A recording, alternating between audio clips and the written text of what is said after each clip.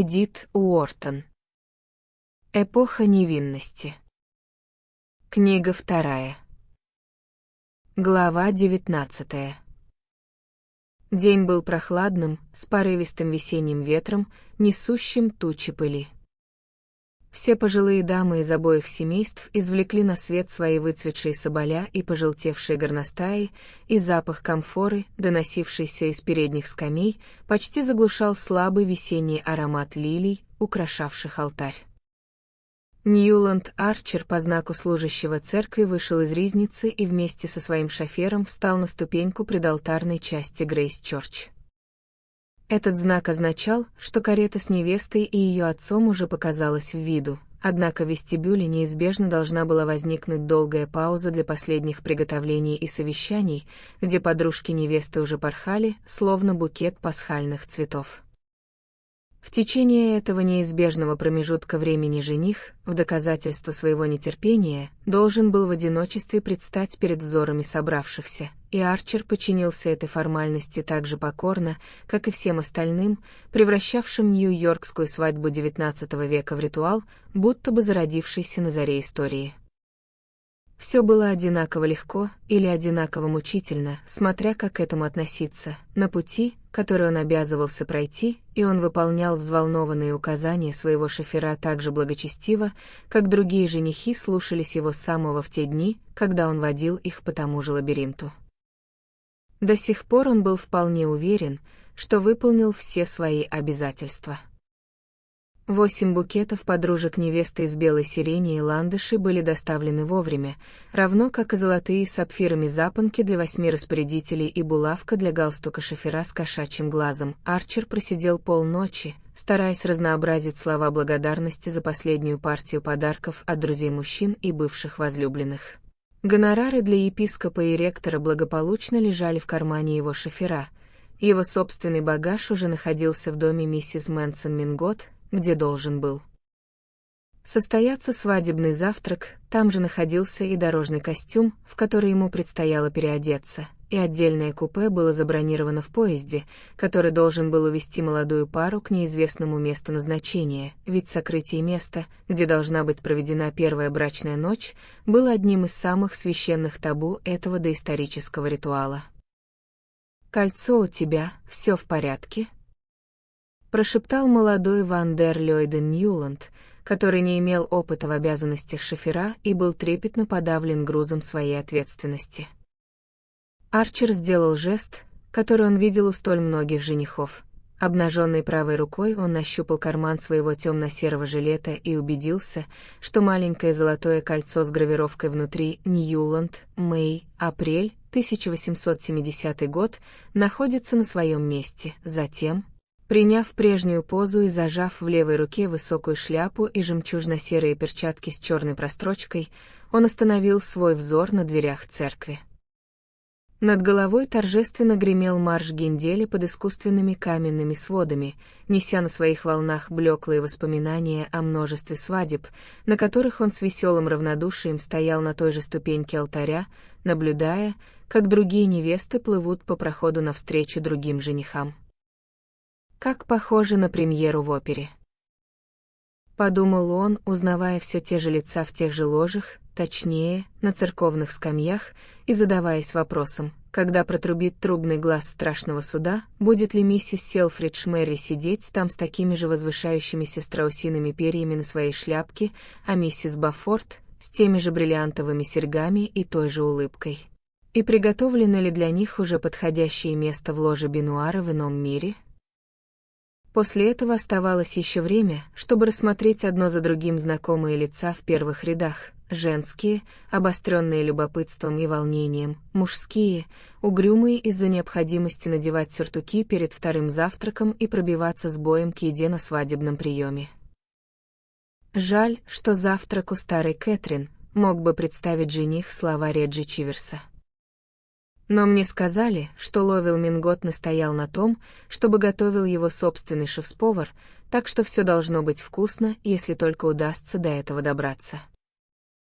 И он мог представить, как Силлертон Джексон авторитетно добавляет: «Мой дорогой друг, разве вы не слышали?» Все будет подано за маленькими столиками по новой английской моде.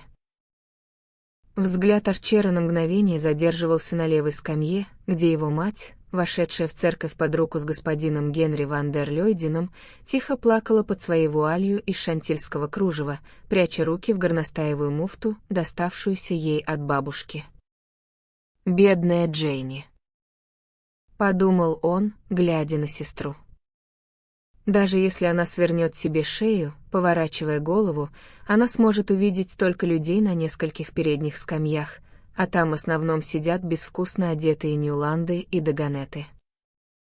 По эту сторону белой ленты, отделявшей место, зарезервированное для семейств, он увидел Бафорта, высокого и краснолицего, который высокомерно разглядывал женщин.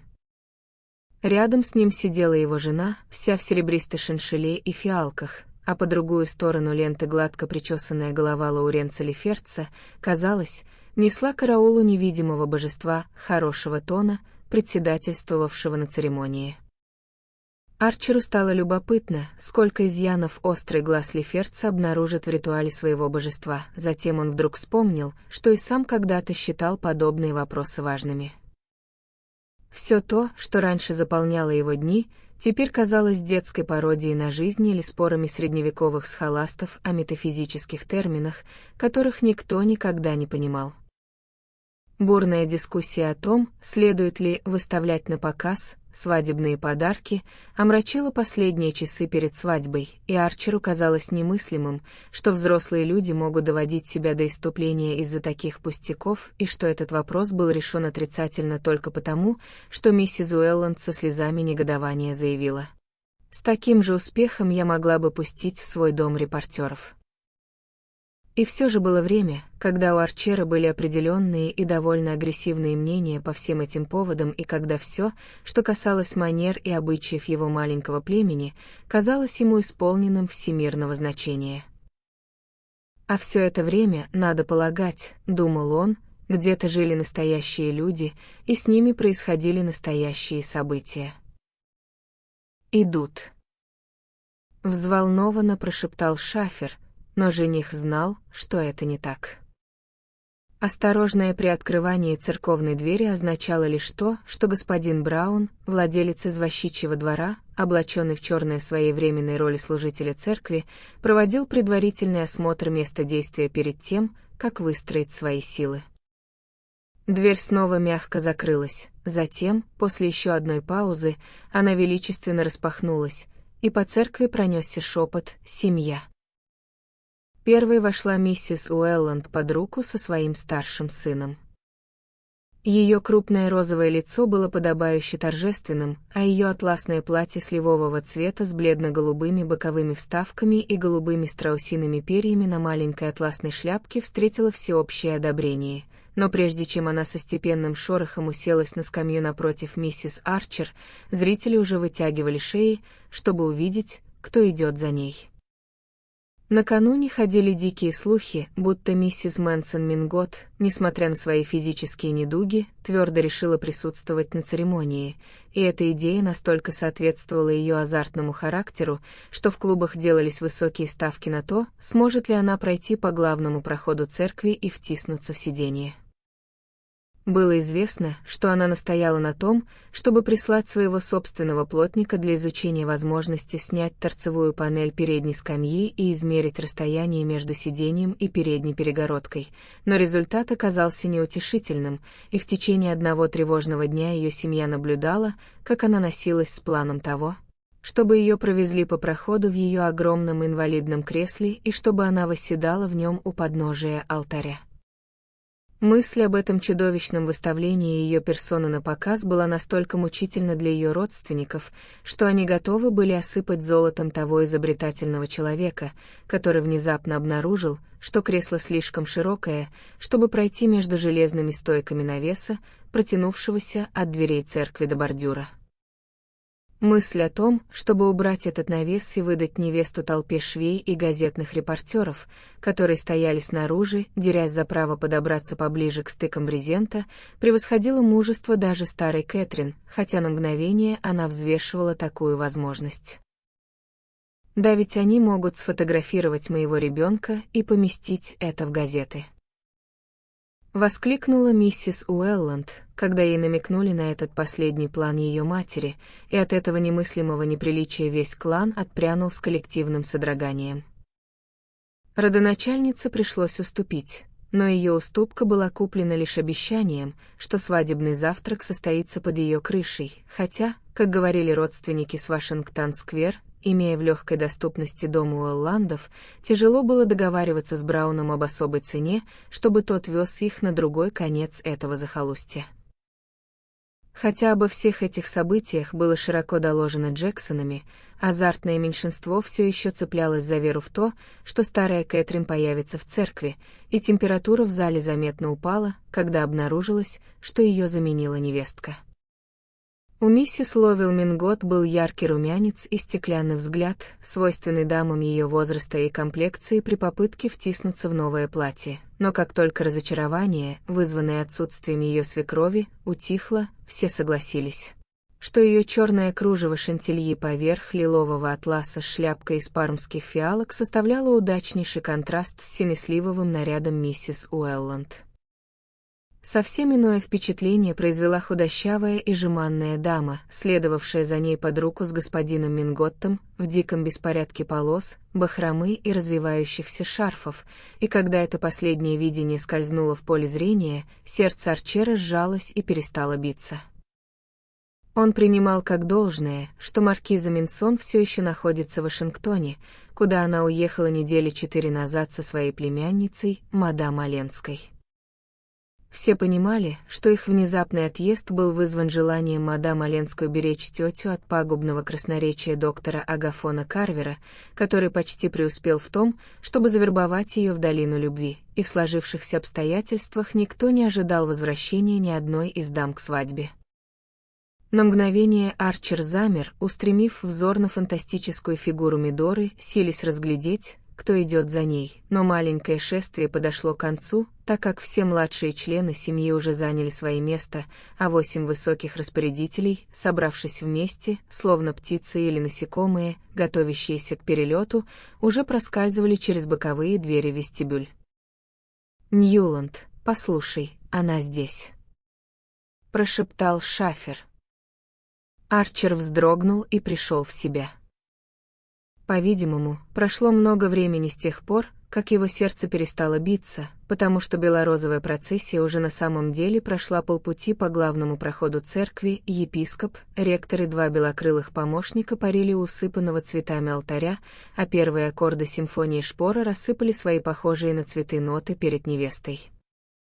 Арчер открыл глаза, но неужели они действительно были закрыты, как ему казалось? И почувствовал, что его сердце начинает возвращаться к своей привычной работе. Музыка, аромат лилий на алтаре, видение облака тюля и флёр-д'оранжа, плывущего все ближе и ближе, лицо миссис Арчер, внезапно искаженное счастливыми рыданиями, тихий благословляющий ропот голоса ректора, слаженные движения 8 розовых подружек невесты и 8 черных распорядителей, все эти картины, звуки и ощущения, столь привычные сами по себе, но невыразимо странные и бессмысленные в его новом отношении к ним, путано смешались в его мозгу. «Боже мой», — подумал он, — «а кольцо-то у меня?» И снова повторил судорожный жест жениха. Затем, в одно мгновение, Мэй оказалась рядом с ним, и от нее исходило такое сияние, что оно послало слабое тепло сквозь его оцепенение, и он выпрямился и улыбнулся, глядя ей в глаза. «Возлюбленные мои, мы собрались здесь сегодня», — начал ректор. Кольцо было на ее руке, благословение епископа было дано, подружки невесты замерли, готовые снова занять свое место в процессии, а орган проявлял предварительные симптомы того, что вот-вот разразится маршем Мендельсона, без которого ни одна новобрачная пара еще не появлялась на улицах Нью-Йорка. «Руку, говорю же, подай ей руку». Нервно прошипел молодой Ньюланд, и Арчер снова осознал, что его унесло куда-то далеко в неизвестность. Что же заставило его туда умчаться? Возможно, промелькнувшая среди безликих зрителей в поперечном нефе темная прядь волос под шляпкой, которая мгновением позже оказалась принадлежащей незнакомой даме с длинным носом, до смешного не похожей на того человека, чье изображение она вызвала в памяти. Арчер даже спросил себя, не становится ли он жертвой галлюцинаций. И вот теперь он и его жена медленно шагали по главному проходу церкви, несомые вперед легкими волнами марша Мендельсона. Весенний день манил их через широко распахнутые двери, а гнедые лошади миссис Уэлланд с большими белыми бантами на налобниках горцевали и красовались в дальнем конце брезентового туннеля.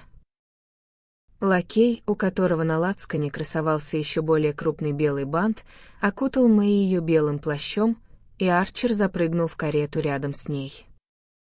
Она повернулась к нему с торжествующей улыбкой, и их руки сплелись под ее вуалью.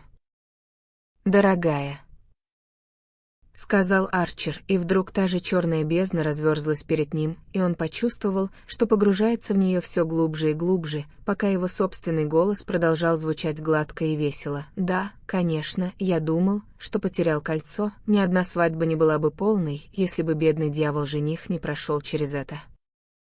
Но ты все-таки заставила меня подождать. У меня было время передумать обо всех ужасах, какие только могли случиться».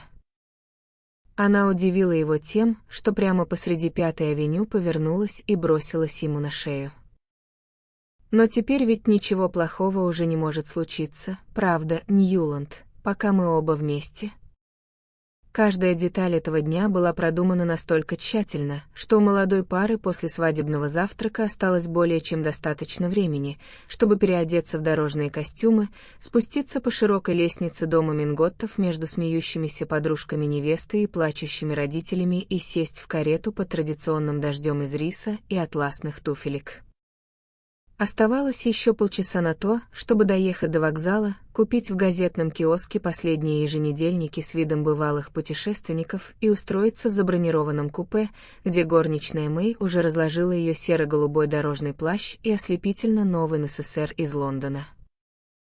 Старые тетушки Дюлак из Райнбека предоставили свой дом в распоряжение новобрачных с готовностью, которой способствовала перспектива провести неделю в Нью-Йорке у миссис Арчер. И Арчер, рада избежать обычного номера для новобрачных в какой-нибудь гостинице Филадельфии или Балтимора, принял предложение с таким же воодушевлением. Мэй была в восторге от мысли поехать за город и по-детски забавлялась тщетными попытками 8 подружек невесты разузнать, где находится их таинственное убежище. Считалось очень по-английски, когда тебе одалживают загородный дом, и это обстоятельство придавало последний штрих изысканности тому, что единодушно признавалось самой блистательной свадьбой года. Но где находился этот дом, никому не разрешалось знать, кроме родителей невесты и жениха, которые, когда их донимали расспросами, поджимали губы и загадочно говорили: они нам не сказали, что было чистой правдой, поскольку в этом и не было необходимости».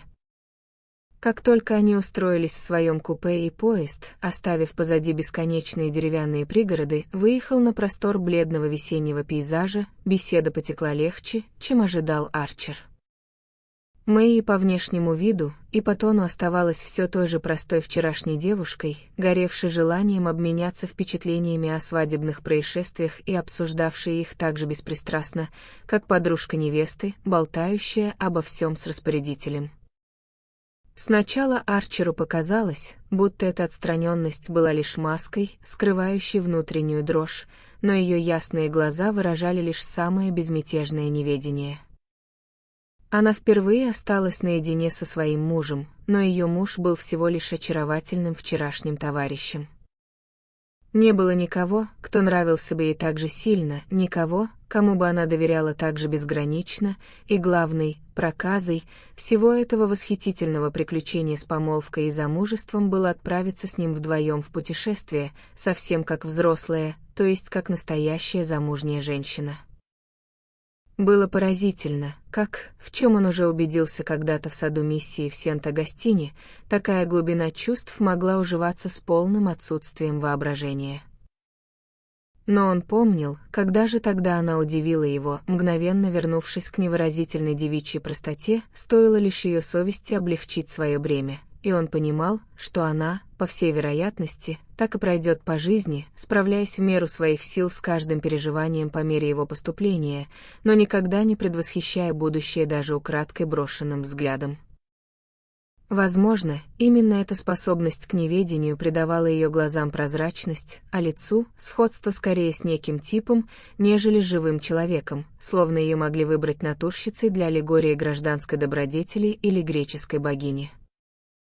Кровь, которая приливала так близко к ее светлой коже, казалось, была скорее сохраняющим бальзамом, нежели разрушительной стихией, и все же ее облик неразрушимой юности не делал ее ни жесткой, ни скучной, а лишь первозданной и чистой. В самый разгар этих размышлений Арчер вдруг поймал себя на том, что смотрит на нее изумленным взглядом незнакомца, и поспешно погрузился в воспоминания о свадебном завтраке и об огромном, триумфальном присутствии на нем бабушки Мингот.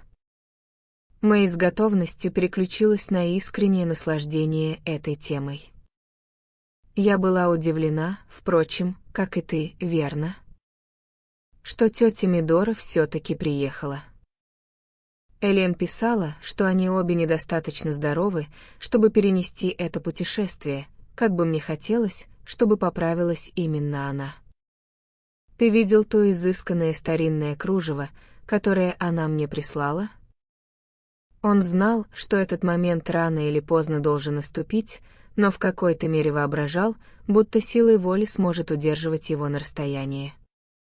Нет, то есть да, оно было прекрасным, сказал он, глядя на нее невидящим взором и гадая, неужели всякий раз, когда он будет слышать эти два слога, весь его тщательно выстроенный мир будет рушиться вокруг него, подобно карточному домику. Ты не устала? Будет здорово выпить чаю, когда мы приедем. «Я уверен, тетушки подготовили все наилучшим образом», — затараторил он, беря ее руку в свою, и ее мысли мгновенно унеслись к великолепному чайно-кофейному сервизу из балтиморского серебра, который прислали Бафорты и который так идеально сочетался с подносами и блюдами дяди Лавелла Мингот. В весенних сумерках поезд остановился на станции Райнбек, и они пошли по платформе к ожидавшему их экипажу. «Ах, как это ужасно любезно со стороны Ван дер Лёйденов! Они прислали своего человека из Скайтерклиффа, чтобы встретить нас», — воскликнул Арчер, когда к ним приблизился солидный человек не в ливрее и освободил горничную от сумок. «Мне крайне жаль, сударь», — произнес этот посланник, «но у мисс Дюлак произошло небольшое происшествие, утечка в баке для воды». Это случилось вчера, и господин Ван дер Лёйден, узнав об этом сегодня утром, отправил горничную ранним поездом, чтобы подготовить дом патруна. Там будет вполне уютно, думаю, вы сами убедитесь, сударь. К тому же мисс Дюлак прислали своего повара, так что все будет точно так же, как если бы вы остановились в Райнбеке. Арчер уставился на говорящего так растерянно, что тот повторил еще более извиняющимся тоном. «Все будет точно так же, сударь, уверяю вас». И тут раздался звонкий голос Мэй, прервавший неловкое молчание. «Так же, как в Райнбеке. Дом патруна. Да это будет в 100 000 раз лучше, правда, Ньюланд». Это так мило и любезно со стороны господина Ван дер Лёйдена, что он подумал об этом. И когда они поехали, причем горничная сидела рядом с кучером, а их блестящие свадебные сумки покоились на сиденье перед ними, она взволнованно продолжила. «Только представь, я никогда не была внутри, а ты?»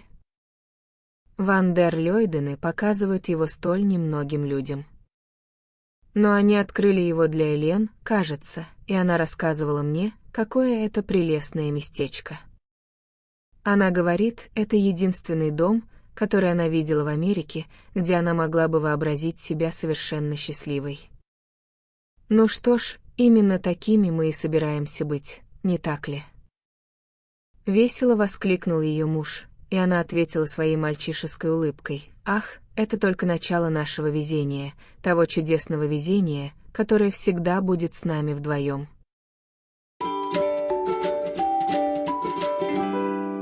Глава 20.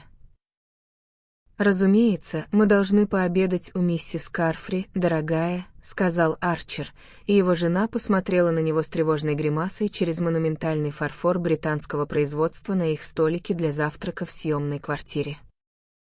Во всей дождливой пустыне осеннего Лондона было всего 2 человека, которых знали Ньюленд-Арчеры, и этих двоих они старательно избегали, в соответствии со старой нью-йоркской традицией, согласно которой было недостойно навязываться своим знакомым за границей. Миссис Арчер и Дженни в ходе своих визитов в Европу настолько стойко придерживались этого принципа и встречали дружеские шаги своих попутчиков с видом такой непроницаемой сдержанности, что почти достигли рекорда, никогда не обменивались ни словом с иностранцем, кроме тех, кто работал в отелях и на железнодорожных станциях. К своим соотечественникам, за исключением тех, кто был известен ранее или должным образом аккредитован, они относились с еще более выраженным презрением, так что, если они не сталкивались с Чиверсом, Даганетом или Минготтом, их месяцы за границей проходили в непрерывном тетрастет. Но самые суровые меры предосторожности иногда оказываются тщетными, и однажды ночью в Бацене одна из 2 английских дам в комнате напротив по коридору, чьи имена, одежда и социальное положение уже были интимно известны Дженни, постучала в дверь и спросила, нет ли у миссис Арчер флакона с мазью. У другой дамы, сестры незваной гости, миссис Карфри, начался внезапный приступ бронхита, и миссис Арчер, которая никогда не путешествовала без полной семейной аптечки, к счастью, смогла предоставить необходимое лекарство. Миссис Карфри была очень больна, и, поскольку она и ее сестра мисс Харл путешествовали одни, они были глубоко благодарны дамам Арчер, которые обеспечили их хитроумными удобствами и чья умелая служанка помогла выходить больную до выздоровления. Когда Арчеры уезжали с Бацена, они и не думали когда-либо снова увидеть миссис Карфри и мисс Харл. Ничего, по мнению миссис Арчер, не могло быть более недостойным, чем навязываться иностранцу, которому довелось оказать случайную услугу. Но миссис Карфри и ее сестра, которым эта точка зрения была неведома и которые сочли бы ее совершенно непостижимой, чувствовали себя связанными вечной благодарностью к восхитительным американцам, которые были так добры в Бацене. С трогательной верностью они ловили любую возможность встретить миссис Арчер и Дженни в ходе своих поездок по континенту и проявляли сверхъестественную проницательность, узнавая, когда те должны проехать через Лондон по пути в Штаты или обратно. Близость стала неразрывной, и миссис Арчер и Дженни, едва сойдя в отеле «Браунс», обнаруживали, что их ждут 2 любящие подруги, которые, как и они сами, выращивали папоротники в ящиках Варда, плели кружево макраме, читали мемуары баронессы Бунзен и имели свои взгляды на прихожан ведущих лондонских церквей. Как говорила миссис Арчер, знакомство с миссис Карфри и мисс Харл делало Лондон совсем другим делом, и к тому времени, когда Ньюленд обручился, связь между семьями укрепилась настолько, что сочли единственно правильным отправить свадебное приглашение 2 английским дамам, которые прислали взамен прелестный букет прессованных альпийских цветов под стеклом. И на пристани, когда Ньюленд и его жена отплывали в Англию, последнее слово миссис Арчер было «Ты должен отвезти Мэй повидаться с миссис Карфри».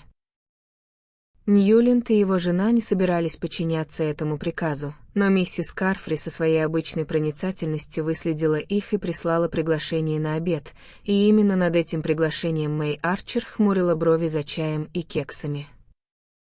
«Тебе то хорошо, Ньюленд, ты их знаешь. Но я буду чувствовать себя так неловко среди кучи людей, которых никогда не видела. И что мне надеть?» Ньюленд откинулся на спинку стула и улыбнулся ей.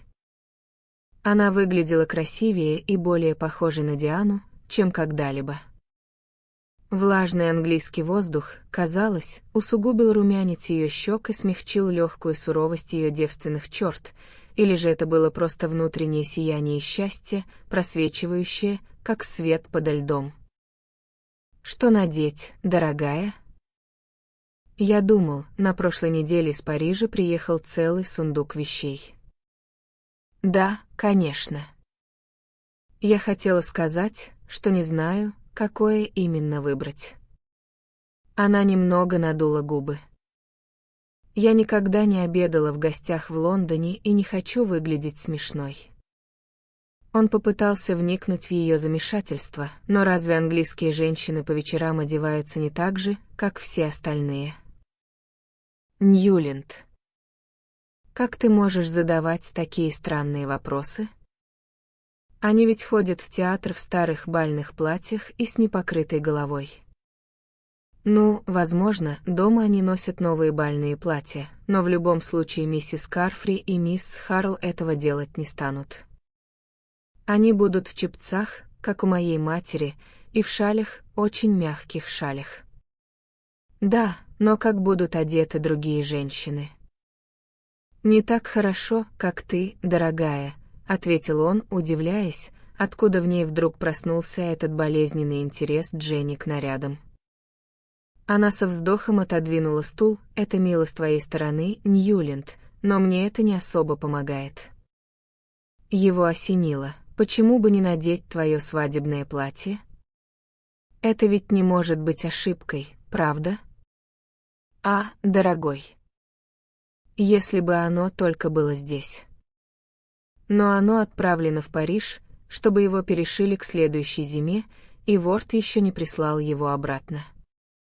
«Ну что ж», — сказал Арчер, поднимаясь. «Посмотри-ка, туман рассеивается. Если мы быстро доберемся до Национальной галереи, то, возможно, успеем хоть краем глаза взглянуть на картины». Ньюленд Арчеры возвращались домой после трехмесячного свадебного путешествия, которое Мэй в письмах к своим подругам туманно описывала как «блаженное». Они не поехали на итальянские озера. Поразмыслив, Арчер не смог представить свою жену в этой конкретной обстановке. Ее собственное желание, после месяца, проведенного у парижских портних, склонялось к альпинизму в июле и купанию в августе.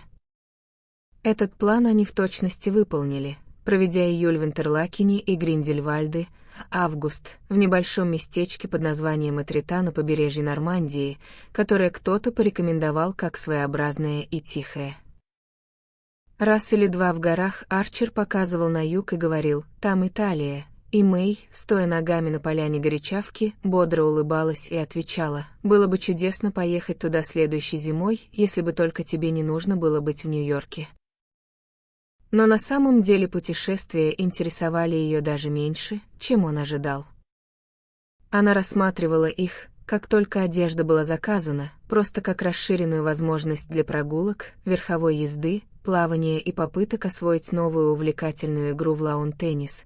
И когда они наконец вернулись в Лондон, где должны были провести 2 недели, пока он заказывал себе одежду, она уже не скрывала нетерпения, с которым ждала отплытия. В Лондоне ее не интересовало ничего, кроме театров и магазинов. Причем театры показались ей менее захватывающими, чем парижские кафе-шантан на Елисейских полях, где под цветущими конскими каштанами она испытала совершенно новый опыт, смотрела с террасы ресторана вниз на публику, состоящую из кокоток, а муж переводил ей из песен ровно столько, сколько считал подходящим для ушей новобрачной. Арчер вернулся ко всем своим старым унаследованным представлениям о браке. Было проще подчиниться традиции и относиться к Мэй точно так же, как все его друзья относились к своим женам, чем пытаться применить на практике теории, которыми он тешился в свои свободные холостяцкие годы. Не было смысла пытаться освободить жену, которая не имела ни малейшего представления о том, что она не свободна, и он уже давно понял, что единственное применение свободы, которой Мэй, по ее мнению, обладала, заключалось бы в том, чтобы возложить ее на алтарь своего супружеского обожания. Ее врожденное достоинство всегда удерживало бы ее от того, чтобы делать этот дар унизительным, и мог даже наступить день, как это уже случалось однажды, когда она нашла бы в себе силы забрать его полностью обратно, если бы посчитала, что делает это ради его собственного блага. Но при таком несложном и нелюбопытном понимании брака, как у нее, подобный кризис мог быть вызван только чем-то явно возмутительным в его собственном поведении, а благородство ее чувств к нему делало это немыслимым. Что бы ни случилось, он знал, что она всегда будет преданной, отважной и немстительной, и это обязывало его проявлять те же самые добродетели. Все это имело тенденцию возвращать его к прежним привычкам ума. Если бы ее простота была простотой ограниченности, он бы раздражался и бунтовал, но поскольку черты ее характера, хоть их и было немного, были отлиты по той же прекрасной форме, что и ее лицо, она стала для него божеством-покровителем всех его старых традиций и почтения. Такие качества вряд ли могли оживить заграничное путешествие, хотя и делали ее очень легкой и приятной спутницей, но он сразу понял, как гармонично они займут свое место в надлежащей обстановке. Он не боялся быть подавленным ими, ведь его художественная и интеллектуальная жизнь продолжалась бы, как и всегда, вне домашнего круга, а внутри него не было бы ничего мелкого и удушающего. Возвращение к жене никогда не будет похоже на вход в затхлую комнату после прогулки на свежем воздухе. А когда у них появятся дети, пустующие уголки в жизни обоих заполнятся. Все эти мысли проносились в его голове во время долгой медленной поездки из Мэйфэйра в Южный Кенсингтон, где жили миссис Карфри и ее сестра. Арчер тоже предпочел бы избежать гостеприимства их друзей. В соответствии с семейной традицией он всегда путешествовал как экскурсант и наблюдатель, изображая высокомерное безразличие к присутствию окружающих. Лишь однажды, сразу после Гарварда, он провел несколько веселых недель во Флоренции с компанией странных европеизированных американцев, танцуя напролет ночи с титулованными дамами в палаццо и проигрывая полдня в карты с повесами и денди из модного клуба. Но все это казалось ему, хотя и было величайшим весельем на свете, таким же нереальным, как карнавал. Эти странные космополитичные женщины, погрязшие в запутанных любовных связях, о которых они, похоже, испытывали потребность рассказывать каждому встречному, и великолепные молодые офицеры, а также пожилые крашеные острословы, бывшие объектами или получателями их откровений, слишком отличались от людей, среди которых вырос Арчер. Они были слишком похожи на дорогие и довольно дурно пахнущие тепличные экзотические растения, чтобы надолго занять его воображение.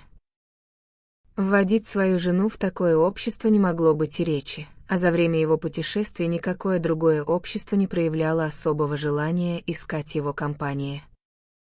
Вскоре после прибытия в Лондон он случайно столкнулся с герцогом Сент-Астри, и герцог, мгновенно и сердечно узнав его, сказал: «Заглядывай ко мне, ладно?» Но ни один американец с чувством собственного достоинства не счел бы это предложением, которому стоит следовать, и встреча осталась без продолжения. Им даже удалось избежать встречи с английской тётой Мэй, женой банкира, которая все еще находилась в Йоркшире. Фактически они намеренно отложили поездку в Лондон до осени, чтобы их приезд в разгар сезона не показался этим неизвестным родственникам навязчивым и снобистским.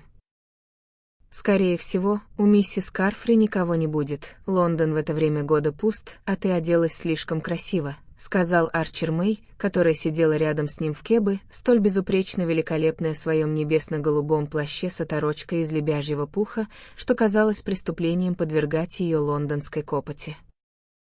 «Я не хочу, чтобы они думали, будто мы одеваемся как дикари», — ответила она с презрением, которое могло бы оскорбить Покахонтас, и его снова поразило религиозное почтение даже самых далеких от светской суеты американских женщин к социальным преимуществам одежды.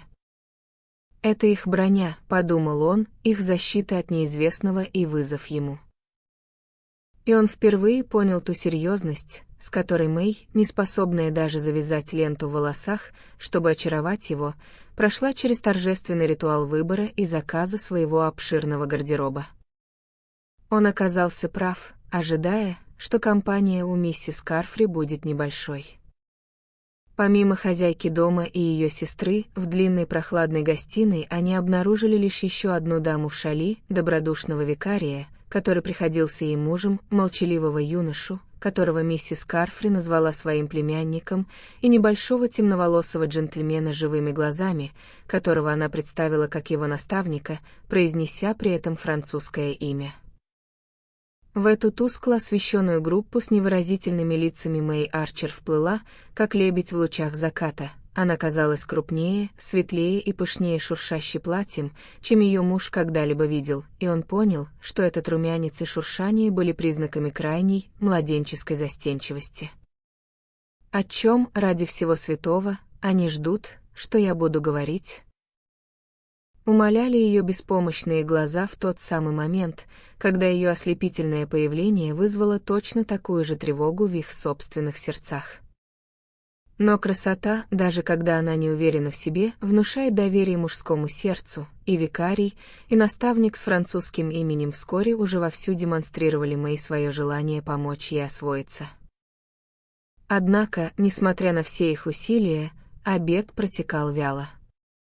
Арчер заметил, что способ его жены показать, что она чувствует себя непринужденно с иностранцами, заключался в том, чтобы ее высказывания становились все более бескомпромиссно местными. Из-за этого, хотя ее прелесть и побуждала к восхищению, ее беседа полностью гасила любое желание обмениваться колкостями.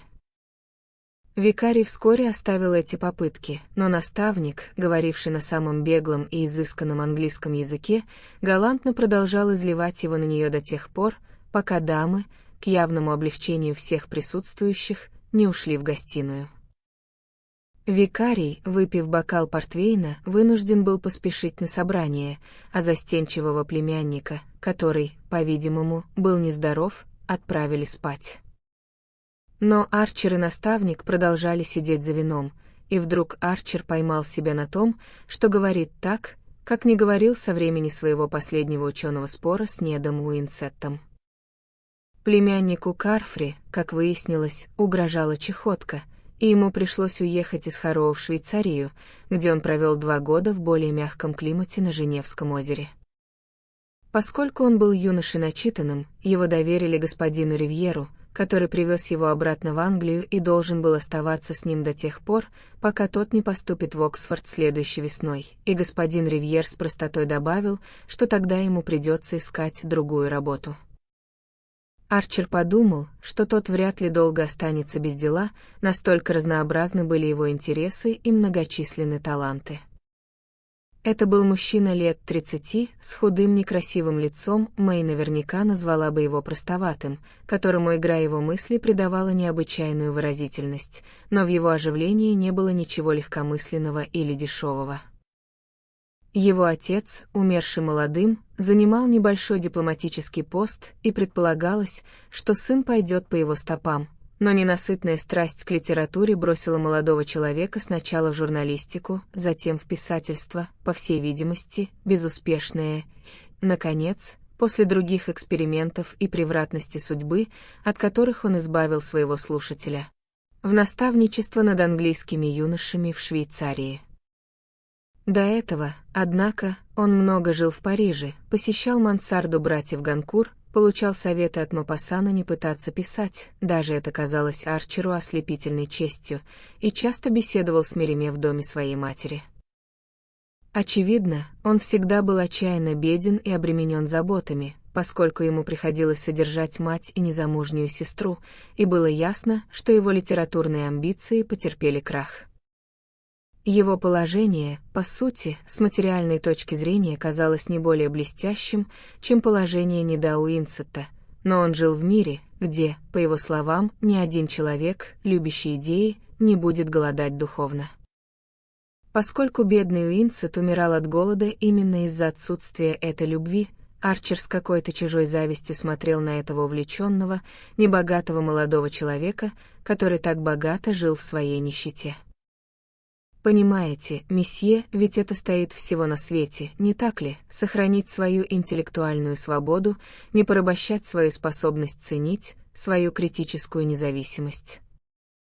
Именно из-за этого я бросил журналистику и занялся гораздо более скучной работой, репетиторством и обязанностями личного секретаря.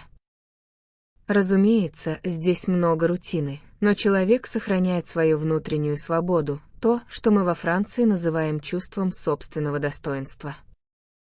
И когда слышишь хорошую беседу, можно присоединиться к ней, не идя на компромисс ни с чьим мнением, кроме собственного, или можно слушать и отвечать про себя.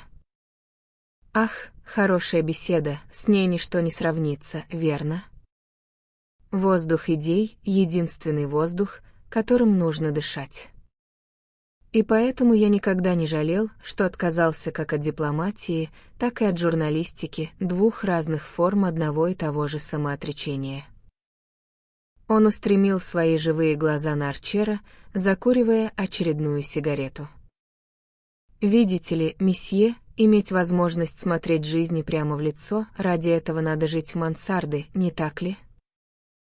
Но, в конце концов, нужно зарабатывать достаточно, чтобы платить за эту мансарду, и я признаюсь, что состариться в качестве частного наставника, или частного, кого угодно, почти так же охлаждает воображение, как должность второго секретаря в Бухаресте.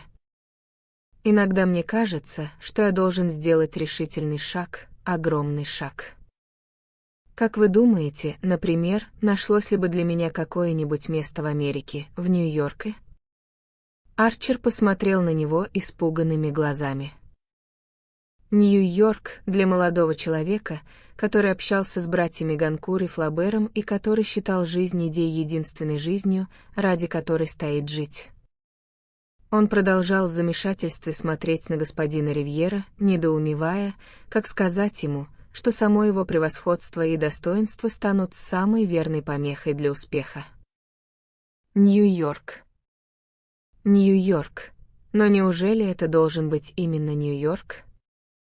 Пробормотал он, будучи совершенно не в силах представить, какую доходную должность его родной город может предложить молодому человеку, для которого хорошая беседа, казалось, была единственной необходимостью. Внезапный румянец выступил на бледной коже господина Ривьера. Я думал, это ваш главный мегаполис, разве интеллектуальная жизнь там не более активна?» Возразил он, затем, словно боясь произвести на слушателя впечатление человека, просящего о послуге, поспешно продолжил: «Это просто случайные мысли вслух, скорее для самого себя, чем для других. На самом деле я не вижу никаких ближайших перспектив». И, поднявшись со своего места, добавил без малейшего следа стеснения: «Но миссис Карфри, должно быть, думает, что мне уже пора проводить вас наверх». По дороге домой Арчер глубоко размышлял об этом эпизоде. Час, проведенный с господином Ривьером, словно вдохнул новый воздух в его легкие, и его первым порывом было пригласить его на обед на следующий день, но он начинал понимать, почему женатые мужчины не всегда сразу поддаются своим первым порывам.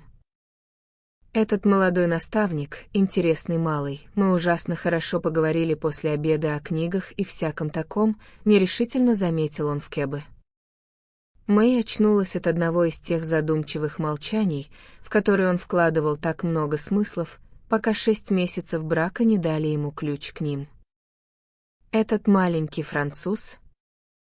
Разве он не показался тебе ужасно простоватым?» Холодно спросила она, и он догадался, что она затаила тайное разочарование от того, что ее пригласили в гости в Лондоне ради встречи со священником и французским учителем. Это разочарование было вызвано не тем чувством, которое обычно называют снобизмом, а присущим старому Нью-Йорку пониманием того, что ему положено по статусу, когда он рискует своим достоинством в чужих краях. Если бы родители Мэй принимали Карфри на 5-й авеню, они предложили бы им что-то более существенное, чем пастор и школьный учитель. Но Арчер был на взводе и оборвал ее: простоватым в чем? И она ответила с необычной готовностью: я бы сказала, везде, кроме своей классной комнаты. Такие люди всегда неловки в обществе. Но с другой стороны, добавила она безоружно, я, наверное, и не поняла бы, умён ли он. Арчеру не понравилось то, как она использовала слово «умён» почти так же сильно, как и ее слово «простоватый», но он начинал бояться своей склонности зацикливаться на том, что ему в ней не нравилось. В конце концов, ее точка зрения всегда была неизменной. Это была точка зрения всех людей, среди которых он вырос, и он всегда считал ее необходимой, но не заслуживающей внимания. До недавнего времени он никогда не знал порядочной женщины, которая смотрела бы на жизнь иначе, а если мужчина женится, то это обязательно должно быть среди порядочных людей. Ах, тогда я не буду приглашать его на обед. Заключил он со смехом, и Мэй эхом повторила в недоумении: «Боже мой, пригласить наставника Карфри?» «Ну, не в один день с Карфри, если ты предпочитаешь, чтобы я этого не делал. Но мне действительно хотелось еще раз с ним поговорить. Он ищет работу в Нью-Йорке». Ее удивление росло вместе с ее безразличием. Ему почти показалось, будто она подозревает его в том, что он заразился иностранщиной. Работу в Нью-Йорке? Какую работу? У людей нет французских наставников. Чем он хочет заниматься? Насколько я понял, главным образом, наслаждаться хорошей беседой, из вредности возразил ее муж, и она разразилась понимающим смехом. А, Ньюленд, как смешно. Разве это не чисто по-французски? В общем, он был рад, что дело решилось само собой благодаря ее отказу воспринимать всерьез его желание пригласить господина Ривьера. Еще один разговор после обеда затруднил бы возможность избежать вопроса о Нью-Йорке, и чем больше Арчер думал об этом, тем меньше он мог вписать господина Ривьера в какую-либо мыслимую картину Нью-Йорка, каким он его знал. С пронзительной вспышкой леденящей проницательности он осознал, что в будущем многие проблемы будут решаться для него именно так, отрицательно. Но, расплачиваясь за Кэп и следуя за длинным шлейфом своей жены в дом, он укрылся в утешительной банальности, что первые 6 месяцев в браке всегда самые трудные. «После этого, полагаю, мы почти закончим притираться друг к другу углами», — размышлял он, но хуже всего было то, что давление Мэй уже приходилось на те самые углы, остроту которых ему больше всего хотелось сохранить.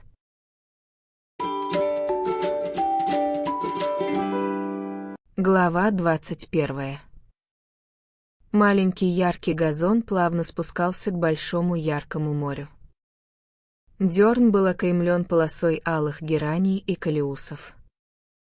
Чугунные вазы, выкрашенные в шоколадный цвет, стояли через равные промежутки вдоль извилистой дорожки, ведущей к морю. Они перекидывали свои гирлянды из петунии и плющелистной герани над аккуратно подметенным гравием.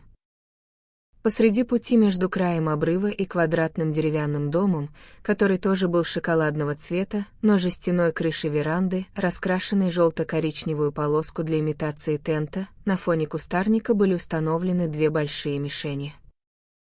На другой стороне газона, прямо напротив мишеней, была разбита настоящая палатка, вокруг которой стояли скамейки и садовые стулья. Множество дам в летних платьях и джентльменов в серых сюртуках и высоких цилиндрах стояли на лужайке или сидели на скамейках. Время от времени стройная девушка в накрахмаленном муслине выходила из палатки с луком в руках и посылала стрелу в одну из мишеней, пока зрители прерывали свой разговор, чтобы понаблюдать за результатом. Ньюленд Арчер, стоя на веранде дома, с любопытством смотрел сверху вниз на эту сцену. По обе стороны блестящих крашеных ступеней стояло по большому синему фарфоровому цветочному горшку на ярко-желтой фарфоровой подставке. Каждое кашпо заполняло колючее зеленое растение, а под верандой тянулась широкая полоса из голубых гортензий, окаймленная еще большим количеством красных гераний. Позади него французские окна гостиных, через которые он только что прошел, позволяли разглядеть сквозь колышущиеся кружевные занавески зеркальный паркетный пол, уставленный ситцевыми пуфиками, миниатюрными креслами и бархатными столиками, заваленными серебряными безделушками. Ньюпортский клуб стрельбы из лука всегда проводил свои августовские встречи у Бьюфортов.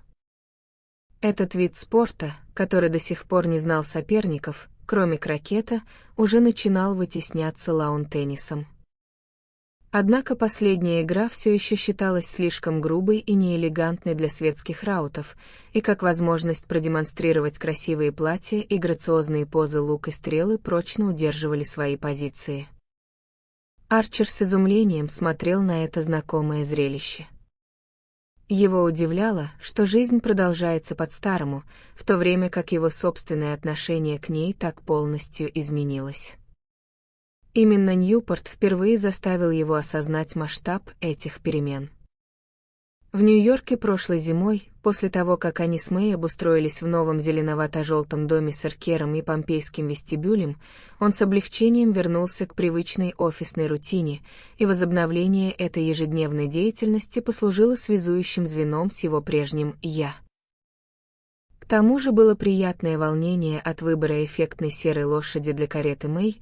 Эту карету подарили Уолланды.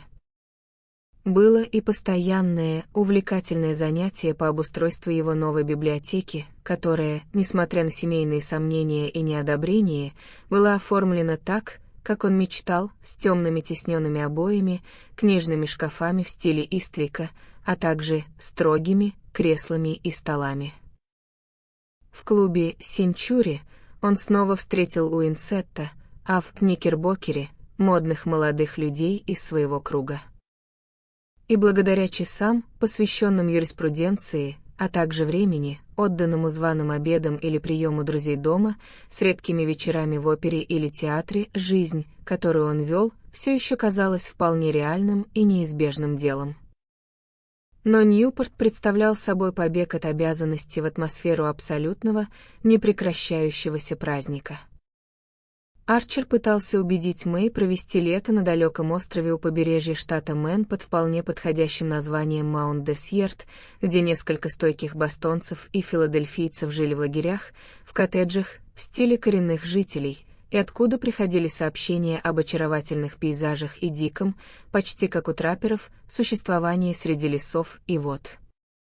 Однако Уолланды всегда ездили в Ньюпорт, где владели одной из квадратных вилл на скалах, и их зять не мог привести ни одной веской причины, почему он и Мэй не должны к ним присоединиться.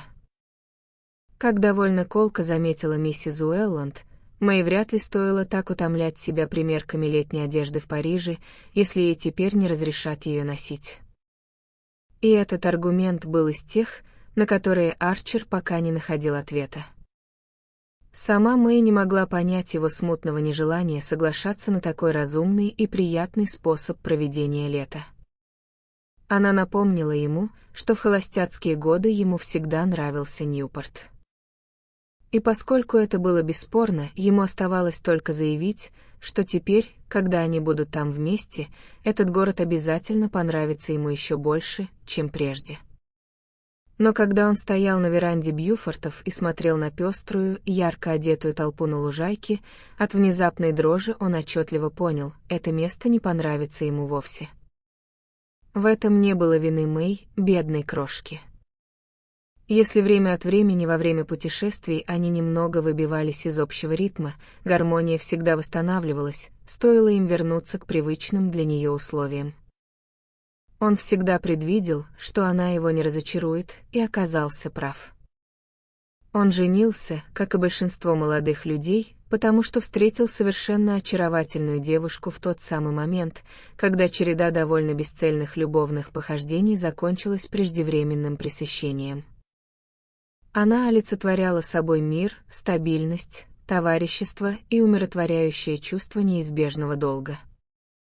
Он не мог сказать, что ошибся в своем выборе, ведь она оправдала все его ожидания.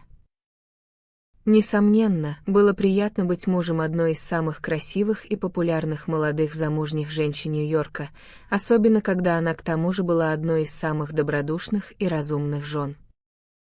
Арчер никогда не был слеп к таким преимуществам.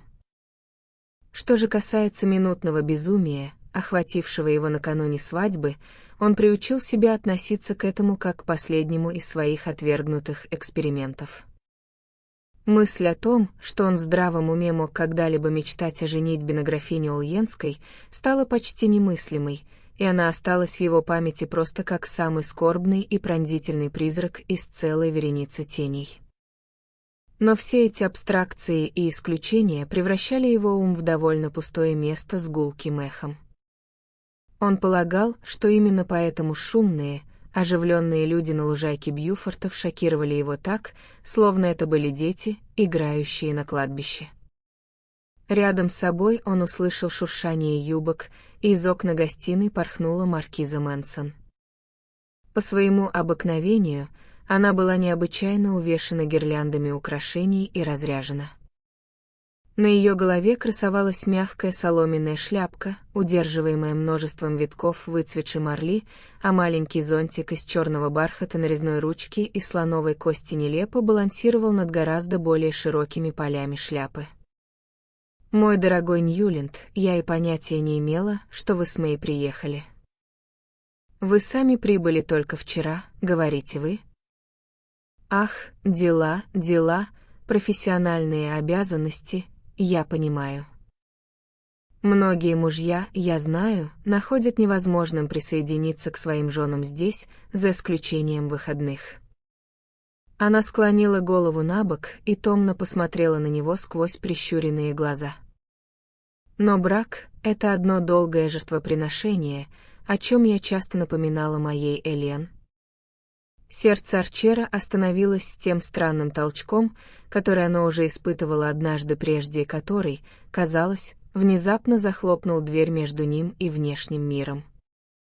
Но этот разрыв непрерывности, должно быть, был самым коротким, ибо вскоре он услышал, как Меотора отвечает на вопрос, который он, по-видимому, нашел в себе силы задать. «Нет, я остановлюсь не здесь, а у Блинкеров, в их восхитительном уединении в Портсмуте. Бьюфорд был так любезен, что прислал за мной сегодня утром своих знаменитых рысаков, чтобы я могла хотя бы краем глаза взглянуть на один из садовых приемов Реджины. Но сегодня вечером я возвращаюсь к сельской жизни». Бленкеры, милые оригинальные существа, наняли старую примитивную ферму в Портсмуте, где собирают вокруг себя мыслящих людей. Она слегка опустила голову под защитные поля шляпы и добавила с легким румянцем: «На этой неделе доктор Агатон Карвер проводит там серию встреч внутреннего мышления». Настоящий контраст с этой веселой сценой мирских удовольствий, но ведь я всегда жила контрастами. Для меня единственная смерть — это монотония. Я всегда говорю, Элен, берегись монотонии, это мать всех смертных грехов. Но мое бедное дитя переживает сейчас период душевного подъема и отвращения к миру. Вы ведь знаете, я полагаю, что она отклонила все приглашения остановиться в Ньюпорте, даже у своей бабушки Мингот. Я едва смогла уговорить ее поехать со мной к Бленкерам, поверите ли. Жизнь, которую она ведет, болезненна и противоестественна. Ах, если бы она только послушала меня, когда это еще было возможно. Когда дверь была еще открыта. Но не пойти ли нам вниз, чтобы посмотреть этот поглощающий все внимание матч? Я слышала, ваша Мэй — одна из участниц. Прогуливаясь по направлению к ним от палатки, Бьюфорд шествовал по газону, высокий, грузный, слишком туго застегнутый в лондонский сюртук, с одной из своих собственных орхидей в петлице. Арчер, который не видел его 2 или 3 месяца, был поражен переменой в его облике. В жарком летнем свете его румянец казался тяжелым и оплывшим. И если бы не его прямая осанка и разворот плеч, он выглядел бы как перекормленный и слишком вычурно одетый старик. О Бьюфорте ходили самые разные слухи. Весной он отправился в длительное плавание в Вест-Индию на своей новой паровой яхте, и поговаривали, что в разных местах, где он причаливал, в его компании видели даму, похожую на мисс Фанни Ринг. Паровая яхта, построенная на реке Клайд и оснащенная выложенными плиткой ванными комнатами и другими неслыханными предметами роскоши, как утверждали, обошлась ему в 500 000. Жемчужное ожерелье, которое он преподнес жене по возвращении, было столь же великолепным, какими обычно бывают подобные искупительные подношения. Состояние Бьюфорта было достаточно прочным, чтобы выдержать такую нагрузку, и все же тревожные слухи упорно циркулировали не только на Пятой авеню, но и на Уолл-стрит. Одни говорили, что он неудачно сыграл на бирже на железнодорожных акциях, другие, что его обирает одна из самых ненасытных представительниц своей профессии. На каждое сообщение о грозящей неплатежеспособности Бьюфорт отвечал новым расточительством, строительством нового ряда оранжерей для орхидей, покупкой новой вереницы скаковых лошадей или добавлением нового полотна Мейсонье или Кабани в свою картинную галерею. Он направился к маркизе и Ньюленду со своей обычной полупрезрительной улыбкой. «Привет, Мидора». Рысаки справились со своим делом. 40 минут, а? Что ж, неплохо, учитывая, что твои нервы нужно было поберечь.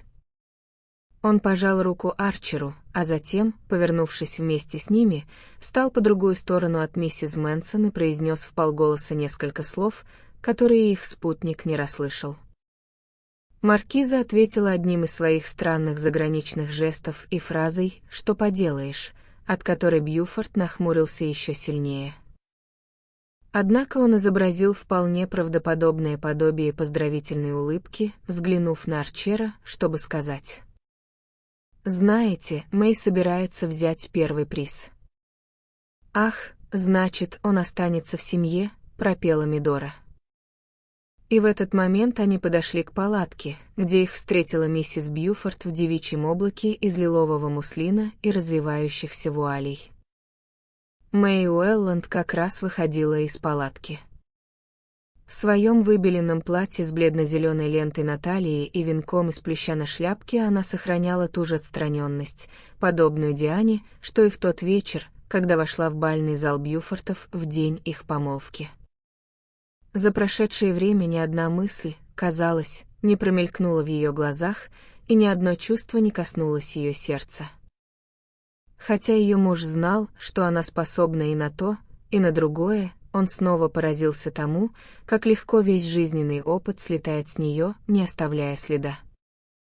В руках у нее были лук и стрела. Встав на проведенную на дерне меловую черту, она подняла лук к плечу и прицелилась. Ее поза была настолько исполнена классической грацией, что ее появление вызвало ропот восхищения, и Арчер ощутил прилив гордости собственника, который так часто обманом дарил ему мимолетное чувство благополучия. Ее соперницы, миссис Реджи Чиверс, девочки Мирри и разные румяные Торли, Даганеты и Минготы, стояли позади нее прелестной, взволнованной группой. Темные и золотистые головки склонились над таблицами результатов, а бледный муслин и украшенные цветами шляпки сливались в нежную радугу. Все они были молоды, хороши собой и купались в летнем расцвете. Но ни одна не обладала той легкостью нимфы, с какой его жена, с напряженными мускулами и счастливым, сосредоточенным лицом, вкладывала всю душу в это испытание силы. «Черт возьми», — услышал Арчер слова Лоуренса Леферца, «ни одна из них не держит лук так, как она».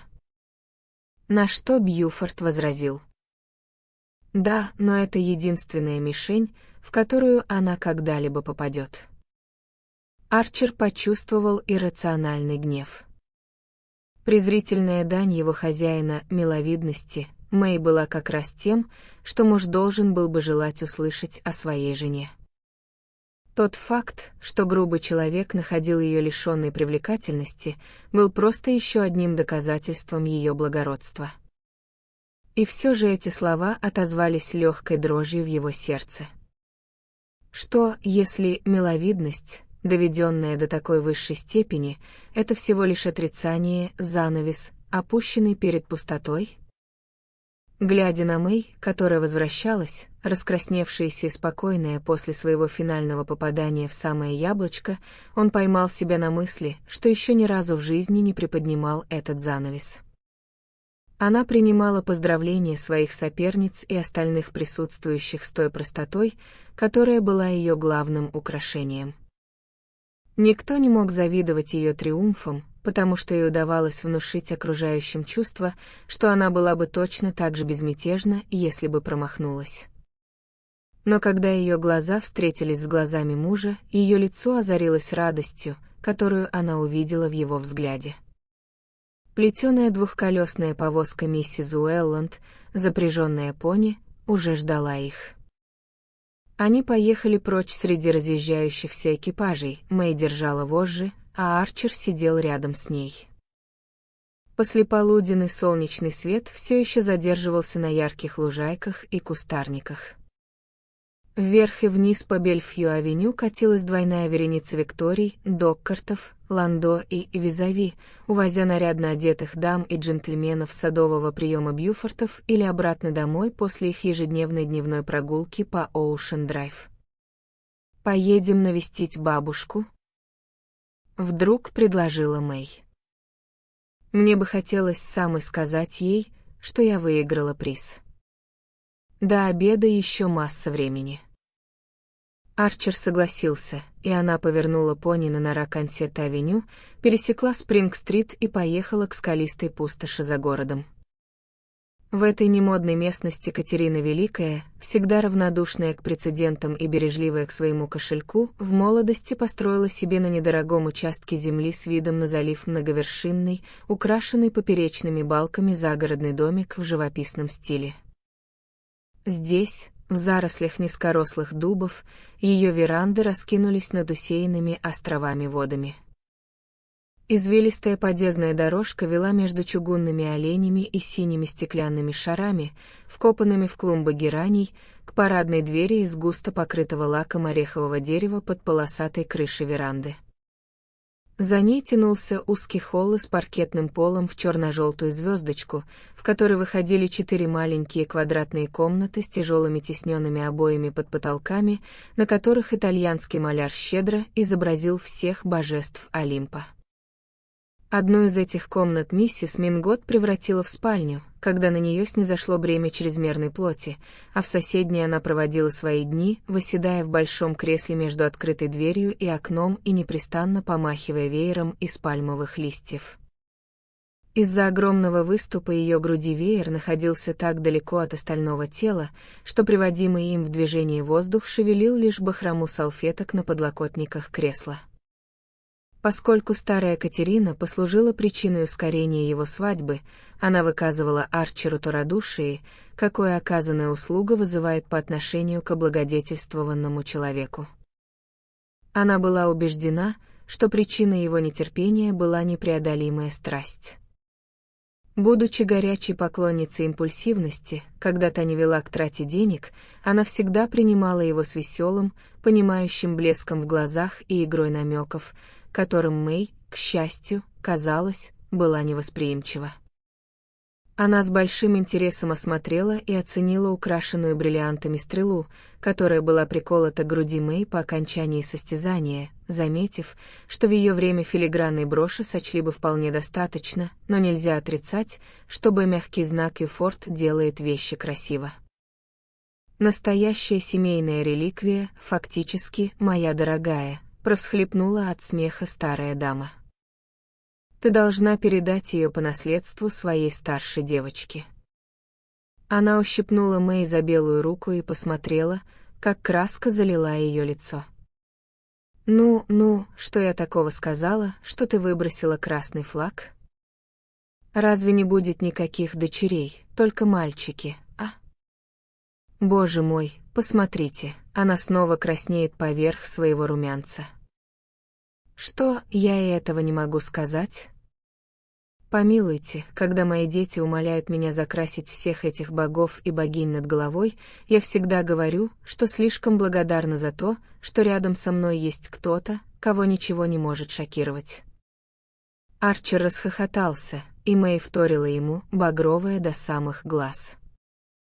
«Ну а теперь расскажите мне все о празднике, пожалуйста, мои дорогие, потому что от этой глупой Мёторы я никогда не добьюсь внятного слова», продолжила прародительница рода. И когда Мэй воскликнула: «Кузина Мидора?» Но я думала, она возвращается в Портсмут. Старуха спокойно ответила: «Так и есть, но сначала она должна заехать сюда, чтобы забрать Элен». «Ах, вы не знали, что Элен приехала провести со мной день?» Какая чушь, что она не приехала на лето, но я бросила спорить с молодыми людьми около 50 лет назад. «Элен! Элен!» Крикнула она своим пронзительным старушечьим голосом, пытаясь наклониться вперед достаточно далеко, чтобы поймать взглядом лужайку за верандой. Ответа не последовало, и миссис Мингот нетерпеливо застучала палкой по блестящему полу. Горничная мулатка в ярком тюрбане, явившись на зов, сообщила хозяйке, что видела, как мисс Элен спускалась по тропинке к берегу. Миссис Мингот повернулась к Арчеру. «Сбегай вниз и приведи ее, будь хорошим внуком. А эта хорошенькая дама пока опишет мне прием», — сказала она. Арчер поднялся со своего места, как во сне. За те 1,5 года, что они не виделись, он довольно часто слышал имя графини Оленской и даже был знаком с главными событиями ее жизни за этот промежуток времени. Он знал, что прошлое лето она провела в Ньюпорте, где, по-видимому, много бывало в свете, но осенью внезапно сдала в субаренду тот идеальный дом, который Бьюфорд с таким трудом для нее нашел, и решила обосноваться в Аннингтоне. Там, зимой, он слышал о ней, как всегда слышит о красивых женщинах в Вашингтоне, что она блистает в блестящем дипломатическом обществе, которое должно было восполнить светские недостатки администрации. Он выслушивал эти рассказы, а также различные противоречивые сообщения о ее внешности, ее разговорах, ее взглядах и выборе друзей с тем отстраненным чувством, с каким слушают воспоминания о ком-то давно умершем. И только когда Мидора внезапно произнесла ее имя на состязание по стрельбе из лука, Элен Оленская снова стала для него живым присутствием. Глуповатое шепелявение маркиза вызвало в его памяти образ маленькой, освещенной камином гостиной и звук колес экипажа, возвращающегося по пустынной улице. Он вспомнил прочитанную когда-то историю о крестьянских детях в Тоскане, которые зажгли пучок соломы в придорожной пещере и обнаружили старинные безмолвные лики в расписной гробнице. Дорога к берегу спускалась со склона, на котором ютился дом, к усаженной плакучими ивами дорожке у самой воды. Сквозь их завесу Арчер уловил отблеск Лайм-Рок с ее побеленной башенкой и крошечным домиком, в котором героическая смотрительница маяка Ида Льюис доживала свои последние почтенные годы. За ним простирались плоские пространства и уродливые правительственные трубы Козьего острова, залив расстилался к северу в золото мерцания до острова Пейрудинс с его низкорослыми дубами, а берега Конан-и-Кута едва виднелись в закатной дымке. От ивовой аллеи отходил небольшой деревянный пирс, заканчивавшийся чем-то вроде беседки в стиле пагоды. В этой пагоде стояла дама, прислонившись к перилам, спиной к берегу. При этом зрелище Арчер остановился, словно очнувшись от сна. То видение прошлого было грезой, а реальность ждала его наверху, в доме на круче. Эта повозка миссис Уэлланд, запряженная пони, кружила и кружила по овальной дорожке у дверей. Эта Мэй сидела под бесстыдными олимпийцами и светилась тайными надеждами. Это вилла Уэлландов на дальнем конце Бельву-авеню, и мистер Уэлланд, уже одетый к обеду, шагающий по гостиной с часами в руках в диспептическом нетерпении, ведь это был один из тех домов, где всегда точно знали, что происходит в данный час. «Кто я?» «Зять», — подумал Арчер. Фигура на конце пирса не двигалась. Долгое мгновение молодой человек стоял на полпути к берегу, глядя на залив, изборожденный приходящими и уходящими парусниками, яхтенными катерами, рыбацкими судами и тянущимися черными угольными баржами, которые вели шумные буксиры. Дама в беседке, казалось, была увлечена тем же зрелищем. За серыми бастионами форта Адамс затянувшийся закат рассыпался на 1000 огней, и это сияние поймало пару скотбота, пробивавшегося через канал между Лайм-Рок и берегом. Арчер, наблюдая за этим, вспомнил сцену из пьесы «Шагрон и Монтегю», подносящего ленту Ады Дайс к своим губам без ее ведома. Она не знает, она не догадывается. Интересно, узнал бы я, если бы она подошла ко мне сзади? Размышлял он. И вдруг сказал себе, если она не повернется до того, как этот парус пересечет свет маяка Лайм-Рок, я вернусь. Лодка скользила по уходящему отливу. Она проплыла перед Лайм-Рок, закрыла маленький домик Иды Льюис и миновала башенку, на которой висел фонарь. Арчер ждал, пока широкое пространство воды заискрится между последним рифом острова и кормой лодки. Но фигура в беседке по-прежнему не двигалась. Он повернулся и пошел вверх по склону. «Жаль, что ты не нашел Элен, мне бы хотелось увидеть ее снова», — сказала Мэй, когда они ехали домой в сумерках. Но, возможно, ей было бы все равно, она кажется такой изменившейся. «Изменившийся?» Эхом отозвался ее муж бесцветным голосом, устремив взгляд на подергивающиеся уши пони.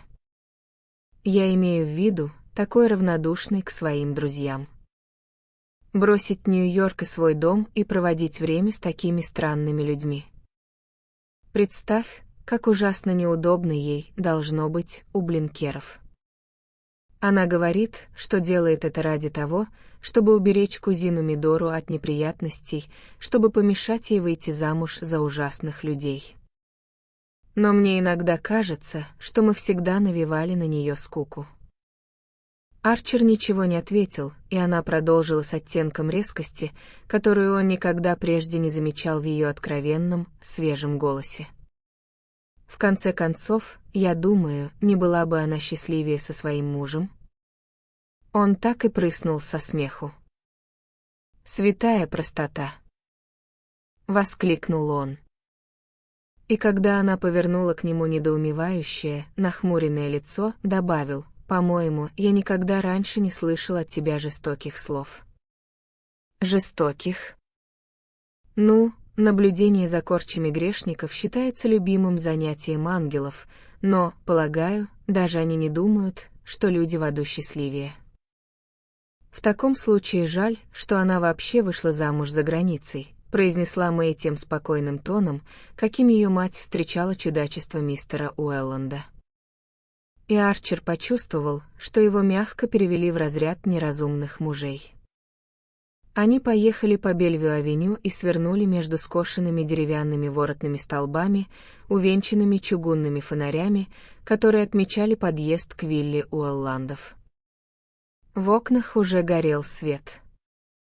Когда повозка остановилась, Арчер мельком увидел своего тестя, именно таким, каким он его себе и представлял. Тот ходил по гостиной с часами в руках и с тем страдальческим выражением лица, которое, как он давно понял, было гораздо эффективнее гнева. Молодой человек, следуя за женой в холл, ощутил странную перемену настроения. Было что-то в роскоши дома Уэлландов и в плотности их атмосферы, столь насыщенной мелкими правилами и требованиями, что всегда проникало в его организм подобно наркотику. Тяжелые ковры, бдительные слуги, вечно напоминающие тиканье дисциплинированных часов, постоянно обновляющаяся стопка визитных карточек и приглашений на столе в холле, вся эта цепь деспотических мелочей, связывающая один час с другим, а каждого члена семьи со всеми остальными, делала любое менее систематизированное и обеспеченное существование призрачным и ненадежным. Но теперь именно дом Уэлландов и та жизнь, которую он должен был в нем вести, стали нереальными и чуждыми, а короткая сцена на берегу, когда он стоял в нерешительности на полпути к воде, была так же близка ему, как кровь в его жилах. Всю ночь он лежал без сна в большой ситцевой спальне рядом с Мэй, наблюдая, как лунный свет косо падает на ковер, и думая об Элен Оленской, возвращающейся домой по блестящим пляжам за рысаками Бьюфорта.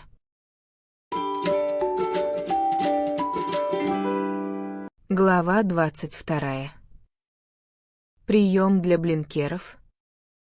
Для блинкеров. Мистер Уэлланд положил нож и вилку и с тревогой и недоверием посмотрел через обеденный стол на свою жену, которая, поправив золотое пенсне, зачитала вслух тоном высокой комедии. Профессор и миссис Эмерсон Силлертон просят почтить их своим присутствием мистера и миссис Уэлланд на заседании клуба среды пополудни, 25 августа, ровно в 3 часа. Для встречи с миссис и мисс Бленкер. Ред Гейблс, Кэтрин-стрит. Пожалуйста, ответьте. Боже милостивый.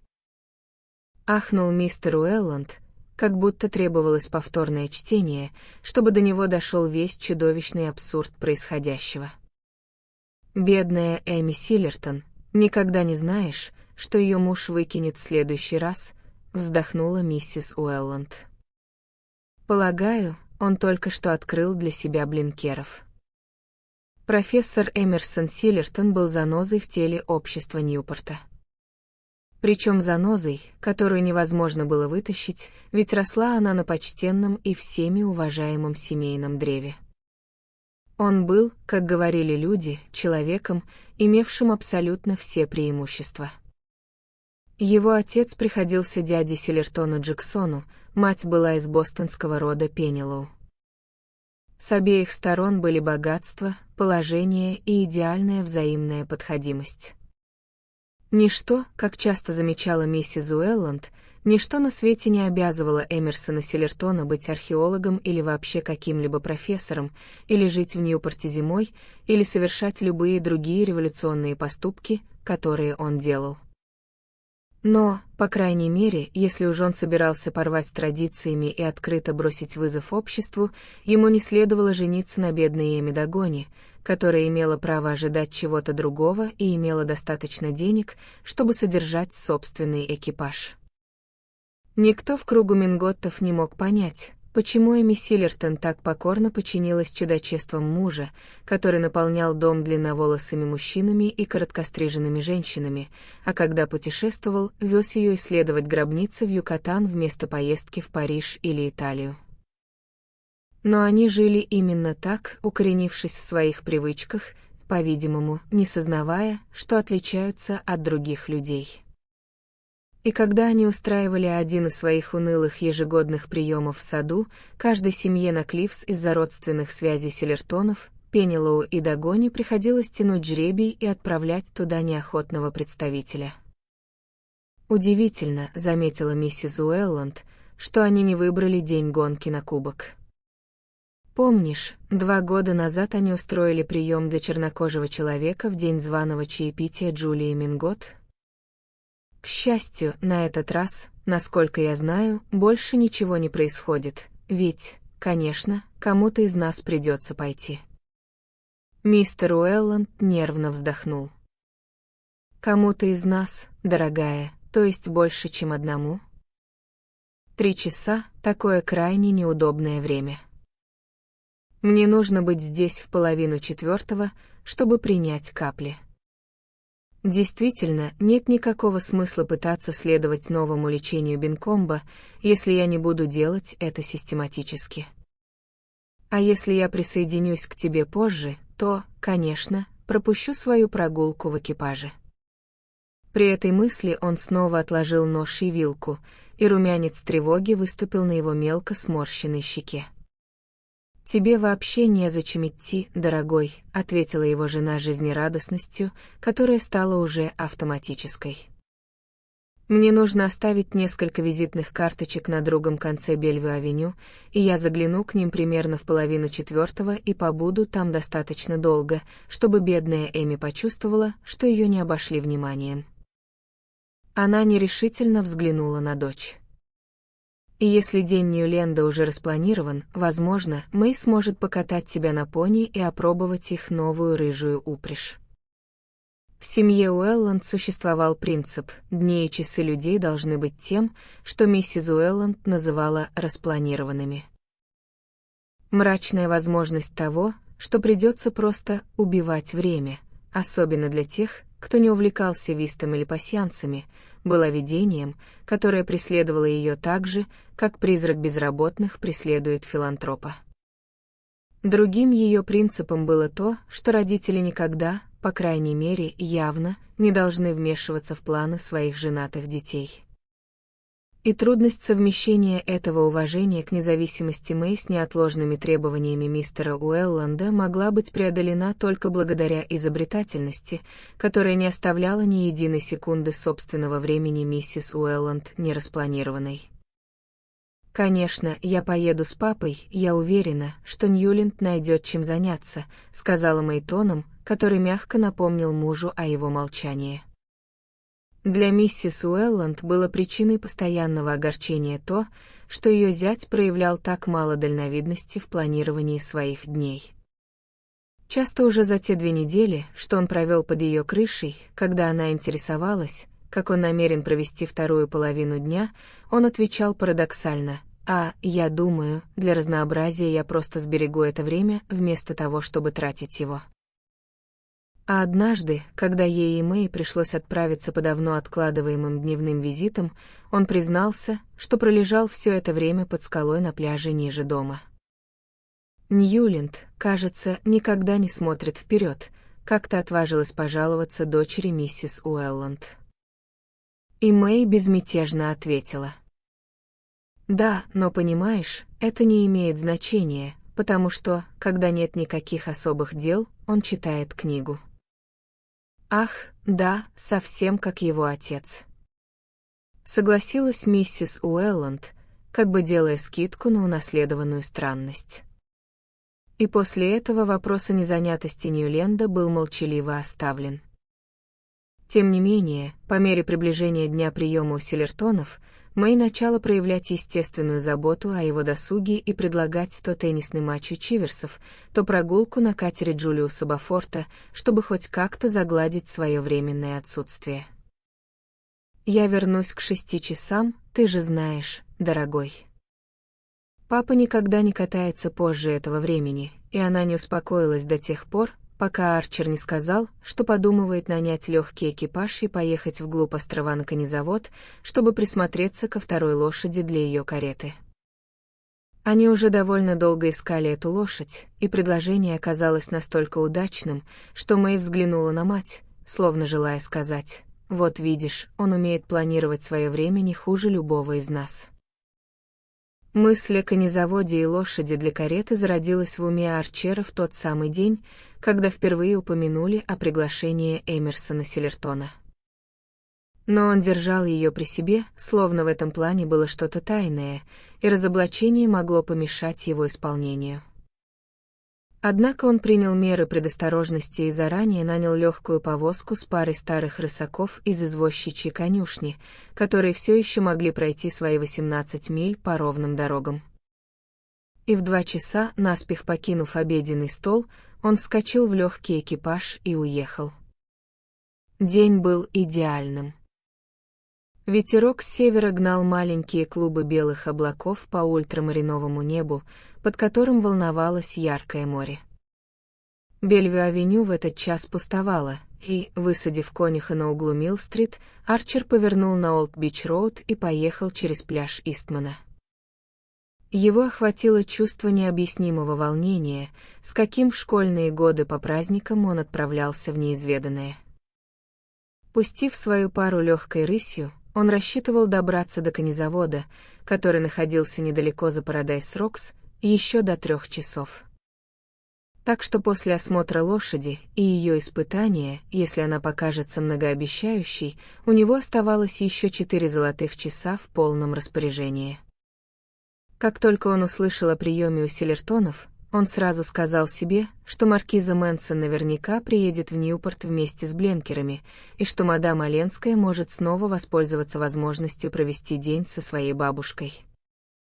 В любом случае, жилище Бленкеров, скорее всего, опустеет, и он сможет без нескромности удовлетворить смутное любопытство к нему. Он не был уверен, что хочет снова увидеть графиню Оленскую. Но с тех пор, как он смотрел на нее с тропинки над заливом, ему иррационально и невыразимо хотелось увидеть место, где она живет, и мысленно следовать за движениями ее воображаемой фигуры, точно так же, как он наблюдал за настоящей фигурой в летней беседке. Это томление пребывало с ним день и ночь, непрекращающееся, неуловимое желание, подобное внезапному капризу больного человека, тоскующего по еде или питью, которое он когда-то попробовал, но уже давно забыл. Он не мог заглянуть дальше этого желания или представить, к чему оно может привести, поскольку не осознавал в себе никакого стремления поговорить с мадам Оленской или услышать ее голос. Он просто чувствовал, что если сможет унести с собой образ того клочка земли, по которому она ходила, и то, как небо и море окружали его, остальной мир покажется менее пустым. Когда он добрался до конезавода, одного взгляда было достаточно, чтобы понять, лошадь — совсем не то, что ему нужно. Тем не менее, он проехал на ней круг, чтобы доказать самому себе, будто он никуда не спешит. Но в 3 часа он встряхнул вожжи над рысаками и свернул на проселочные дороги, ведущие к Портсмуту. Ветер утих, и слабая дымка на горизонте указывала на то, что туман готов подкрасться к Соконниту при смене прилива. Но все вокруг него, и поле, и леса, было затоплено золотым светом. Он проезжал мимо серых деревянных фермерских домов в окружении садов, мимо сенокосов и дубовых рощ, мимо деревень с белыми шпилями, резко уходящими в блекнущее небо. И, наконец, остановившись, чтобы спросить дорогу у людей, работавших в поле, он свернул в переулок между высокими зарослями золотарника и ежевики. В конце переулка виднелся синий отблеск реки. Слева, на фоне группы дубов и кленов, он увидел длинный полуразвалившийся дом, с обшивки которого облизала белая краска. У обочины дороги, прямо напротив ворот, стоял один из тех открытых навесов, в которых жители Новой Англии прячут свои сельскохозяйственные орудия и где приезжие привязывают свои упряжки. Арчер спрыгнул на землю, завел пару рысаков под навес и, привязав их к столбу, повернулся к дому. Клочок лужайки перед ним снова превратился в сенокосное поле. Но слева заросший сад из самшита, полный георгинов и увядших розовых кустов, окружал призрачную беседку из решетчатых досок, когда-то бывших белыми. Наверху высился деревянный купидон, который потерял свой лук и стрелу, но продолжал тщетно целиться в пустоту. Арчер некоторое время стоял, прислонившись к калитке. Никого не было видно, и ни звука не доносилось из открытых окон дома. Сидеющий Ньюфаундленд, дремавший перед дверью, казался таким же бесполезным стражем, как и лишенный стрелы Купидон. Странно было думать, что это место тишины и увядания служило домом для шумных блинкеров. И все же Арчер был уверен, что не ошибся. Долгое время он стоял там, довольствуясь созерцанием этой сцены и постепенно поддаваясь ее сонному очарованию. Но в конце концов он стряхнул с себя оцепенение, вспомнив о беге времени. Нужно ли ему насмотреться вдоволь, а затем уехать? Он стоял в нерешительности, внезапно пожелав заглянуть внутрь дома, чтобы представить себе комнату, в которой сидела мадам Оленская. Ничто не мешало ему подойти к двери и позвонить в звонок. Если, как он предполагал, она уехала вместе со всеми, он мог бы просто назвать свое имя и попросить разрешения войти в гостиную, чтобы написать записку. Но вместо этого он пересек лужайку и направился к самшитовому саду. Войдя туда, он заметил что-то яркое в беседке и вскоре разглядел розовый зонтик. Зонтик притянул его как магнит, он был уверен, что тот принадлежит ей. Он вошел в беседку и, сев на шаткую скамейку, поднял шелковую вещь, разглядывая резную ручку, сделанную из какого-то редкого дерева, источавшего ароматный запах. Арчер поднес ручку к губам. Он услышал шуршание юбок о кусты самшита и замер, опершись на ручку зонтика сцепленными руками и позволяя этому шуршанию приближаться, не поднимая глаз. Он всегда знал, что это должно случиться. Мистер Арчер!» — воскликнул громкий молодой голос. Подняв глаза, он увидел перед собой самую младшую и крупную из девушек Бленкер, блондинку с растрепанными волосами в помятом муслиновом платье. Красное пятно на одной из ее щек говорило о том, что она только что прижималась к подушке, и ее полусонные глаза смотрели на него гостеприимно, но растерянно. «Боже мой, откуда вы свалились?» «Я, должно быть, крепко спала в гамаке. Все остальные уехали в Ньюпорт». «Вы звонили?» Бессвязно поинтересовалась она. Замешательство Арчера было еще сильнее, чем ее. Нет, то есть, я как раз собирался. Мне нужно было приехать на остров из-за лошади, и я решил заглянуть на удачу, надеясь застать миссис Бленкер и ваших гостей. Но дом показался пустым, и я сел подождать. Мисс Бленкер, стряхивая остатки сна, посмотрела на него с возрастающим интересом. Дом действительно пуст. Мамы здесь нет, и маркизы тоже, вообще никого, кроме меня. Ее взгляд стал слегка укоризненным. «Разве вы не знали, что профессор и миссис Силлертон устраивают сегодня днем прием в саду для мамы и всех нас? Как же неудачно, что я не смогла поехать. Но у меня заболело горло, и мама побоялась возвращаться вечером в экипаже. Вы когда-нибудь видели такое разочарование?» «Конечно», — весело добавила она, — «я бы расстроилась вдвое меньше, если бы знала, что вы придете». В ее поведении проявились признаки неуклюжего кокетства, и Арчер нашел в себе силы перебить ее. «Но мадам Оленская, она тоже уехала в Ньюпорт?» Мисс Бленкер посмотрела на него с удивлением. «Мадам Оленская? Разве вы не знали, что ее вызвали в другое место?» «Вызвали. Мой лучший зонтик. Я одолжила его этой глупышке Кейти, потому что он подходил к ее лентам, а эта неряха, должно быть, бросила его здесь.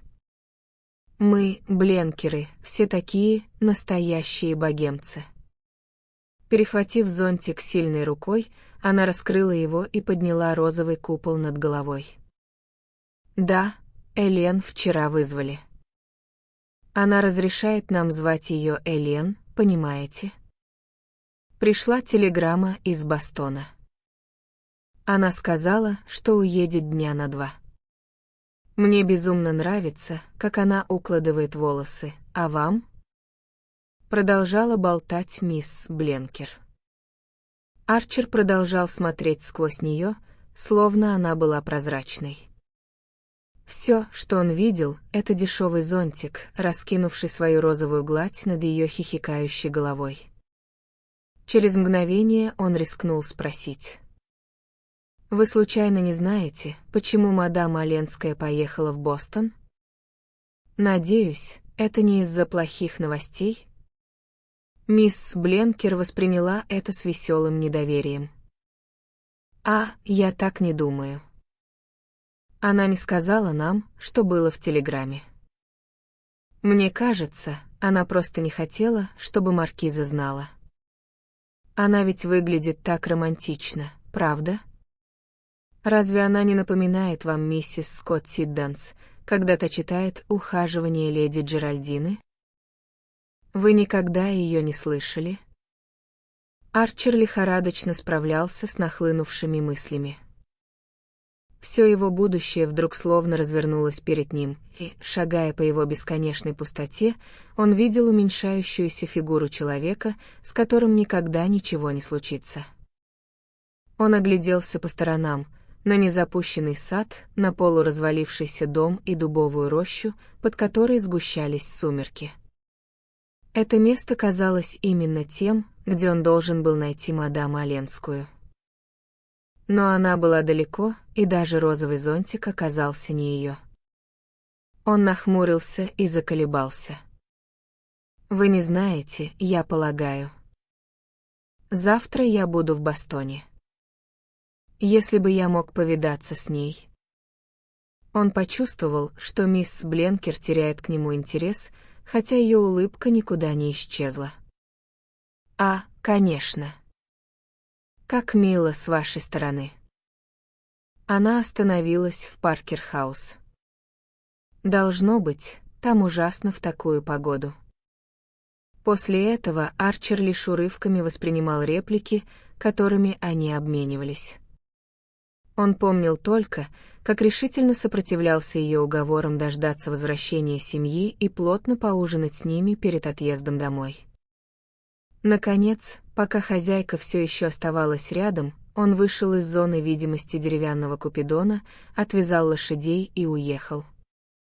На повороте переулка он увидел мисс Бленкер, которая стояла у ворот и махала розовым зонтиком.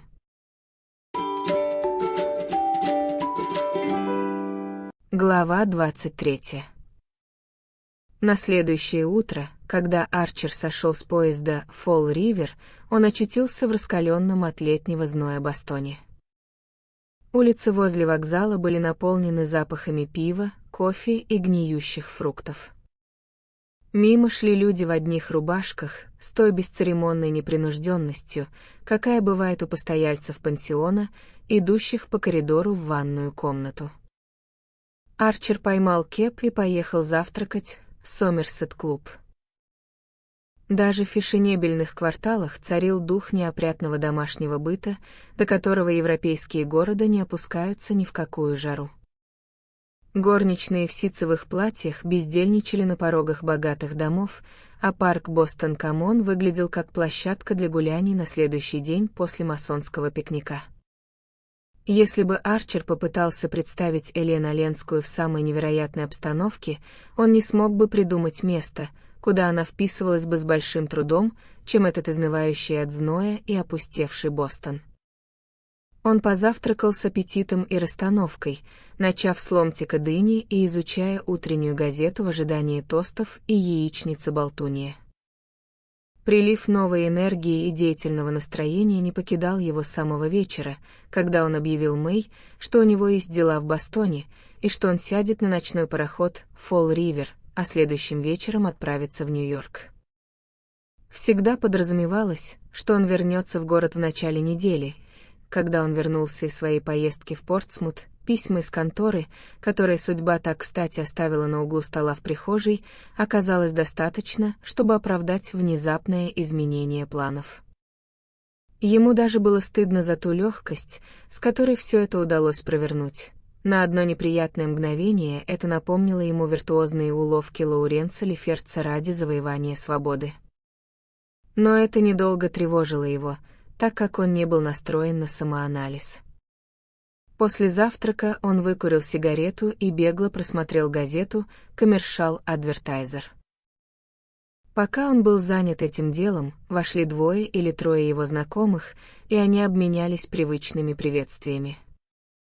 В конце концов, это был все тот же знакомый мир, хотя у него самого было странное ощущение, будто он проскользнул сквозь ячейки времени и пространства.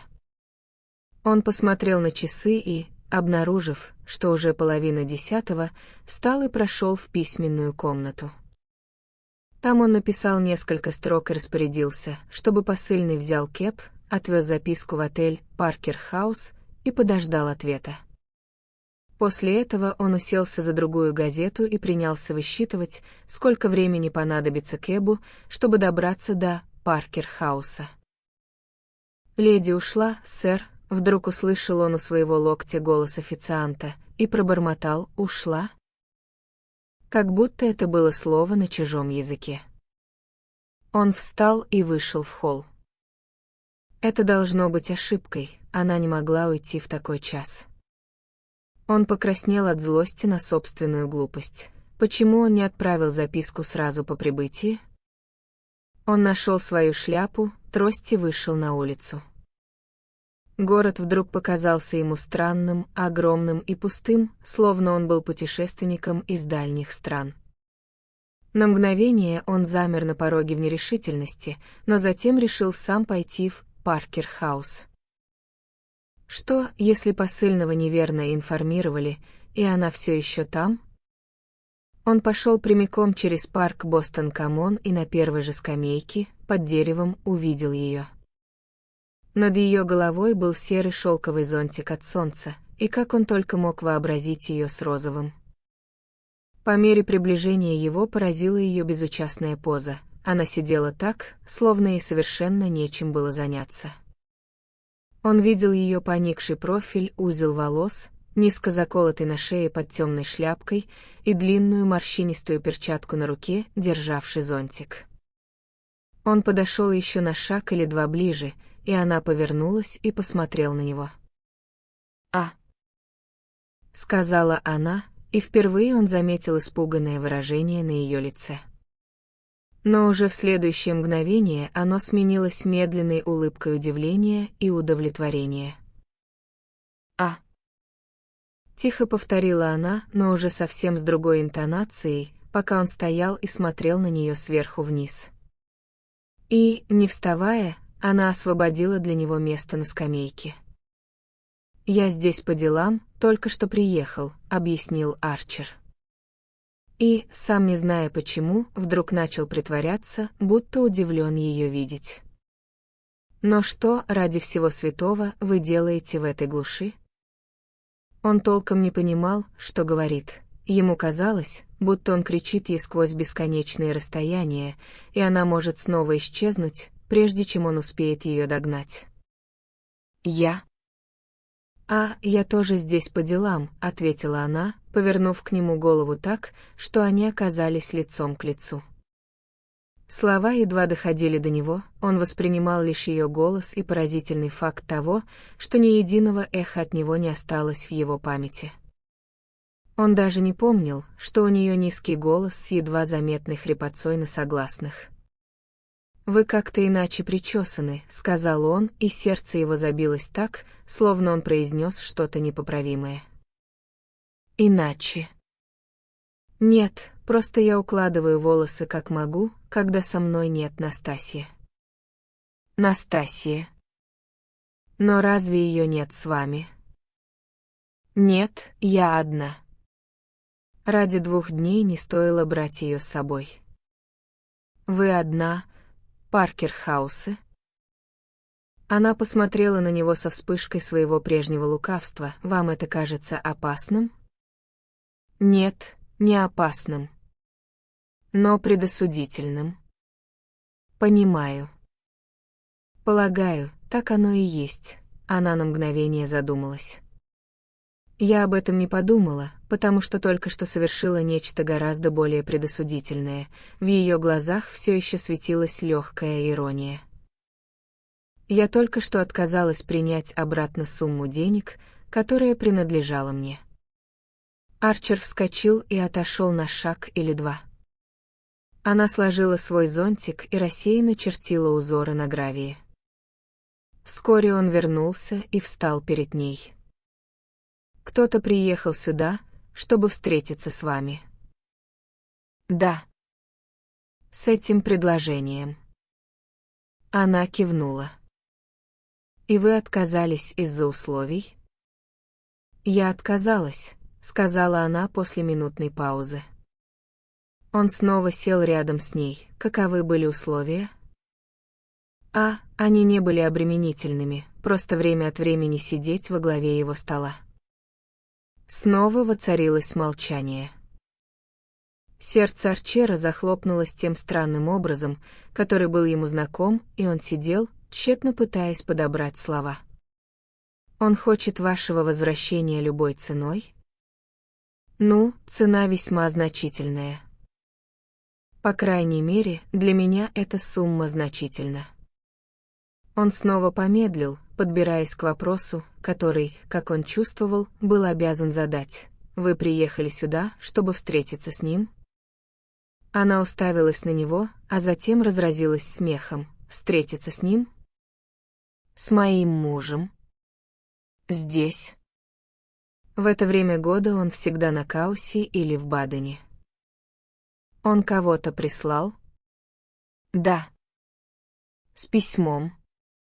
Она покачала головой. Нет, просто на словах. Он никогда не пишет. По-моему, я получила от него всего одно письмо за все время.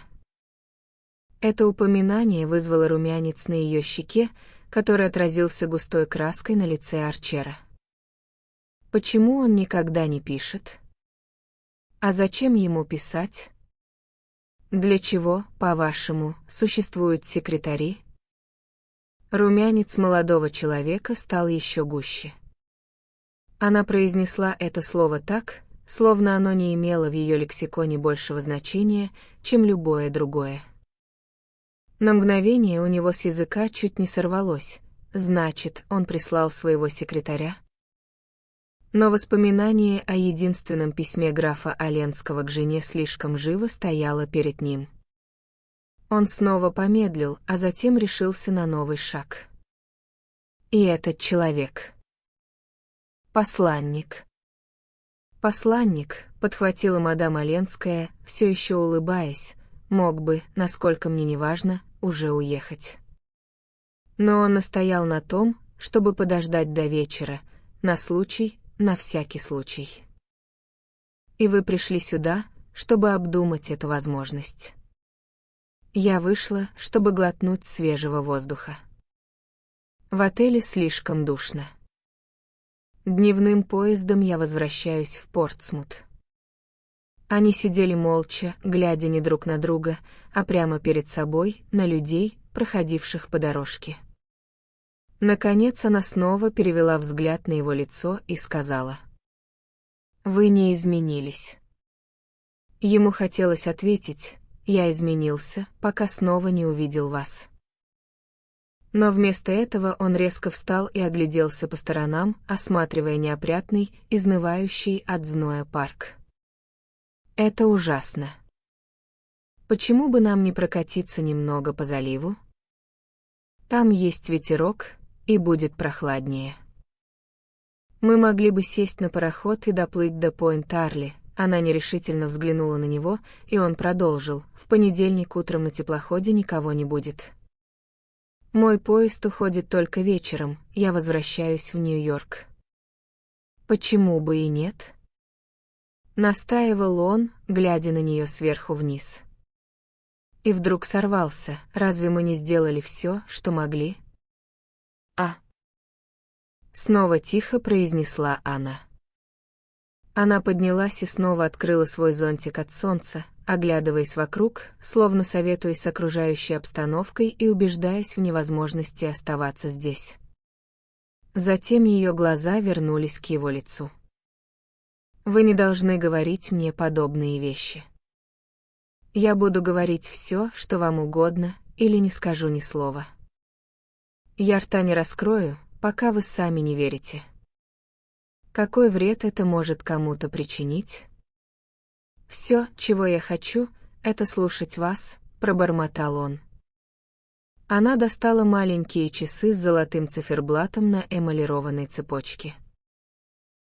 Не надо высчитывать время», — воскликнул он. «Подарите мне этот день. Я хочу увести вас подальше от этого человека». Во сколько он должен был прийти? Она снова порозовела: в 11. Тогда нужно идти немедленно. Вам нечего бояться, если я не пойду. И вам тоже, если пойдете. Клянусь, я только хочу послушать о вас, узнать, чем вы занимались. Прошла целая вечность с тех пор, как мы виделись, и может пройти еще одна, прежде чем мы встретимся вновь. Она все еще колебалась, устремив на него свой тревожный взгляд. «Почему вы не спустились за мной на берег в тот день, когда я была у бабушки?» — спросила она.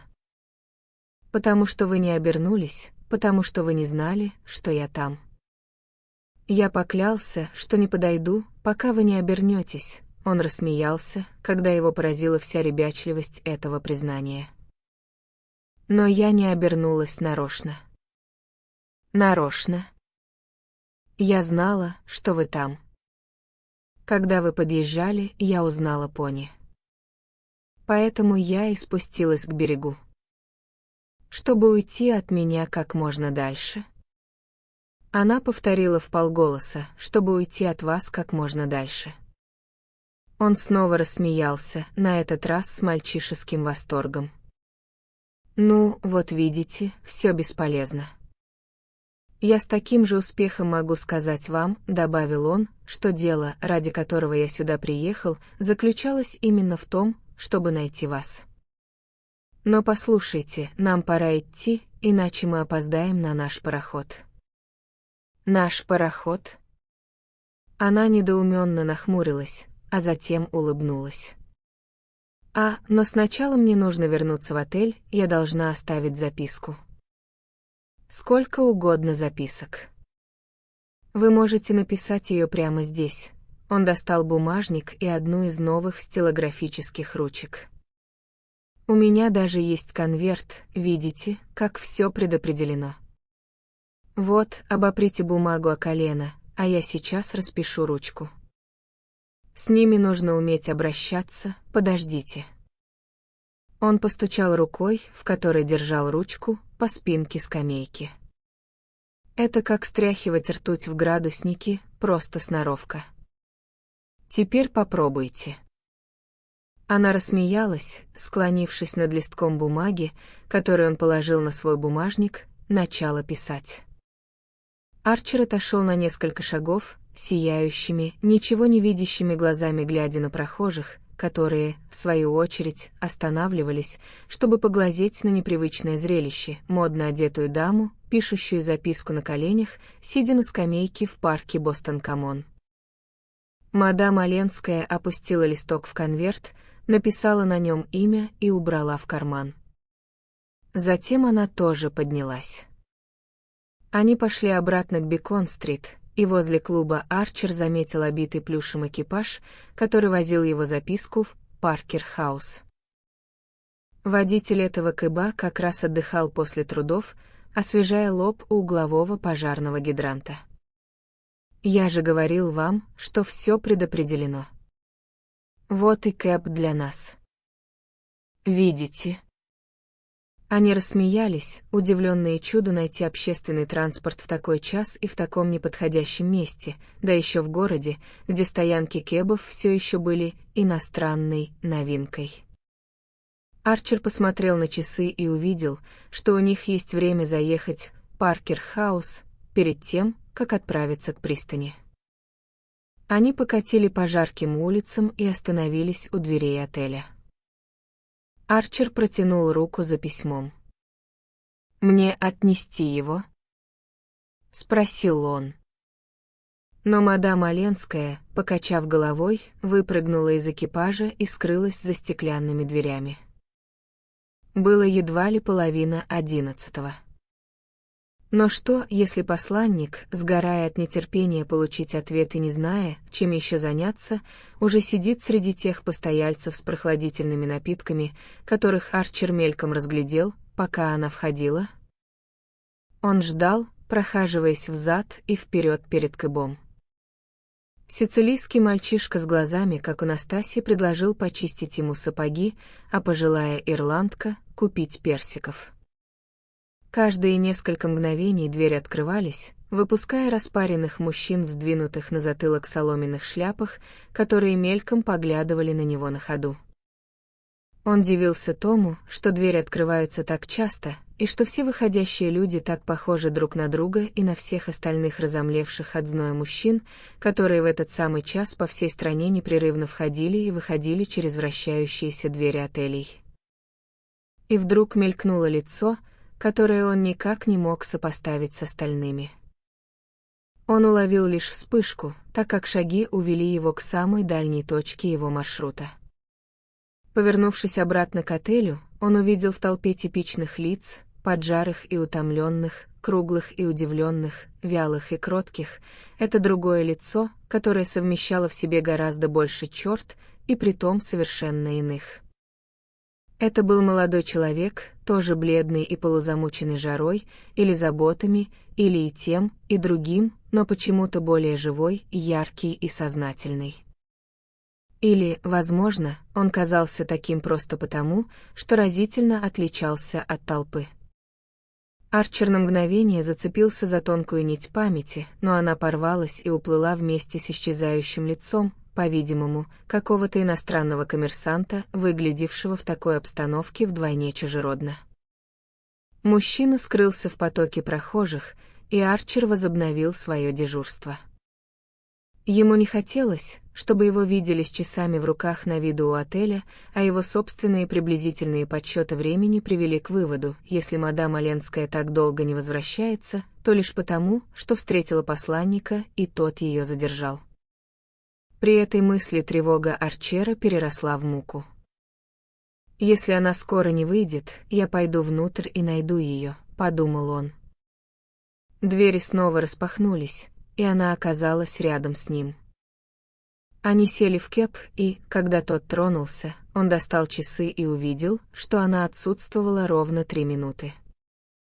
Под дребезжание расшатанных окон, делавшие разговор невозможным, они запрыгали по неровной булыжной мостовой к пристани.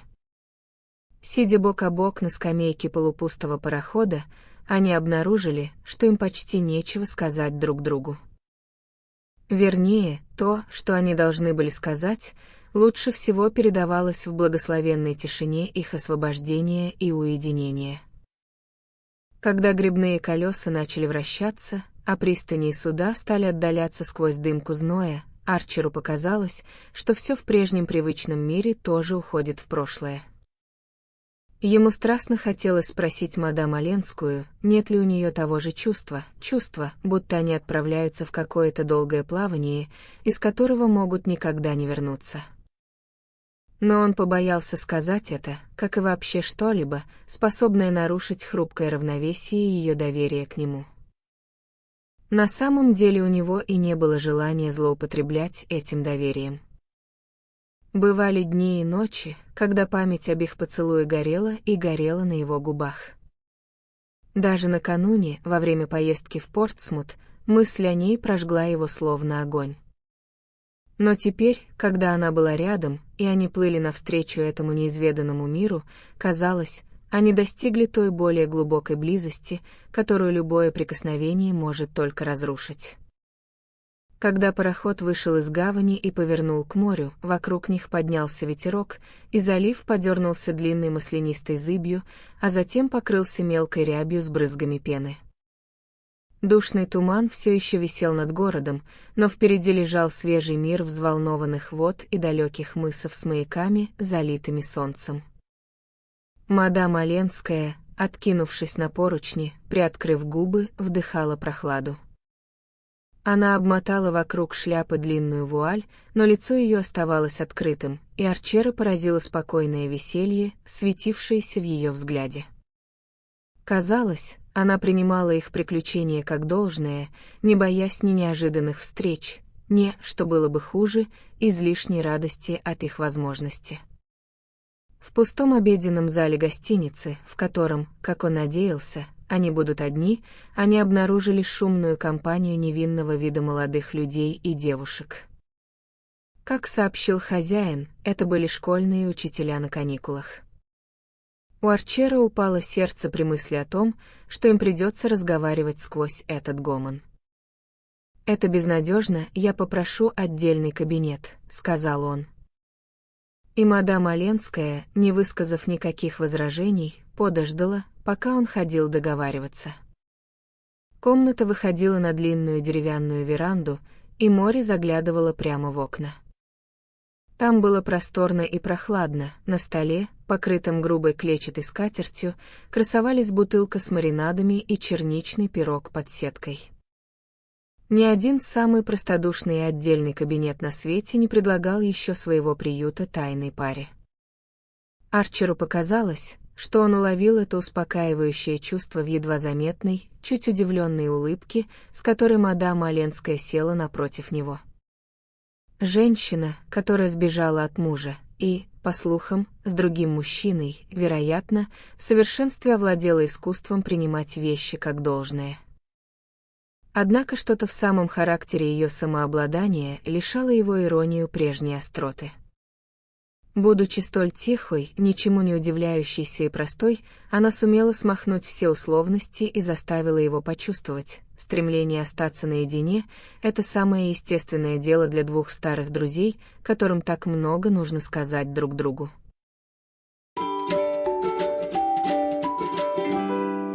Глава 24. Они обедали медленно и задумчиво, с периодами молчания между приступами разговора. Ведь когда чары были разрушены, им нужно было многое сказать друг другу, и все же бывали моменты, когда слова становились лишь сопровождением к долгому диалогу тишины. Арчер уводил разговор от своих собственных дел не из сознательного намерения, а потому, что не хотел упустить ни единого слова из ее истории. Опираясь на стол и положив подбородок на сцепленные руки, она рассказывала ему о 1,5 годах, прошедших с тех пор, как они расстались. Она устала от того, что люди называют обществом. Нью-Йорк был добр, он был почти до угнетения гостеприимен. Она никогда не забудет, как ее приняли по возвращении. Но после первого прилива новизны она почувствовала себя, как она выразилась, слишком другой, чтобы заботиться о том, что заботило остальных. И поэтому она решила попробовать Вашингтон, где, как предполагалось, можно встретить больше разнообразия людей и мнений. И в целом она, вероятно, обоснуется в Вашингтоне и создаст там дом для бедной Медоры, которая истощила терпение всех остальных своих родственников как раз в то время, когда она больше всего нуждалась в присмотре и защите от брачных опасностей. Но доктор Карвер... Разве вы не боитесь доктора Карвера? Я слышал, он гостил у вас у Блинкеров. Она улыбнулась, а опасность со стороны Карвера миновала. Доктор Карвер — очень умный человек. Ему нужна богатая жена для финансирования его планов, а Медора для него — просто хорошая реклама в качестве новообращенной. Новообращенной во что? Во всевозможные новые и безумные социальные проекты. Но, знаете ли, они интересуют меня больше, чем слепое подчинение традициям, чужим традициям, которые я вижу среди наших собственных друзей. Кажется глупым открыть Америку только для того, чтобы превратить ее в копию другой страны. Она улыбнулась через стол. Как вы думаете, Христофор Колумб взял бы на себя все эти хлопоты только ради того, чтобы ходить в оперу Селфридж-Мирри? Арчер изменился в лице. А Бофорт? Вы говорите эти вещи Бофорту? Резко спросил он. Я давно его не видела. Но раньше говорила, и он понимает. Ах, это то, о чем я всегда вам говорил, мы вам не нравимся. И вам нравится Бофорт, потому что он так не похож на нас. Он оглядел пустую комнату, посмотрел на голый пляж и на ряд унылых белых деревенских домов, вытянувшихся вдоль берега. Мы чертовски скучны. У нас нет ни характера, ни цвета, ни разнообразия. Интересно, сорвалось у него, почему вы не возвращаетесь? Ее глаза потемнели, и он ожидал возмущенного ответа. Но она сидела молча, словно обдумывая то, что он сказал, и он испугался, как бы она не ответила, что и сама задается этим вопросом. Наконец она произнесла: «Я верю, что это из-за вас». Невозможно было сделать признание более бесстрастно или тоном, менее поощряющим тщеславие того, кому оно обращено. Арчер покраснел до корней волос, но не посмел шевельнуться или заговорить. Это было так, словно ее слова были какой-то редкой бабочкой, которую малейшее движение могло спугнуть, но которая могла собрать вокруг себя целую стаю, если ее оставить в покое. «По крайней мере, — продолжила она, — именно вы дали мне понять, что под этой скукой скрываются вещи настолько прекрасные, чуткие и нежные, что даже то, чем я больше всего дорожила в своей прежней жизни, кажется дешевкой по сравнению с ними». Я не знаю, как выразить свою мысль, она сдвинула встревоженные брови, но кажется, будто я никогда раньше не понимала, какой дорогой ценой, стольким жестким, потрепанным и низменным, приходится платить за самые изысканные удовольствия. Изысканные удовольствия — это уже кое-что, раз они у вас были. Хотелось ему возразить, но мольба в ее глазах заставила его промолчать. «Я хочу, — продолжала она, — быть совершенно честной с вами и с самой собой. Долгое время я надеялась, что этот шанс представится, что я смогу сказать вам, как вы мне помогли, кем вы меня сделали». Арчер сидел, уставившись из-под насупленных бровей. Он прервал ее смехом. «И кем же, по-вашему, вы сделали меня?» Она слегка побледнела. «Вас?» «Да, потому что я создан вами гораздо больше, чем вы когда-либо были созданы мной. Я — человек, который женился на одной женщине потому, что другая велела ему это сделать». Ее бледность сменилась мимолетным румянцем.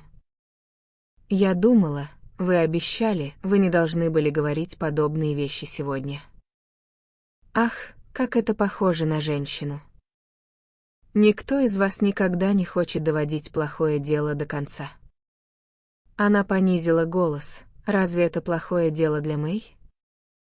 Он стоял у окна, барабаня пальцами по поднятой оконной раме, и каждой клеточкой своего тела чувствовал ту щемящую нежность, с которой она произнесла имя своей кузины.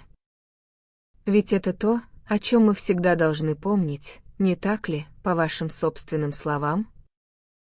Настаивала она. «По моим собственным словам?» Повторил он эхом, все еще устремляя свой пустой взгляд на море. «А если нет, — продолжала она, развивая свою мысль с мучительным старанием, — если не стоит отказываться, упускать что-то, чтобы спасти других от разочарования и страданий, тогда все, ради чего я вернулась домой, все, что делало мою прежнюю жизнь по контрасту такой пустой и жалкой, потому что там никто с этим не считался, все эти вещи просто обман или сон». Он повернулся, не двигаясь с места. «И в таком случае нет ни единой причины на свете, почему бы вам не вернуться?» Закончил он за нее. Ее глаза отчаянно цеплялись за него. «А неужели действительно нет причины?» «Нет, если вы поставили все на успех моего брака». «Мой брак, — сказал он свирепо, — не то зрелище, которое удержит вас здесь». Она ничего не ответила, и он продолжил: «К чему все это? Вы дали мне впервые заглянуть в настоящую жизнь, и в тот же миг попросили меня продолжать жить фальшивой. Это выше человеческих сил, вот и все. А, не говорите так, ведь я же это терплю». Вырвалось у нее, и ее глаза наполнились слезами. Ее руки безвольно упали на стол, и она сидела, подставив лицо его взгляду, словно в безрассудстве перед лицом отчаянной опасности. Это лицо выдавало ее так же сильно, как если бы это было все ее существо вместе с душой, скрывающейся за ним. Арчер стоял ошеломленный, потрясенный тем, что оно внезапно ему открыло. «Вы тоже, все это время, вы тоже?» Вместо ответа она позволила слезам, закипевшим на веках, перелиться через край и медленно покатиться вниз. Между ними все еще оставалась добрая половина комнаты, и ни один из них не показывал намерения двинуться с места. Арчер осознавал какое-то странное равнодушие к ее физическому присутствию. Он едва ли замечал бы его, если бы одна из рук, которые она бросила на стол, не привлекла его взгляд, точно так же, как тогда, в маленьком доме на 23-й улице, когда он неотрывно смотрел на ее руку, чтобы не смотреть в лицо. Теперь его воображение кружилось вокруг этой руки, как вокруг края водоворота, но он все еще не делал попыток подойти ближе. Он знал любовь, которая питается ласками и порождает их, но эта страсть, которая была ближе, чем его собственные кости, не могла быть удовлетворена так поверхностно. Его единственным страхом было сделать что-то, что могло бы стереть звук и впечатление от ее слов. Его единственной мыслью было то, что он больше никогда не почувствует себя совершенно одиноким. Но через мгновение чувство потери и краха преодолело его. Вот они здесь, близко друг к другу, в безопасности и уединении, и все же так прикованы к своим отдельным судьбам, словно их разделяла половина земного шара. К чему все это, если вы все равно вернетесь? Вырвалось у него, и за этими словами скрывался отчаянный, безнадежный крик: «Как, скажи на милость, мне тебя удержать?» Она сидела неподвижно, опустив веки. Я пока не уеду». «Пока нет». «Значит, когда-нибудь». «В какое-то время, которое вы уже предвидите?» При этих словах она подняла на него свой чистейший взгляд. «Обещаю вам, не раньше, чем вы сдадитесь. Не до тех пор, пока мы можем вот так прямо смотреть друг другу в глаза». Он опустился на свой стул. То, что на самом деле означал ее ответ, звучало так: «Если ты поднимешь хоть один палец, ты заставишь меня вернуться ко всем тем мерзостям, о которых ты знаешь, и ко всем тем искушениям, о которых ты наполовину догадываешься». Он понял это так же ясно, как если бы она произнесла эти слова вслух, и эта мысль удерживала его на его стороне стола в некоем трогательном и священном повиновении. «Какая жизнь для вас?» Простонал он. До тех пор, пока она является частью вашей. А моя — частью вашей? Она кивнула.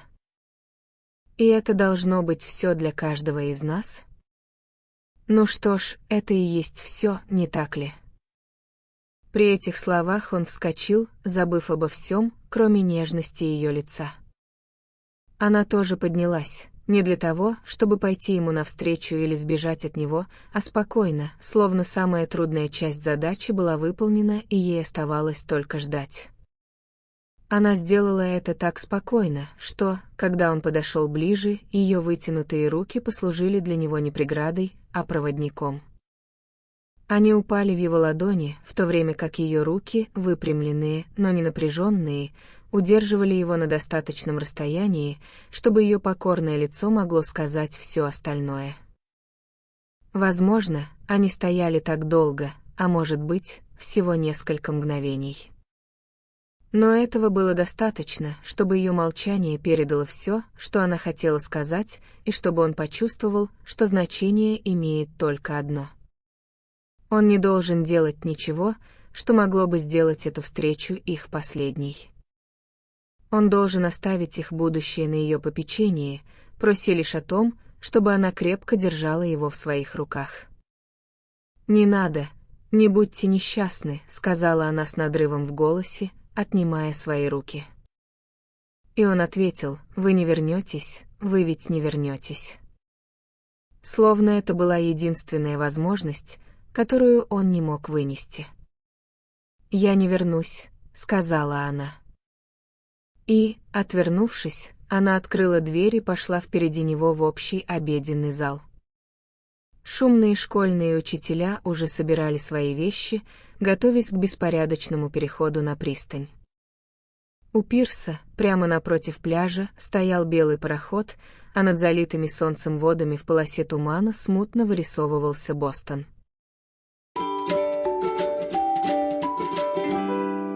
Глава 25.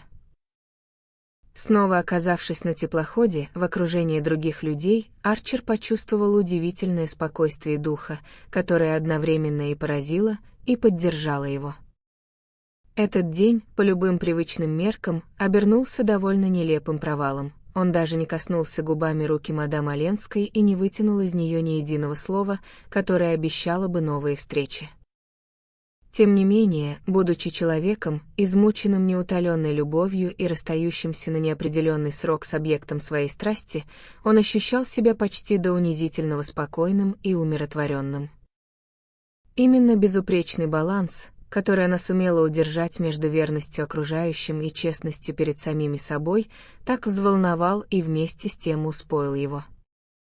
Этот баланс не был искусно просчитан, ее слезы и запинки доказывали это. Он возник совершенно естественно из ее открытой, обезоруживающей искренности. Теперь, когда опасность миновала, это наполнило его благоговейным трепетом и заставило благодарить судьбу за то, что никакое тщеславие, никакое желание сыграть роль перед искушенными свидетелями не соблазнило его искусить ее саму. Даже после того, как они пожали друг другу руки на прощание на станции Фолл-Ривер и он пошел прочь в одиночестве, в нем оставалась твердая уверенность, эта встреча спасла для них гораздо больше, чем отняла. Он побрел обратно в клуб, уединенно сел в опустевшей библиотеке и прокручивал в мыслях каждую отдельную секунду тех часов, что они провели вместе. Ему становилось все яснее, и это понимание лишь крепло при более глубоком размышлении. Если она все же решит вернуться в Европу, вернуться к мужу, то вовсе не потому, что ее влечет прежняя жизнь даже на новых, выгодных условиях. Нет. Она уедет только в том случае, если почувствует, что становится искушением для Арчера, искушением отступить от тех стандартов, которые они оба для себя установили. Ее выбором было бы оставаться рядом с ним до тех пор, пока он не попросит ее стать еще ближе. И теперь только от него самого зависело, удержит ли он ее именно там, в безопасности, но в уединении. В поезде эти мысли все еще не покидали его. Они окутали его своего рода золотистой дымкой, сквозь которую лица вокруг казались далекими и нечеткими. Ему казалось, что если он заговорит со своими попутчиками, они просто не поймут, о чем он говорит. В таком состоянии отрешенности на следующее утро он очнулся перед лицом реальности душного сентябрьского дня в Нью-Йорке. Изнуренные жарой лица в длинном составе проносились мимо, а он продолжал всматриваться в них сквозь все тот же золотистый туман. Но вдруг, когда он выходил со станции, одно из лиц отделилось, приблизилось и буквально ворвалось в его сознание. Как он тут же вспомнил, это было лицо молодого человека, которого он видел накануне, когда тот выходил из отеля «Паркер Хаус». Еще тогда он отметил, что этот юноша не вписывается в общий тип, у него не было типичного лица постояльца американских гостиниц. То же самое поразило его и сейчас, и вновь он ощутил смутное шевеление прежних ассоциаций. Молодой человек стоял, оглядываясь по сторонам с растерянным видом иностранца, брошенного на суровую милость американских путешествий. Затем он направился к Арчеру, приподнял шляпу и произнес по-английски: «Разве мы не встречались в Лондоне, месье?» «Ах, ну конечно. В Лондоне». Арчер пожал ему руку с любопытством и искренней симпатией. «Так вы все-таки добрались сюда?» — воскликнул он, с удивлением разглядывая проницательное и изнуренное личико молодого французского гувернера младшего Карфри. «А, я добрался, да», — месье Ривьер улыбнулся натянутыми губами. «Но ненадолго. Я возвращаюсь послезавтра». Он стоял, сжимая легкий чемодан в аккуратно перчаточной руке, и тревожно, недоуменно, почти умоляюще смотрел в лицо Арчера. «Я подумал, месье, раз уж мне так повезло столкнуться с вами, не мог бы я. Я как раз собирался предложить, приходите на обед, хорошо? Я имею в виду деловую часть города. Если вы заглянете ко мне в контору, я отведу вас в очень приличный ресторан в том районе». Месье Ривьер был заметно тронут и удивлен. «Вы слишком добры». Но я лишь хотел спросить, не подскажете ли вы, как мне добраться до какого-нибудь транспорта? Здесь нет носильщиков, и, кажется, никто вокруг не желает слушать. Я знаю. Наши американские вокзалы, должно быть, удивляют вас. Когда просишь носильщика, тебе предлагают жевательную резинку. Но если вы пойдете со мной, я выручу вас.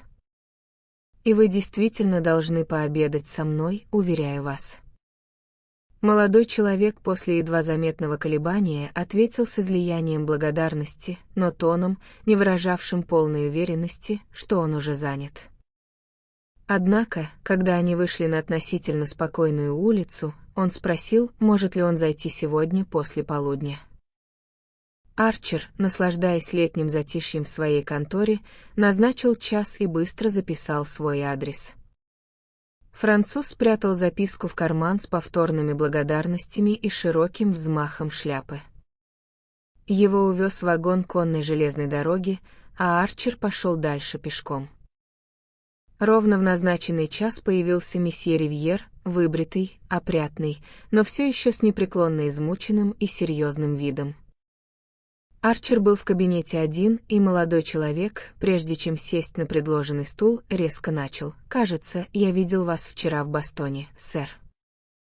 Это заявление было довольно незначительным, и Арчер уже собирался выразить согласие, как вдруг его слова оборвались из-за чего-то таинственного, но проницательного в настойчивом взгляде посетителя. «Это необычайно, весьма необычайно», — продолжал месье Ривьер, «что мы встретились при тех обстоятельствах, в которых я сейчас нахожусь». «При каких обстоятельствах?» — спросил Арчер, задавшись немного грубым вопросом, не нужны ли гостю деньги. Месье Ривьер продолжал изучать его робким взглядом. «Я приехал не для того, чтобы искать работу, как говорил при нашей последней встрече, а со специальной миссией». «Ах, вот как!» — воскликнул Арчер. В одно мгновение обе встречи связались в его сознании. Он помедлил, чтобы осмыслить ситуацию, которая так неожиданно прояснилась для него. Месье Ривьер тоже хранил молчание, словно понимая, что сказанного им уже достаточно. «Со специальной миссией», — наконец повторил Арчер. Молодой француз, раскрыв ладони, слегка приподнял их, и оба мужчины продолжали смотреть друг на друга через письменный стол, пока Арчер не опомнился и не сказал: «Присаживайтесь, пожалуйста». После этого месье Ривьер поклонился, сел на отдаленный стул и снова стал ждать. «Именно по поводу этой миссии вы хотели со мной посоветоваться?» — спросил, наконец, Арчер. Месье Ривьер наклонил голову, не ради себя. «С этим вопросом я уже полностью разобрался сам. Мне хотелось бы, если позволите, поговорить с вами о графине Оленской». Арчер последние несколько минут знал, что эти слова прозвучат, но, когда они сорвались с губ гостя, кровь бросилась ему в голову, словно его хлестнула ветка в лесной чаще. «И в чьих же интересах, — спросил он, — вы хотите это сделать?» Месье Ривьер твердо встретил этот вопрос. «Что ж, я мог бы сказать, в ее собственных, если бы это не звучало как дерзость. Позволите ли мне сказать иначе, во имя отвлеченной справедливости?» Арчер иронически посмотрел на него, другими словами: «Вы посланник графа Оленского?» Он увидел, как его собственный румянец еще темнее отразился на бледном лице месье Ривьера. «Не для вас, месье. Если я пришел к вам, то совсем по другим причинам». «Какое право вы имеете при таких обстоятельствах находиться здесь по каким-либо другим причинам?» — возразил Арчер. «Если вы посланник, значит, вы посланник». Молодой человек задумался: «Моя миссия окончена. Что касается графини Оленской, она провалилась». «Ничем не могу помочь», — ответил Арчер в том же ироническом тоне. «Да, но вы можете помочь. Месье Ривьер замолчал, покрутил шляпу в руках, на которых все еще были аккуратные перчатки, заглянул внутрь нее, а затем снова посмотрел в лицо Арчеру. «Я убежден, месье, что вы можете помочь сделать так, чтобы эта миссия обернулась таким же провалом и для ее семьи». Арчер отодвинул стул и встал. «Ну, клянусь Богом, я так и сделаю», — воскликнул он. Он стоял, засунув руки в карманы, и гневно смотрел сверху вниз на маленького француза, чье лицо, хотя тот тоже поднялся, все еще было на пару дюймов ниже уровня глаз Арчера. Месье Ривьер побледнел до своего обычного оттенка, хотя бледнее его кожа вряд ли могла стать. «Какого черта?» — вспыльчиво продолжил Арчер, — «вы вообще подумали, поскольку, как я полагаю, вы взываете ко мне на основании моего родства с мадам Оленской, что я займу позицию, противоположную мнению остальной ее семьи?» Изменившееся выражение лица месье Ривьера на какое-то время стало его единственным ответом. В его взгляде робость сменилась полным отчаянием. Для молодого человека, обычно столь находчивого, было бы трудно выглядеть более обезоруженным и беззащитным. Месье. «Я не могу себе представить», — продолжал Арчер, «почему вы пришли именно ко мне, когда есть другие люди, гораздо более близкие графине. И уж тем более не понимаю, почему вы сочли, что я окажусь более восприимчив к тем доводам, с которыми вас, как я полагаю, сюда отправили». Месье Ривьер принял этот выпад с обескураживающим смирением. «Доводы, которые я хочу представить вам, месье, мои собственные, а не те, с которыми меня сюда отправили. В таком случае я вижу еще меньше причин выслушивать их». Месье Ривьер снова заглянул внутрь своей шляпы, словно раздумывая, не стали ли эти последние слова достаточно прозрачным намеком на то, что пора надеть ее и уйти. Наконец он заговорил с внезапной решимостью: «Месье, скажите мне одну вещь. Вы подвергаете сомнению мое право находиться здесь? Или вы, возможно, полагаете, что все это дело уже окончательно закрыто?» Его тихое упорство заставило Арчера почувствовать всю неуклюжесть собственной вспышки. Месье Ривьеру удалось заставить с собой считаться. Слегка покраснев, Арчер снова опустился в кресло и жестом пригласил молодого человека сесть. «Прошу прощения. Но почему же это дело не закрыто?» Месье Ривьер посмотрел на него со страданием в глазах. «Значит, вы тоже согласны с остальными членами семьи, что перед лицом новых предложений, которые я привез, для мадам Оленской едва ли возможно не вернуться к мужу?» «Боже правый!» — воскликнул Арчер, и его посетитель издал тихий вздох подтверждения. «Перед тем, как увидеться с ней, я, по просьбе графа Оленского, встретился с мистером Лавеллом Минготтом, с которым несколько раз беседовал перед поездкой в Бостон. Как я понимаю, он выражает точку зрения своей матери, а влияние миссис Мэнсон Минготт весьма велико во всей ее семье». Арчер сидел молча, чувствуя себя так, словно цепляется за край уходящей из-под ног пропасти. Известие о том, что его отстранили от участия в этих переговорах и даже скрыли сам факт их ведения, вызвало у него удивление, которое едва ли притуплялось более острым изумлением от того, что именно он сейчас узнавал. Он в один миг понял, если семья перестала советоваться с ним, то лишь потому, что какой-то глубокий родовой инстинкт подсказал им, что он больше не на их стороне. И он вспомнил, со внезапным озарением, замечание Мэй во время их поездки домой от миссис Мэнсон Минготт в день соревнований по стрельбе из лука. Возможно, в конце концов, Элен была бы счастливее с мужем. Даже в этом вихре новых открытий Арчер помнил свой тогдашний возмущенный возглас и тот факт, что с тех пор жена ни разу не упоминала при нем имя мадам Оленской. Ее небрежный намек, без сомнения, был лишь соломинкой, брошенной для того, чтобы узнать, куда дует ветер. О результате доложили семье, и после этого Арчера молчаливо исключили из семейных советов. Он восхищался родовой дисциплиной, которая заставила Мэй подчиниться этому решению. Он знал, что она не поступила бы так, если бы ее совесть протестовала.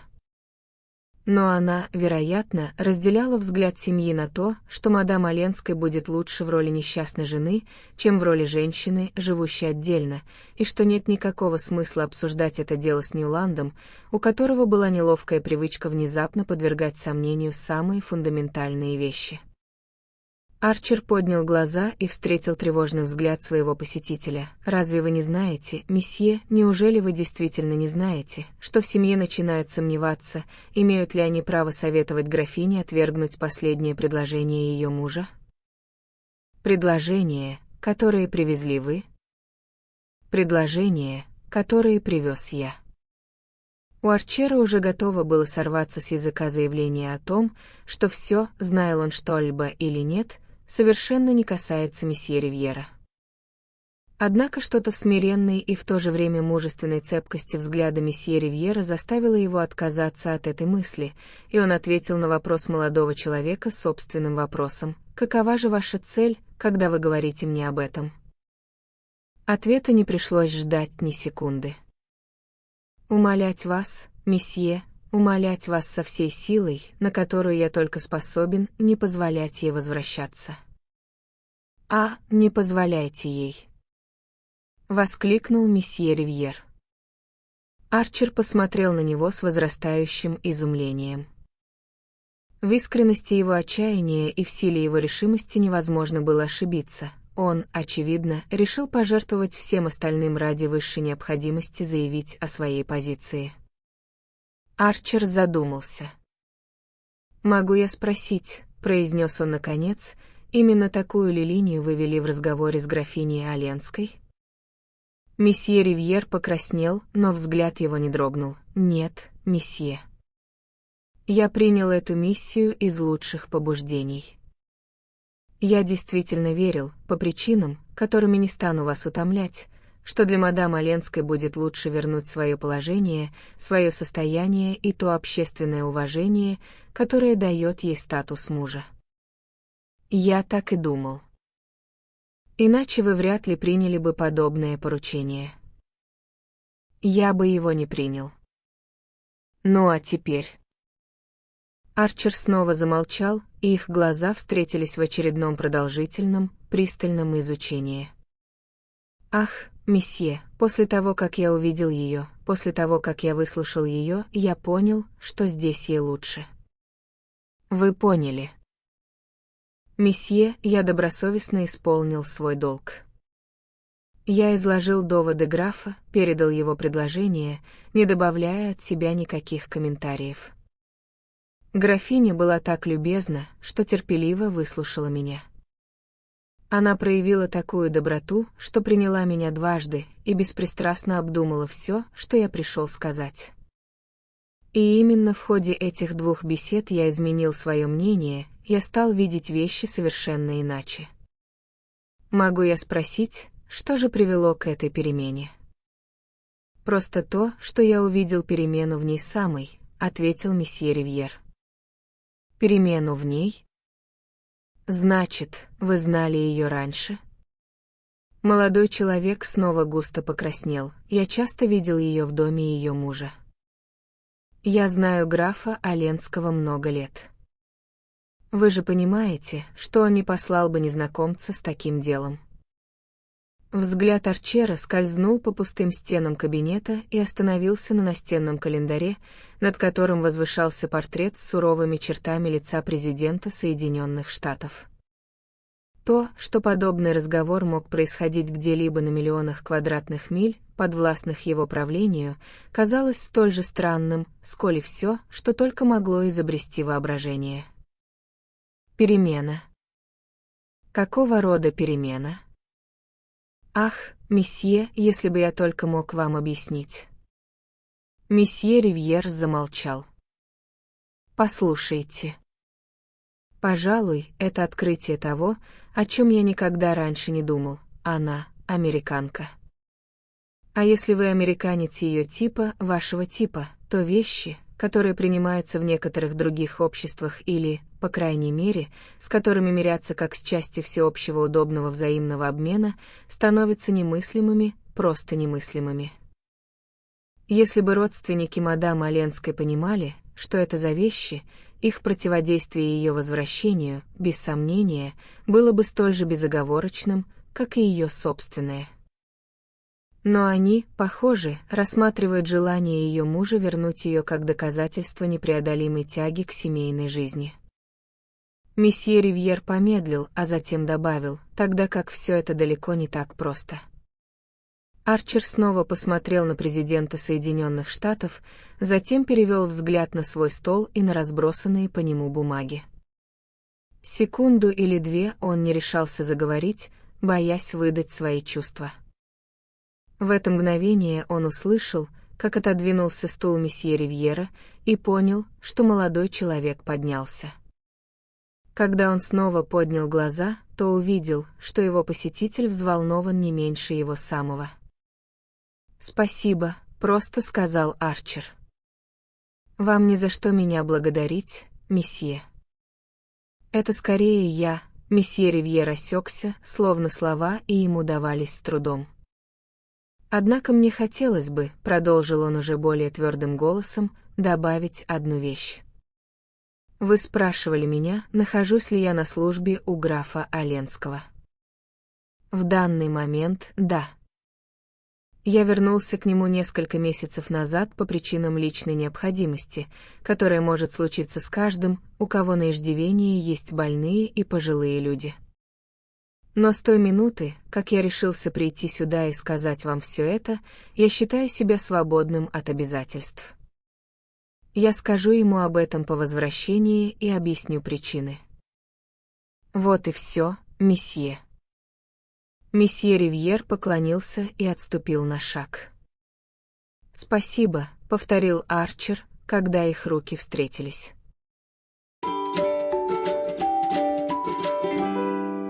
Глава 26.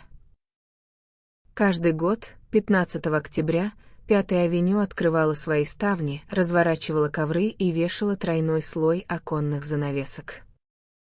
К 1 ноября этот домашний ритуал заканчивался, и общество начинало оглядываться по сторонам и оценивать само себя.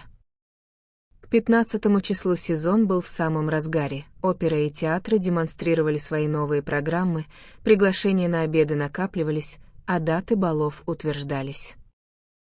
И точно в это же время миссис Арчер всегда говорила, что Нью-Йорк очень сильно изменился. Наблюдая за происходящим с высоты птичьего полета, будучи сторонним наблюдателем, она была способна с помощью мистера Силлертона Джексона и мисс Софи отследить каждую новую трещину на его поверхности и все странные сорняки, пробивающиеся между упорядоченными рядами светских овощей. Одной из забав юности Арчера было ожидание этого ежегодного заявления его матери, чтобы услышать, как она перечисляет мельчайшие признаки распада, которые его невнимательный взгляд упустил из виду. Ибо Нью-Йорк, по мнению миссис Арчер, никогда не менялся без изменений к худшему, и с этим мнением мисс Софи Джексон была полностью согласна. Мистер Силлертон Джексон, как и подобая человеку света, воздерживался от суждений и с забавным беспристрастием выслушивал стенания дам. Но даже он никогда не отрицал, что Нью-Йорк изменился, и Ньюленд Арчер зимой 2-го года своего брака был сам вынужден признать, если город и не изменился окончательно, то уж точно менялся.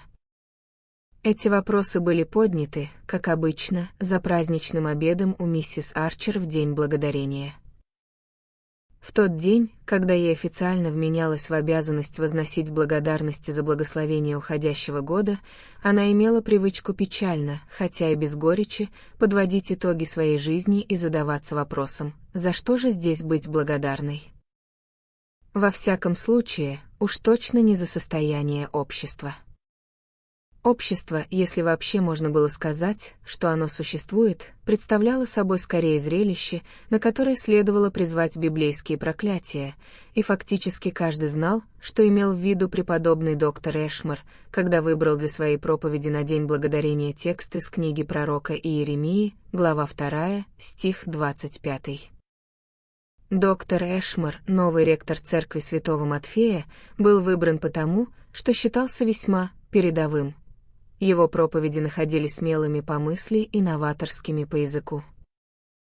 Громя модное общество, он всегда говорил о его тенденциях, и для миссис Арчер было ужасающе и в то же время завораживающе чувствовать себя частью сообщества, которое куда-то движется. «Нет сомнений, что доктор Эшмор прав. Существует явная тенденция», — сказала она, как будто это было чем-то видимым и осязаемым, вроде трещины на доме. «Странно, однако, проповедовать об этом в День Благодарения», — заметила мисс Джексон, а ее хозяйка сухо возразила: он хочет, чтобы мы благодарили за то, что осталось». Арчер привык улыбаться этим ежегодным пророчеством своей матери, но в этом году даже он был вынужден признать, слушая перечисление перемен, что тенденция была очевидной. Это расточительность в одежде. Начало мисс Джексон. Силлертон взял меня на открытие сезона в оперу, и я могу вам сказать, что платье Джейн Мерри было единственным, которое я узнала с прошлого года, да и у того была заменена передняя вставка. А ведь я знаю, что она выписала его от Ворта всего 2 года назад, потому что моя швея всегда ходит переделывать ее парижские платья, прежде чем та их наденет. «Ах, Джейн Мерри, одна из нас», — со вздохом сказала миссис Арчер, словно это было не такое уж завидное положение в эпоху, когда дамы начинали щеголять в своих парижских платьях, как только те покидали таможню, вместо того, чтобы дать им отлежаться под замком и ключом, как это делали современницы миссис Арчер. «Да, она одна из немногих». В моей юности, подхватила мисс Джексон, считалось вульгарным одеваться по самой последней моде, и Эми Силлертон всегда говорила мне, что в Бостоне было правилом откладывать парижские платья на 2 года. Старая миссис Бакстер Пеннилоу, которая все делала с размахом, обычно выписывала по 12 штук в год, 2 бархатных, 2 атласных, 2 шелковых, остальные 6 из поплина и тончайшего кашемира. Это был постоянный заказ, и, поскольку она болела 2 года перед смертью, после нее нашли 48 платьев от Ворта, которые ни разу не вынимались из папиросной бумаги, и когда девочки сняли траур, они смогли надеть первую партию на симфонические концерты, не выглядя при этом опережающими моду. Ну что ж, Бостон более консервативен, чем Нью-Йорк, но я всегда считаю, что для дамы это верное правило — отложить свои французские платья на 1 сезон, согласилась миссис Арчер. Это Бофорт завел новую моду, заставляя свою жену натягивать новые наряды на спину, как только они прибывали. Должна сказать, порой требуется все изящество Реджины, чтобы не выглядеть как мисс Джексон обвела глазами стол, поймала вытаращенный взгляд Дженни и укрылась за невнятным бормотанием. Как ее соперницы, произнес мистер Силлертон Джексон с видом человека, изрекшего эпиграмму. Пробормотали дамы, и миссис Арчер добавила, частично для того, чтобы отвлечь внимание дочери от запретных тем, бедная Реджина. Боюсь, ее День Благодарения выдался не слишком веселым. Силлертон, вы слышали слухи о спекуляциях Бофорта? Мистер Джексон небрежно кивнул. Все уже слышали эти слухи, и он счел ниже своего достоинства подтверждать сплетню, которая и без того стала общественным достоянием. Мрачное молчание воцарилось за столом. Никто толком не любил Бофорта, и думать худшее о его личной жизни было даже отчасти приятно, но мысль о том, что он навлек финансовый позор на семью своей жены, была слишком шокирующей, чтобы ей могли радоваться даже его враги. Нью-Йорк времен Арчера прощал лицемерие в личных отношениях, но в делах бизнеса он требовал кристальной и безупречной честности. Прошло много времени с тех пор, как какой-нибудь известный банкир разорялся с позором, но все помнили социальное небытие, обрушившееся на головы руководителей фирмы, когда произошел последний подобный случай. То же самое ждало и Бофортов, несмотря на все его влияние и ее популярность. Даже вся сплоченная мощь клана Даллас не спасла бы бедную Реджину, окажись правдой слухи о незаконных спекуляциях ее мужа. Разговор укрылся в менее зловещих темах, но все, чего бы они ни касались, казалось, лишь подтверждало ощущение миссис Арчер о стремительно нарастающей тенденции. «Конечно, Ньюленд, я знаю, что ты разрешаешь дорогой Мэй ходить к миссис Тразерс по воскресным вечерам», — начала она, но Мэй весело перебила ее. «А, вы же знаете, теперь все ходят к миссис Тразерс, ее даже пригласили на последний прием у бабушки». Именно так, размышлял Арчер, Нью-Йорк исправлялся со своими переменами, сговариваясь игнорировать их до тех пор, пока они полностью не завершатся, а затем со всей искренностью воображая, что эти перемены произошли еще в прошлую эпоху. В цитадели всегда находился предатель, и после того, как он, или, чаще всего, она, сдавал ключи, какой смысл был притворяться, будто крепость неприступна? Раз попробовав легкого воскресного гостеприимства миссис Тразерс, люди уже вряд ли стали бы сидеть дома, вспоминая, что ее шампанское было куплено на доходы от обувной ваксы. «Знаю, дорогая, знаю», — вздохнула миссис Арчер. «Полагаю, подобные вещи неизбежны, пока люди выходят в свет исключительно ради развлечений, но я так и не смогла до конца простить твою кузину, графиню Оленскую, за то, что она первой оказала поддержку миссис Тразерс». Внезапный румянец выступил на лице молодой миссис Арчер, это удивило ее мужа так же сильно, как и остальных гостей за столом. Элен», пробормотала она примерно тем же обвиняющим и в то же время осуждающим тоном, каким ее родители могли бы сказать: эти Бленкеры». Именно такую ноту взяла семья при упоминании имени графини Оленской с тех пор, как та удивила и раздосадовала их, оставшись непреклонной перед попытками мужа помириться. Но из уст Мэй это давало пищу для размышлений, и Арчер посмотрел на нее с чувством странности, которое иногда охватывало его, когда она слишком уж точно попадала в тон своего окружения. Его мать, обладавшая меньшей, чем обычно, чуткостью к атмосфере, все же настаивала. «Я всегда считала, что люди вроде графини Оленской, жившие в аристократических обществах, должны помогать нам сохранять наши социальные различия, а не игнорировать их». Румянец Мэй оставался стойким и ярким. Казалось, он имел значение куда большее, чем простое признание светского вероломства графини Оленской. «Не сомневаюсь, что для иностранцев мы все кажемся одинаковыми», — колко заметила мисс Джексон. «Не думаю, что Элен ценит светскую жизнь, но никто точно не знает, что именно ей дорого», — продолжила Мэй, словно нащупывая какую-то нейтральную почву. Ну что ж», — снова вздохнула миссис Арчер. Все знали, что графиня Оленская больше не пользовалась расположением своей семьи. Даже ее преданная защитница, старая миссис Мэнсон Мингот, не смогла оправдать ее отказ вернуться к мужу. Минготы не заявляли о своем неодобрении вслух, их чувство солидарности было слишком сильным.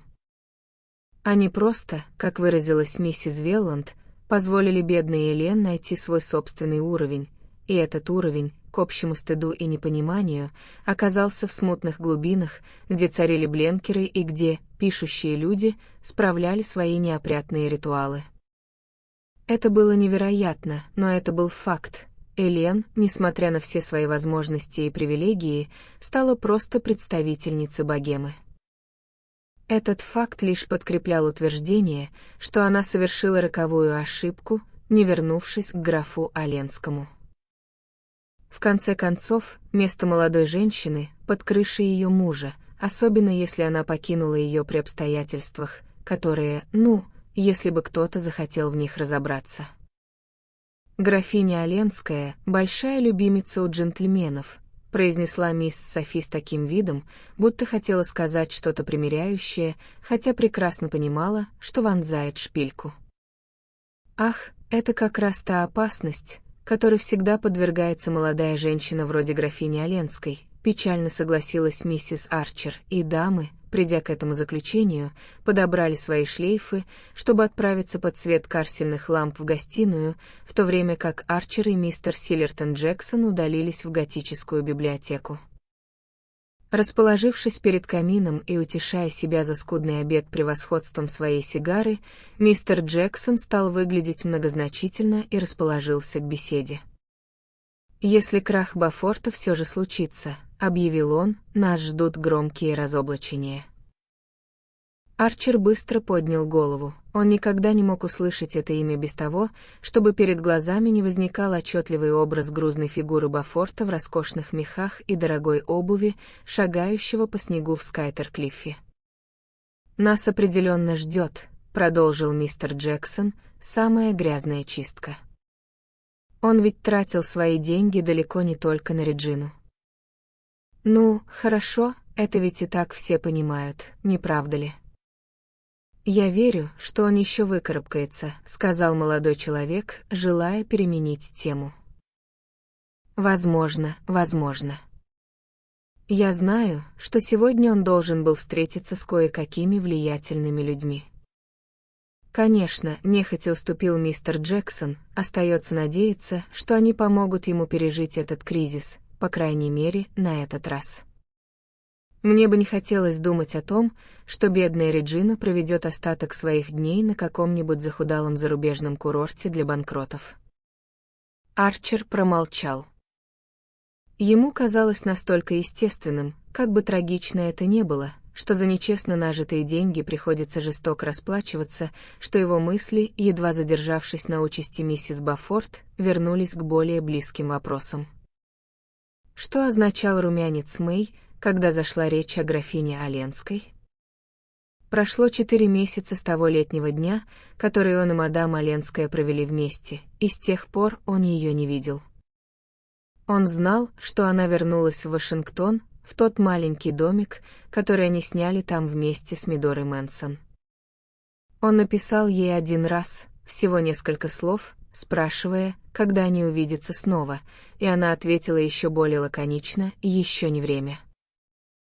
С тех пор между ними не было никакого общения, и он выстроил внутри себя некое подобие святилища, где она восседала на троне среди его тайных мыслей и желаний. Мало-помалу это место стало ареной его настоящей жизни, его единственной разумной деятельности. Туда он приносил прочитанные книги, мысли и чувства, которые питали его, свои суждения и свои мечты. За пределами этого святилища, в декорациях своей реальной жизни, он двигался с растущим чувством нереальности и неполноценности, натыкаясь на привычные предрассудки и традиционные точки зрения, точно рассеянный человек, который то и дело врезается в мебель собственной комнаты. Рассеянный, вот кем он был, настолько погруженным в себя, настолько далеким от всего самого осязаемого и близкого для окружающих, что порой его пугало то, что они все еще считают, будто он находится рядом с ними. Он заметил, что мистер Джексон откашливается, готовясь к дальнейшим откровениям. «Я не знаю, конечно, насколько семья вашей жены осведомлена о том, что люди говорят по поводу отказа мадам Оленской принять последнее предложение ее мужа». Арчер промолчал, и мистер Джексон окольным путем продолжил. «Жаль, очень жаль, что она отказалась». «Жаль. Ради всего святого, почему?» Мистер Джексон посмотрел сверху вниз на свою ногу, на гладкий носок без единой складочки, уходивший в лакированную туфлю. Ну, если спуститься на самую приземленную почву, на что она теперь собирается жить? Теперь. Если Бофорт... Арчер вскочил, его кулак с силой опустился на черный ореховый край письменного стола. Чернильницы в двойном латунном приборе подпрыгнули в своих гнездах. «Что, черт возьми, вы имеете в виду, сэр?» Мистер Джексон, слегка повернувшись в кресле, перевел спокойный взгляд на пылающее лицо молодого человека. «Ну, у меня есть сведения из довольно надежного источника, фактически от самой старой Катрины, что семья значительно урезала содержание графини Оленской, когда она наотрез отказалась вернуться к мужу. И поскольку этим отказом она также лишается денег, назначенных ей при замужестве, которые Оленский был готов передать ей в случае ее возвращения, то что, черт возьми, вы имеете в виду, мой дорогой мальчик, спрашивая меня, что имею в виду я?» Добродушно парировал мистер Джексон. Арчер подошел к камину и наклонился, чтобы стряхнуть пепел в решетку. «Я ничего не знаю о личных делах мадам Оленской, но мне это и не нужно, чтобы быть уверенным, то, на что вы намекаете». Я ни на что не намекаю. Это утверждает Леффертс, и он не единственный, перебил мистер Джексон. Леффертс, который ухаживал за ней и получил отворот-поворот. Презрительно бросил Арчер. «Ах, вот как? Неужели?» Подхватил старик, словно это и был тот самый факт, ради которого он расставлял ловушку. Он все еще сидел боком к огню, так что его жесткий старческий взгляд удерживал лицо Арчера, словно в стальных тисках. «Ну, что ж, очень жаль, что она не вернулась до краха Бофорта», — повторил он. «Если она уедет теперь и если он разорится, это лишь подтвердит общее впечатление, которое, к слову сказать, разделяет далеко не один Леффертс. Теперь она не вернется, сейчас, менее чем когда-либо». Едва Арчер произнес это, как у него снова возникло ощущение, что именно этих слов мистер Джексон и ждал.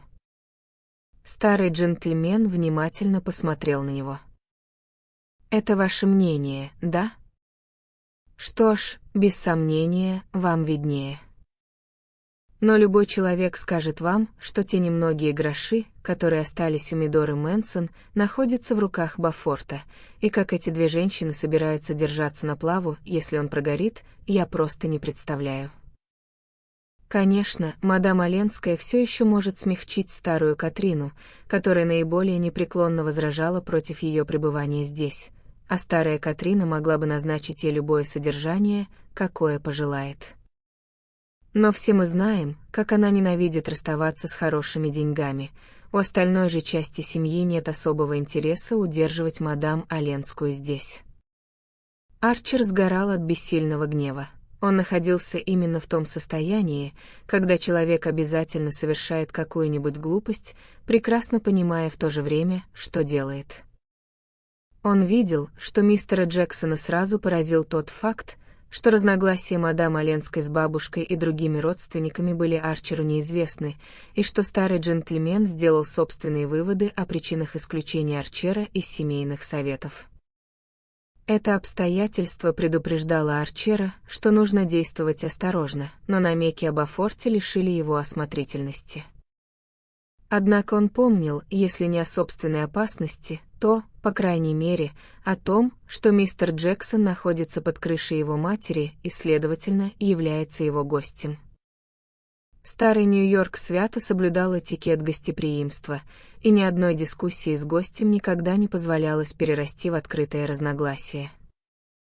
«Не пора ли нам подняться и присоединиться к моей матери?» Резко предложил он, как раз когда последняя горка пепла мистера Джексона упала в латунную пепельницу у его локтя. На обратном пути в экипаже Мэй оставалась странно молчаливой. Сквозь темноту он все еще чувствовал, что она окутана своим угрожающим румянцем.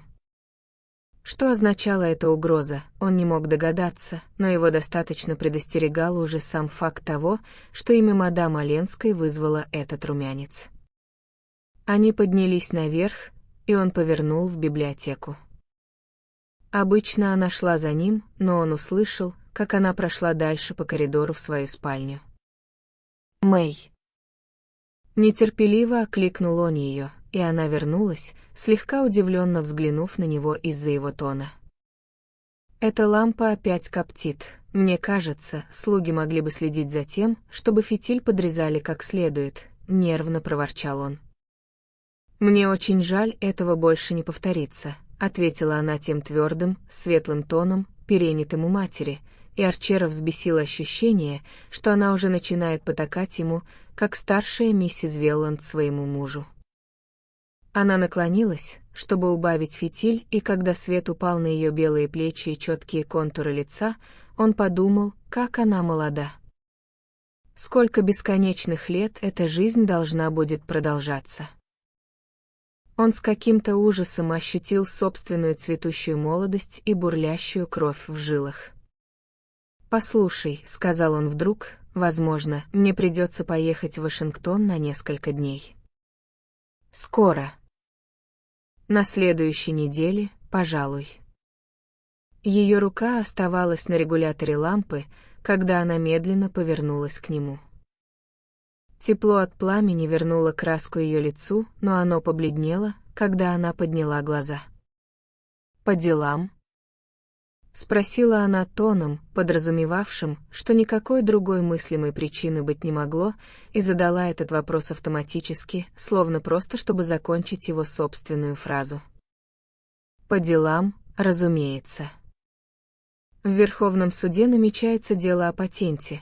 Он назвал имя изобретателя и принялся сыпать подробностями со всей натренированной гладкостью Лоуренса Лефертца, пока она внимательно слушала, изредка вставляя «да, я понимаю». «Перемена обстановки пойдет тебе на пользу», — просто сказала она, когда он закончил. «И ты обязательно должен повидаться с Элен», — добавила она, глядя ему прямо в глаза своей безоблачной улыбкой и говоря тем самым тоном, каким могла бы призывать его не пренебрегать какой-нибудь скучной семейной обязанностью. Это было единственное слово, которым они обменялись на данную тему, но на том тайном языке, которому они оба были обучены, оно означало: «Конечно, ты понимаешь, что я знаю обо всем, что говорят об Элен, и всем сердцем сочувствую своей семье в их стремлении заставить ее вернуться к мужу. Я также знаю, что по какой-то причине, которую ты решил мне не открывать, ты посоветовал ей не делать этого действия, которое одобряют все старшие мужчины в семье, а также наша бабушка, и именно благодаря твоему поощрению Элен бросает вызов всем нам и подвергает себя той критике, на которую мистер Силлертон Джексон, вероятно, намекнул тебе сегодня вечером. Что и сделало тебя таким раздражительным». Намеков, впрочем, хватало и раньше, но поскольку ты, кажется, не желаешь принимать их от других, я предлагаю тебе этот намек сама, в единственной форме, в какой благовоспитанные люди нашего круга могут сообщать друг другу неприятные вещи, давая тебе понять, что я знаю о твоем намерении увидеться с Элен, когда ты будешь в Вашингтоне, и что ты, возможно, едешь туда именно ради этого, и поскольку ты непременно увидишься с ней, я хочу, чтобы ты сделал это с моего полного и явного одобрения, и воспользовался возможностью дать ей понять, к чему может привести то поведение, которое ты в ней поощрял. Ее рука все еще оставалась на регуляторе лампы, когда последнее слово этого безмольного послания дошло до него. Она убавила фитиль, сняла стеклянный колпак и подула на упрямое пламя. «Они меньше пахнут, если их задувать», — пояснила она со своим оживленным видом хорошей хозяйки. На пороге она повернулась и замерла, ожидая его поцелуя.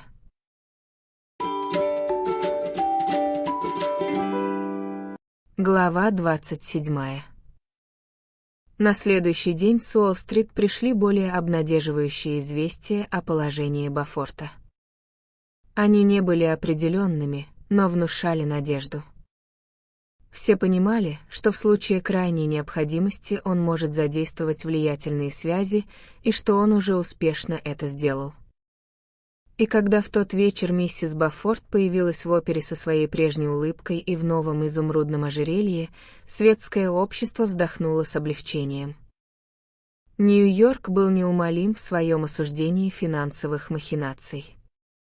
До сих пор не было ни одного исключения из его негласного правила: те, кто нарушил закон чести, должны платить.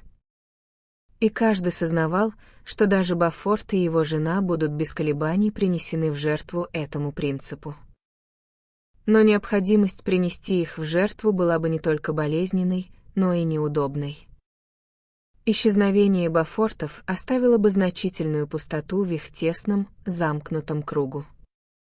И те, кто был слишком невежественен или слишком беспечен, чтобы содрогаться от масштабов моральной катастрофы, заранее оплакивали потерю лучшего бального зала в Нью-Йорке.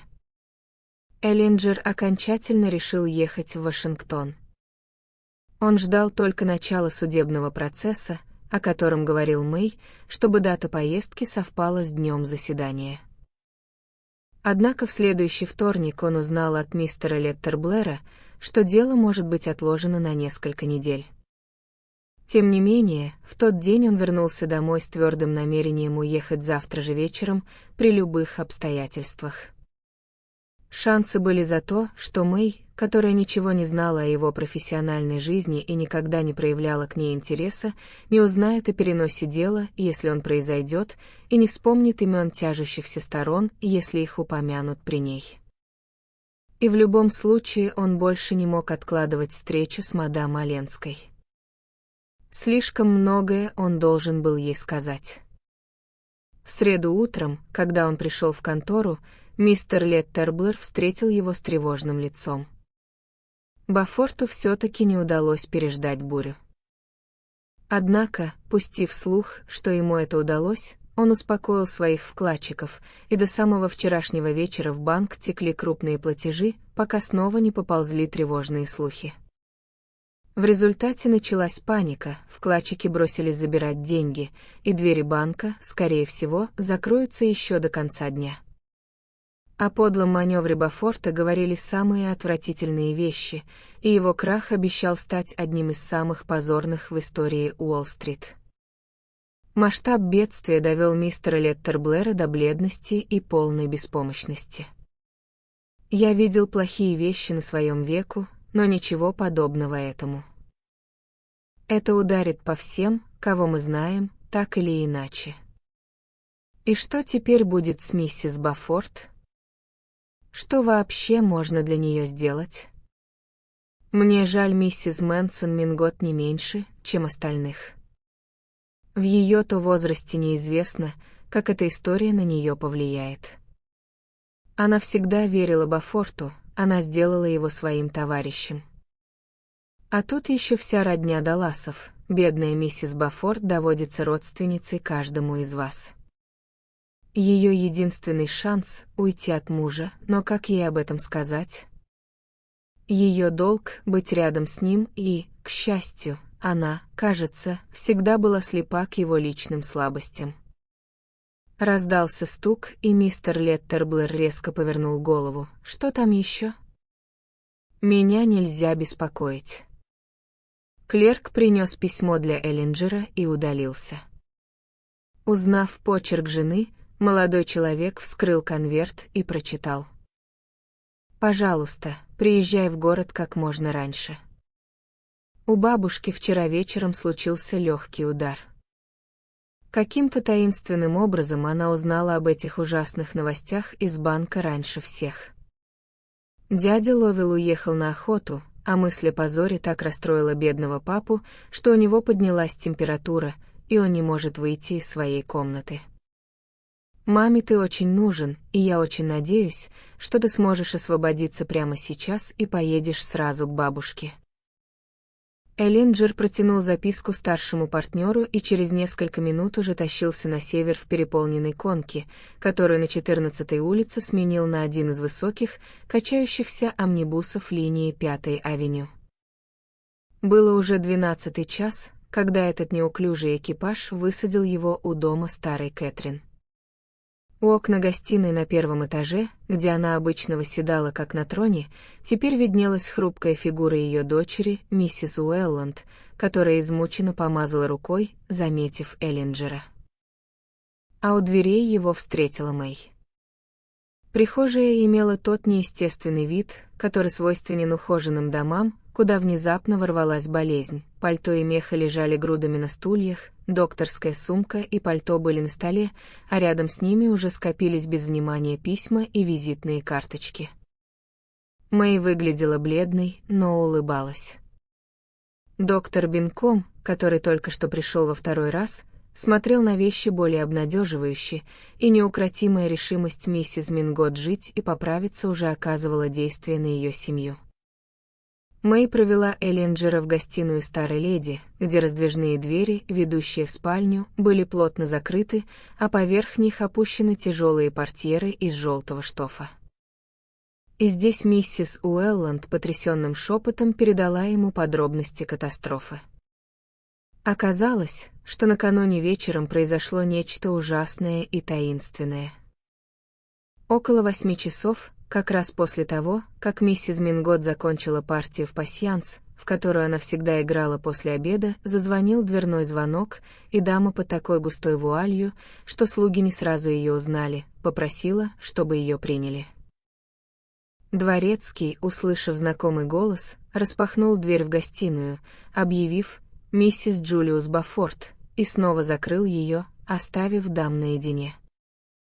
По его подсчетам, они пробыли вместе около часа.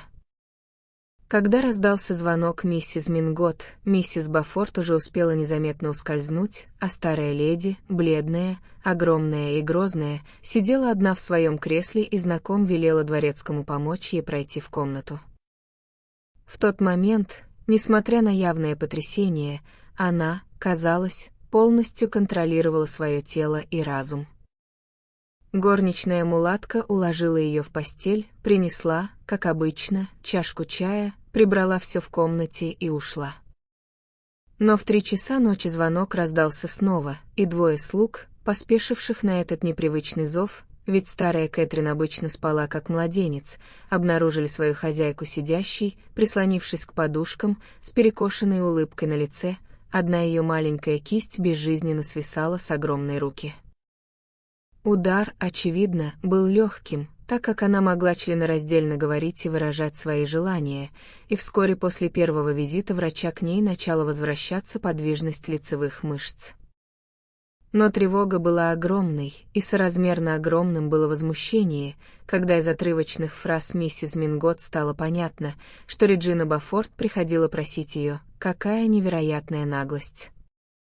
Поддержать мужа, выручить их, не бросать их, как она выразилась, а фактически заставить всю семью покрыть и простить их чудовищный позор.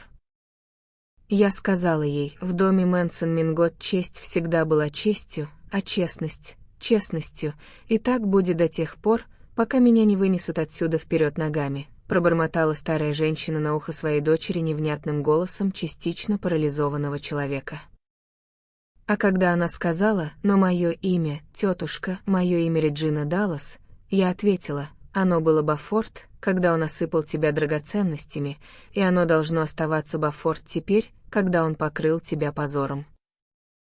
Все это, со слезами и вздохами ужаса, поведала миссис Уэлланд, побледневшая и раздавленная непривычной необходимостью наконец-то обратить свой взор на вещи неприятные и постыдные.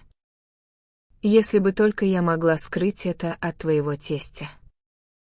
Он всегда говорит: Августа, ради всего святого, не разрушай мои последние иллюзии.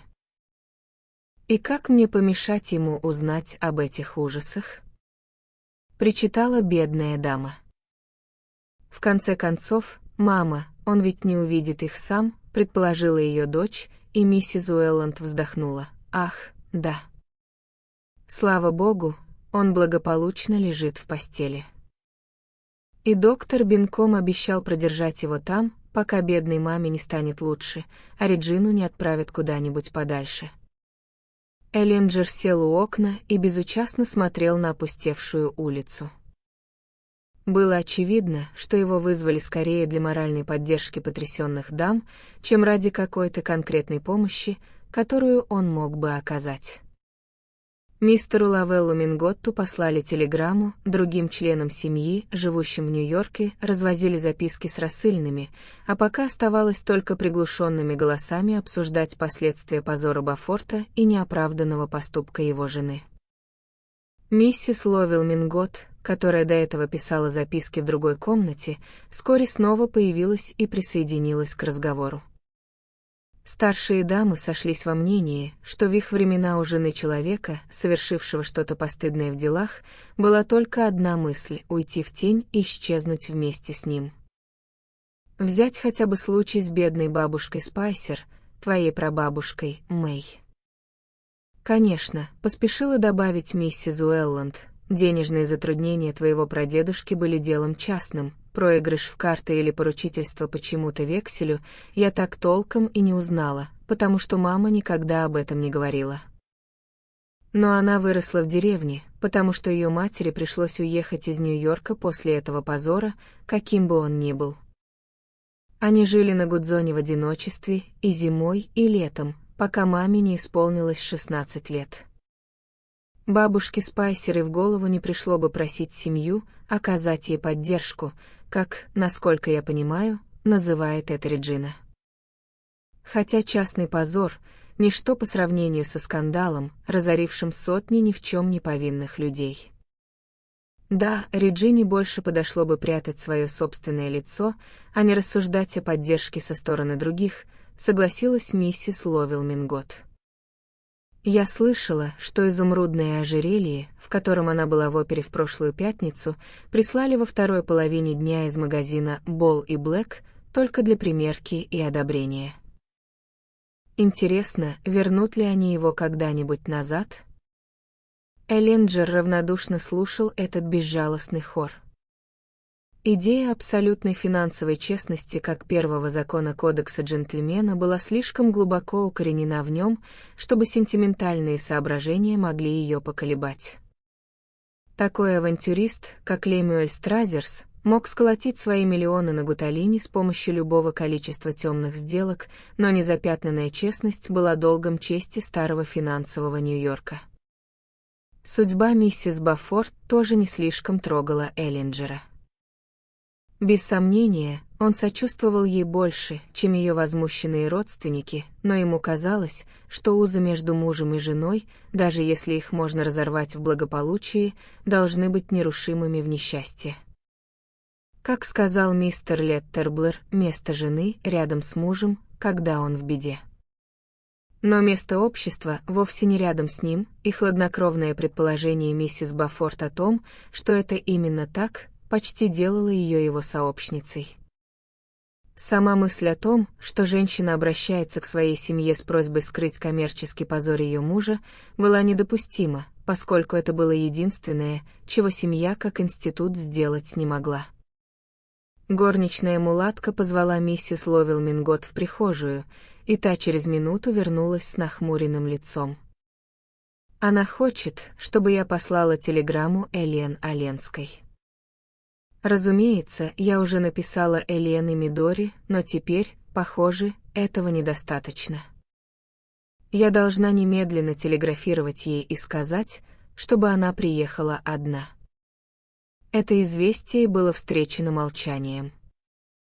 Миссис Уэлланд покорно вздохнула, а Мэй поднялась со своего места и пошла собирать газеты, разбросанные по полу.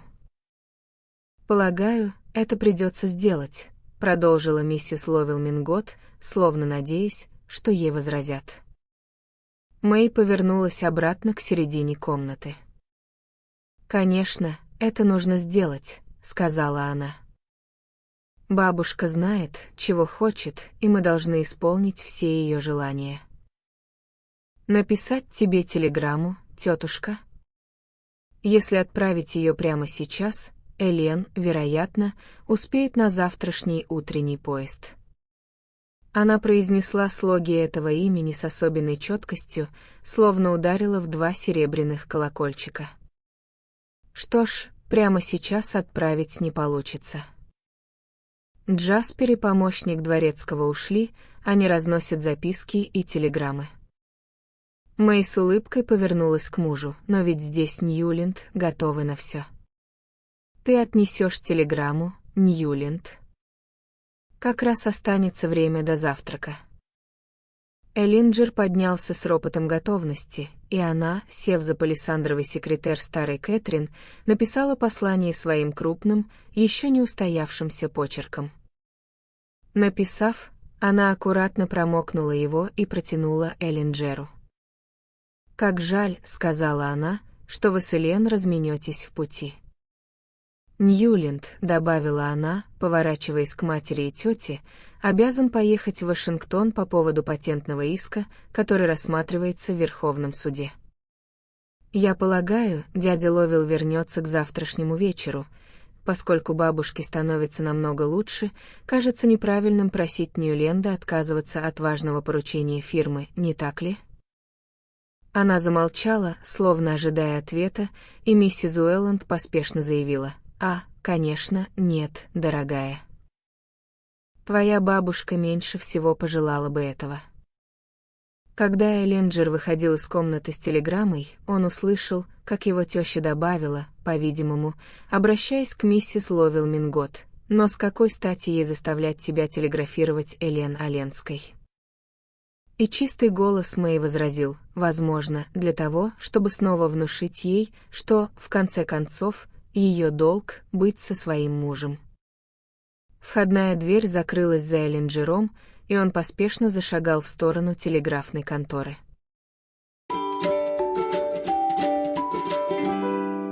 Глава 28. О лол, да как же это пишется, в конце-то концов? Спросила резвая молодая особа, которой Арчер протянул телеграмму своей жены через медную стойку конторы Western Union. «Оленская». «Оленская», — повторил он, забирая бланк обратно, чтобы печатными буквами выписать иностранные слоги над размашистым почерком Мэй. Маловероятное имя для нью-йоркского телеграфа, во всяком случае, в здешних кварталах, заметил неожиданный голос. Обернувшись, Арчер увидел прямо у своего локтя Лоуренса Леферца, который с невозмутимым видом покручивал усы, делая вид, будто вовсе не заглядывает в чужую телеграмму. «Привет, Ньюленд. Подумал, что застану тебя здесь. Только что узнала об апоплексическом ударе у старой миссис Мингот. Я как раз направлялся к их дому, увидел, как ты сворачиваешь на эту улицу, и поспешил за тобой. Ты, должно быть, оттуда?» Арчер кивнул и просунул телеграмму под решетку окошка. «Совсем плохо, да?» Продолжал Леферц. «Сообщаешь семье, надо полагать?» «Я так понимаю, дело действительно скверно, раз уж ты включаешь сюда и графиню Оленскую».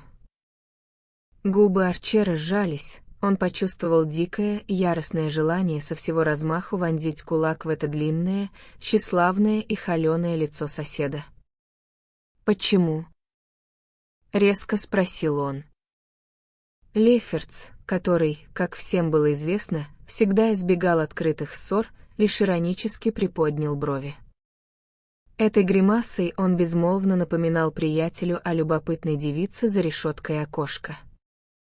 Ничто не могло быть более дурным тоном, как услужливо подсказал Арчеру этот взгляд, чем бурное проявление чувств в общественном месте. Никогда еще Арчер не был так безразличен к требованиям приличий и хорошего тона. Однако его порыв нанести Лоуренсу Леферцу телесное повреждение оставался лишь мимолетным мгновением. Сама мысль о том, чтобы трепать имя Элен Оленской с этим человеком в подобное время и по какому бы то ни было поводу, казалась немыслимой. Он расплатился за телеграмму, и оба молодых человека вместе вышли на улицу. Там Арчер, полностью вернув себе самообладание, продолжил разговор. «Миссис Мингот гораздо лучше. Доктор не испытывает совершенно никакого беспокойства». Леферц с преувеличенным выражением облегчения на лице спросил, не слышал ли Арчер о том, что вокруг Бофорта снова поползли отвратительные и крайне скверные слухи. Уже во второй половине дня известие о полном крахе Бофорта появилось во всех газетах. Это событие полностью затмило сообщение о болезни миссис Мэнсон Мингот. И лишь немногие, кто знал о загадочной связи между этими двумя происшествиями, догадывались приписывать внезапный недуг старой Кэтрин чему-то иному, кроме избыточного веса и преклонных лет. Весь Нью-Йорк был потрясен и омрачен историей позора Бофорта. Как выразился мистер Леттерблер, на его памяти не бывало случая хуже, да и, если на то пошло, подобного не помнили даже те далекие предки Леттерблера, которые когда-то дали имя их адвокатской фирме. Банк продолжал принимать деньги клиентов в течение целого дня после того, как его банкротство стало абсолютно неизбежным. А поскольку многие вкладчики принадлежали к тем или иным правящим кланам города, двуличность Бофорта казалась вдвойне циничной. Если бы миссис Бофорт не приняла высокомерный тон, заявляя, что подобные несчастья, это ее собственное выражение, являются высшим испытанием для дружбы, сострадание к ней могло бы хоть немного смягчить всеобщее негодование против ее мужа. Но в сложившихся обстоятельствах, и особенно после того, как истинная цель ее ночного визита к миссис Мэнсон Мингот стала достоянием общественности, ее цинизм сочли превосходящим даже низость ее супруга. При этом у нее не было оправдания, а у ее недоброжелателей — удовлетворение заявить, что она является иностранкой. Для тех, чьи ценные бумаги не находились под угрозой, некоторым утешением служила возможность напомнить себе, что сам Бофорт как раз и был иностранцем. Однако, в конечном счете, когда представительница рода Даллас из Южной Каролины разделяла его взгляд на вещи и легкомысленно болтала о том, что он скоро снова встанет на ноги, этот аргумент терял свою остроту. Обществу оставалось лишь смириться с этим ужасным свидетельством нерасторжимости брака. Светскому кругу придется как-то обходиться без Бофортов, и на этом-то. Исключение составляли лишь такие несчастные жертвы катастрофы, как Медора Мэнсон, бедный старый мисс Лэннинг и некоторые другие заблудшие леди из хороших семей, которые вели бы себя иначе, если бы только вовремя прислушались к мистеру Генри ван дер Лайдену. «Самое лучшее, что могут сделать Бофорты», — заявила миссис Арчер, подводя итог с таким видом, словно она ставила окончательный диагноз и предписывала строгий курс лечения — это уехать и жить в небольшом имении Регины в Северной Каролине. Бофорт всегда содержал скаковые конюшни, так что ему лучше заняться разведением беговых лошадей. Я бы сказала, что у него есть абсолютно все качества, необходимые для успешного торговца лошадьми. Все безоговорочно согласились с ее мнением, однако никто не снизошел до того, чтобы поинтересоваться, что же Бофорты на самом деле намерены делать. На следующий день миссис Мэнсон Мингот чувствовала себя гораздо лучше. К ней вернулся голос в достаточной степени, чтобы отдать приказ, дабы никто больше и словом не упоминал при ней о Бофортах. А когда появился доктор Бинкомб, она осведомилась, с какой это стати ее семья подняла такой невообразимый шум вокруг ее здоровья. «Если люди в моем возрасте изволят кушать куриный салат по вечерам, то чего же еще им ожидать?»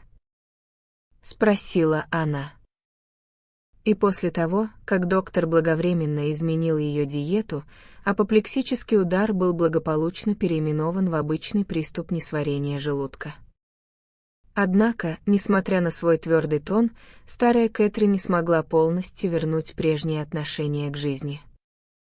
Растущая отстраненность, свойственная преклонным годам, хотя и не уменьшила ее любопытство к делам соседей, все же притупила ее и без того не слишком живое сострадание к чужим бедам. Похоже, ей не составило никакого труда полностью выбросить из головы катастрофу Бофортов. Зато она впервые в жизни оказалась всецело поглощена собственными симптомами и начала проявлять сентиментальный интерес к некоторым членам своей семьи, к которым прежде относилась с высокомерным равнодушием. В частности, честью удостоиться ее внимания сподобился мистер Велланд. Из всех своих зятьёв именно его она до сих пор игнорировала упорнее всего.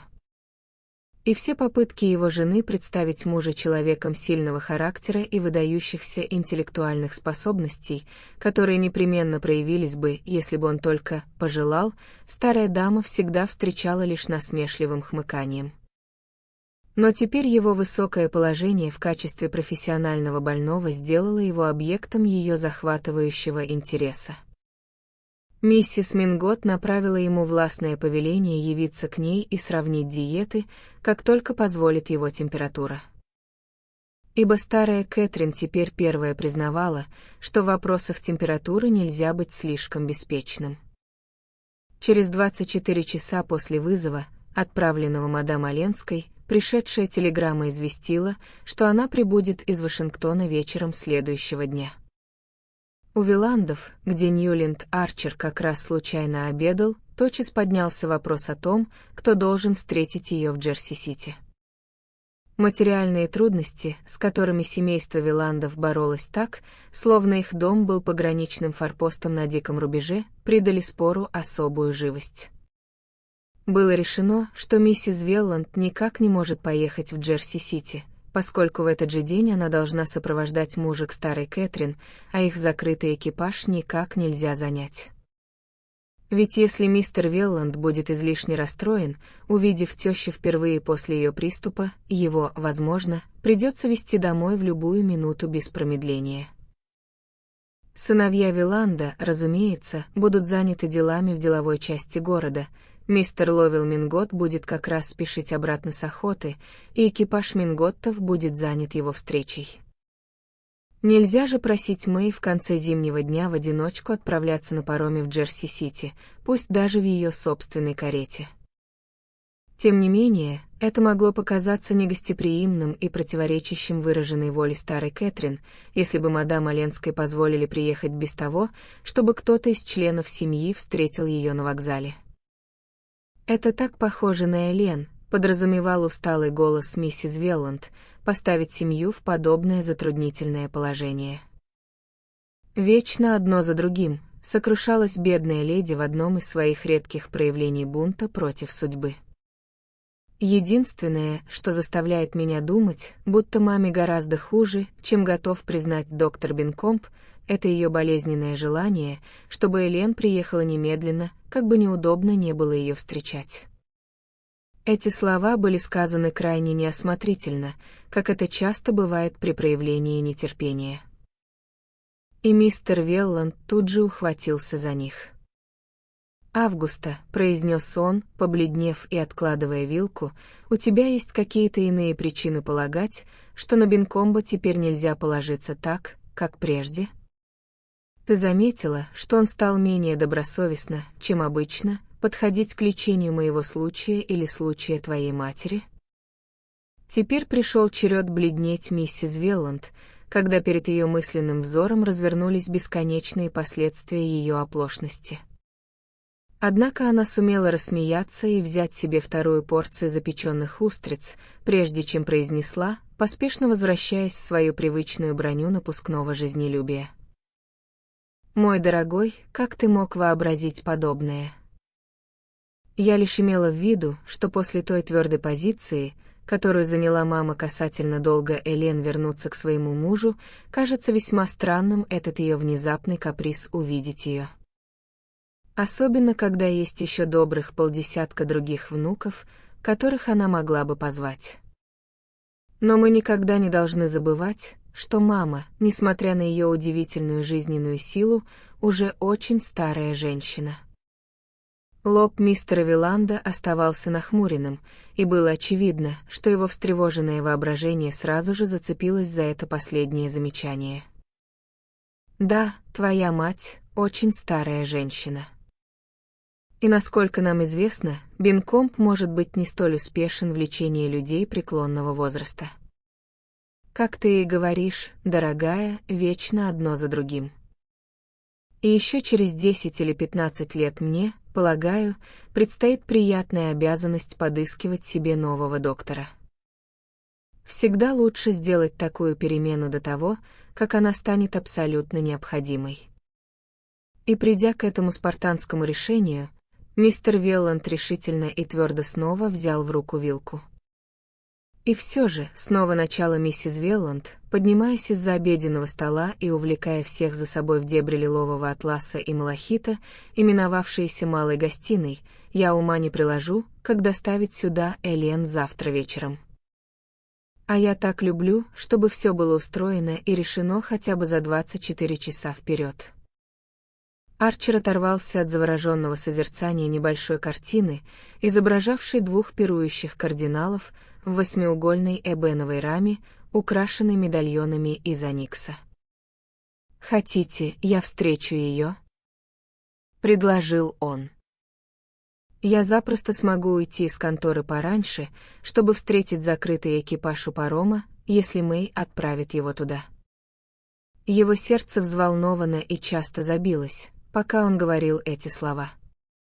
Миссис Велланд испустила глубокий вздох искренней благодарности, а Мэй, отошедшая было к окну, повернулась и одарила его теплым лучом одобрения.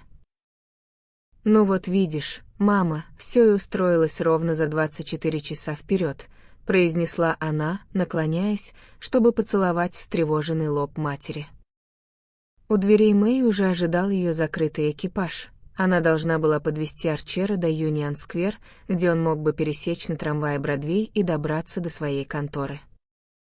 Устраиваясь в своем углу кареты, она произнесла: «Я не хотела волновать маму и создавать новые препятствия, но как ты сможешь встретить Элен завтра и привезти ее в Нью-Йорк, если ты уезжаешь в Вашингтон?» «А, я не еду», — ответил Арчер. «Не едешь». «Но почему? Что случилось?» Ее голос прозвучал чисто, как колокольчик, и был полон нежной супружеской заботы. «Дело отменено, отложено». «Отложено. Как странно». Я видела сегодня утром записку от мистера Леттерблэра к маме, где говорилось, что завтра он отправляется в Вашингтон ради того большого патентного дела, которое он должен защищать в Верховном суде. Ты ведь говорил, что это патентное дело, не так ли? Ну, именно так. Вся контора поехать не может. Леттерблэр решил ехать сам сегодня утром. Значит, дело все-таки не отложено. Продолжала она с настойчивостью, столь несвойственной ей, что он почувствовал, как кровь приливает к его лицу, словно он краснел за ее непривычное отступление от всех традиционных правил деликатности. «Нет, но моя поездка отложена», — ответил он, мысленно проклиная те ненужные объяснения, которые он давал, когда впервые объявил о своем намерении отправиться в Вашингтон, и гадая, где же он читал о том, что умные лжецы пускаются в подробности, а самые умные никогда этого не делают. Ему было вовсе не так больно лгать Мэй, как видеть, что она пытается притвориться, будто не уличила его во лжи. «Я поеду позже». «К счастью для удобства твоей семьи», — продолжил он, ища низкое спасение в иронии. Говоря это, он почувствовал, что она пристально смотрит на нее, и повернулся лицом к ней, чтобы не казалось, будто он избегает ее взгляда. Их глаза встретились на секунду, и, возможно, этот миг открыл им мысли друг друга гораздо глубже, чем обоим того хотелось. «Да, это ужасно удобно», — светло согласилась Мэй, «что ты все-таки сможешь встретить Элен. Ты же видел, как сильно мама оценила твое предложение сделать это». «А, я рад это сделать». Карета остановилась, и, когда он выпрыгивал наружу, она наклонилась к нему и положила свою руку на его ладонь. «До свидания, дорогой», — произнесла она. Ее глаза были настолько синими, что позже он поймал себя на мысли, а не блестели ли они сквозь слезы. Он отвернулся и поспешил через Юнион-сквер, повторяя про себя, словно в каком-то внутреннем заклинании, от Джерси-Сити до дома старой Кэтрин добрых 2 часа пути. Добрых 2 часа, а может быть, и больше.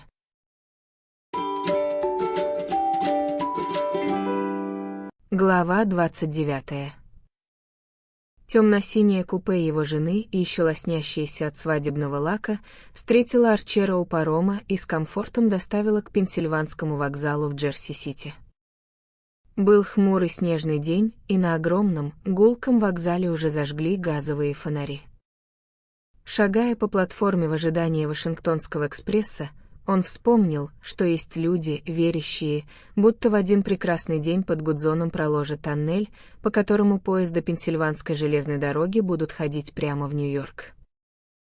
Они принадлежали к числу тех фантазеров, которые предсказывали также появление кораблей, пересекающих Атлантический океан за 5 дней, изобретение летательного аппарата, электрическое освещение, беспроводную телефонную связь и прочие чудеса в духе сказок «Тысячи и одной ночи».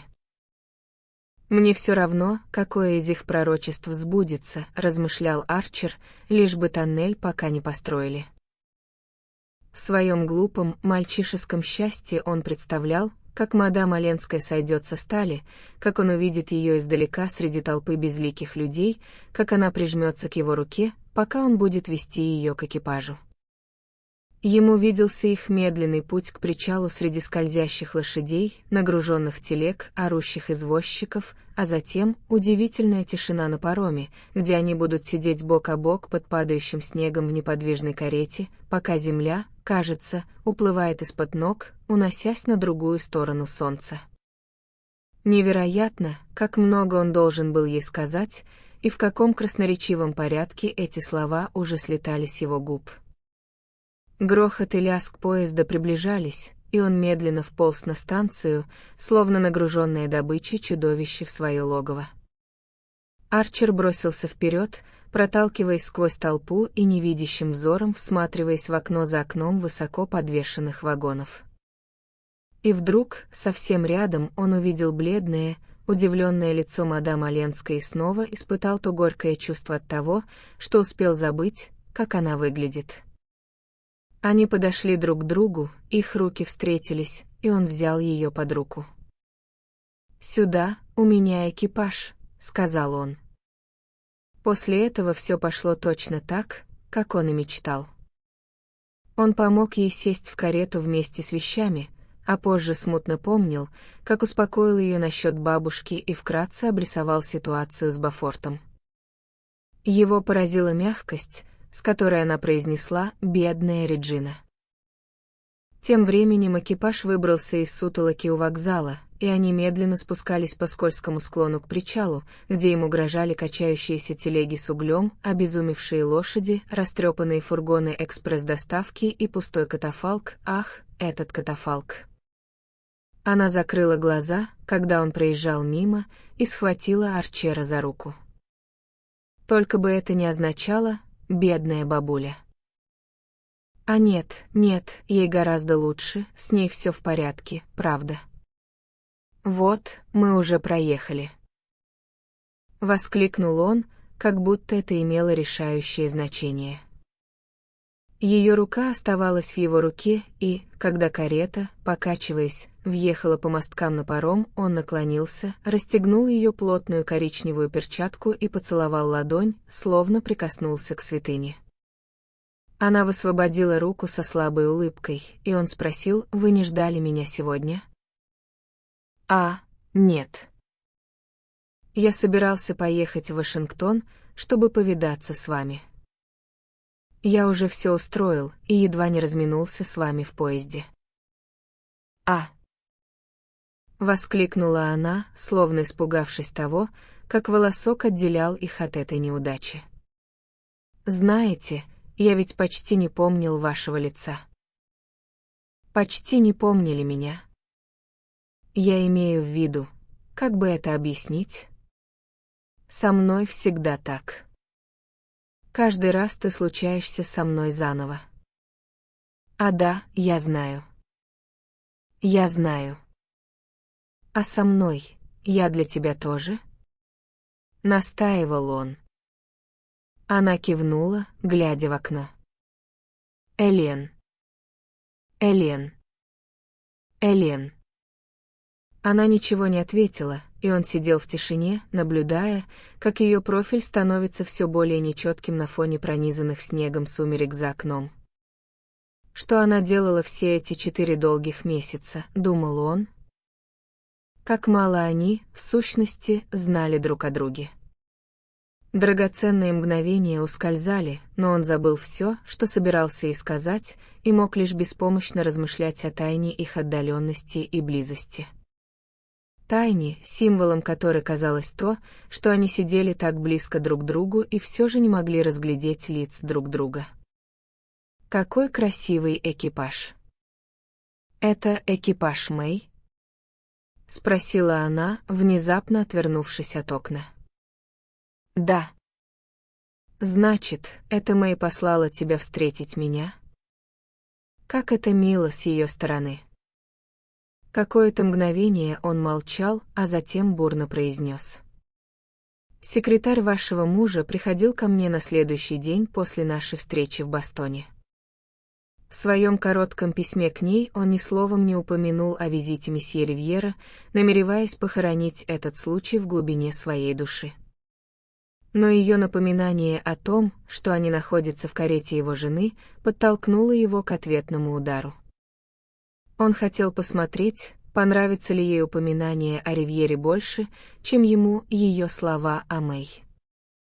Однако, как и в других случаях, когда он надеялся выбить ее из привычного спокойствия, она не выказала ни малейшего удивления, и он тут же сделал вывод, значит, он пишет ей.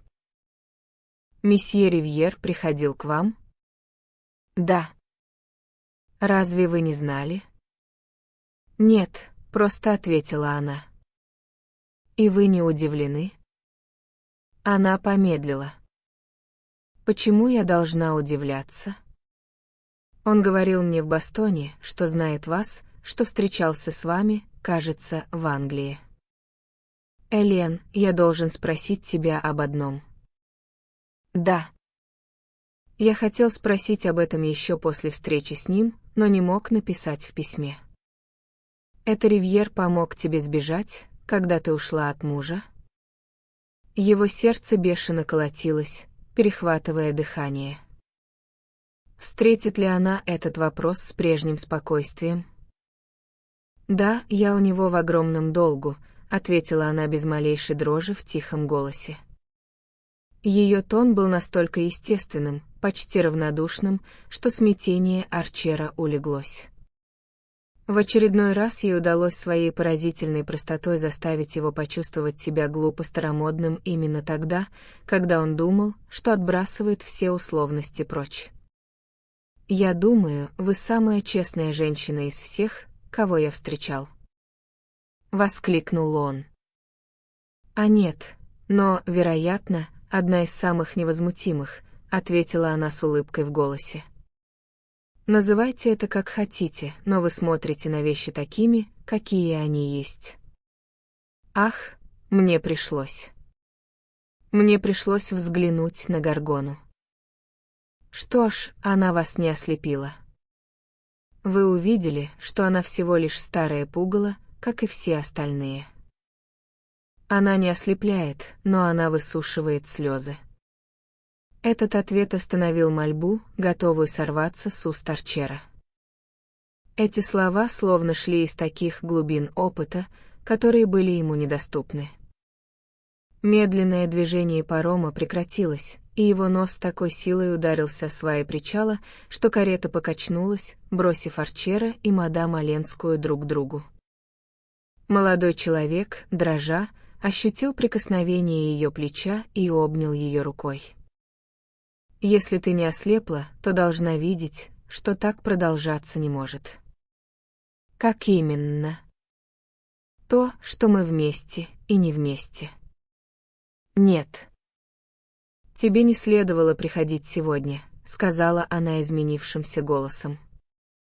И вдруг она повернулась, обвила его руками и прижала свои губы к его губам. В то же мгновение карета тронулась, и газовый фонарь у причала резко осветил окно. Она отстранилась, и они сидели молча и неподвижно, пока экипаж пробивался сквозь затор из карет у паромной пристани. Как только они выехали на улицу, Арчер заговорил торопливо. «Не бойся меня, тебе незачем так забиваться в свой угол. Украденный поцелуй — это не то, чего я хочу. Посмотри, я даже не пытаюсь коснуться рукава твоего жакета. Не думай, что я не понимаю твоих причин. Ты не хочешь, чтобы это чувство между нами превратилось в обычную тайную интрижку.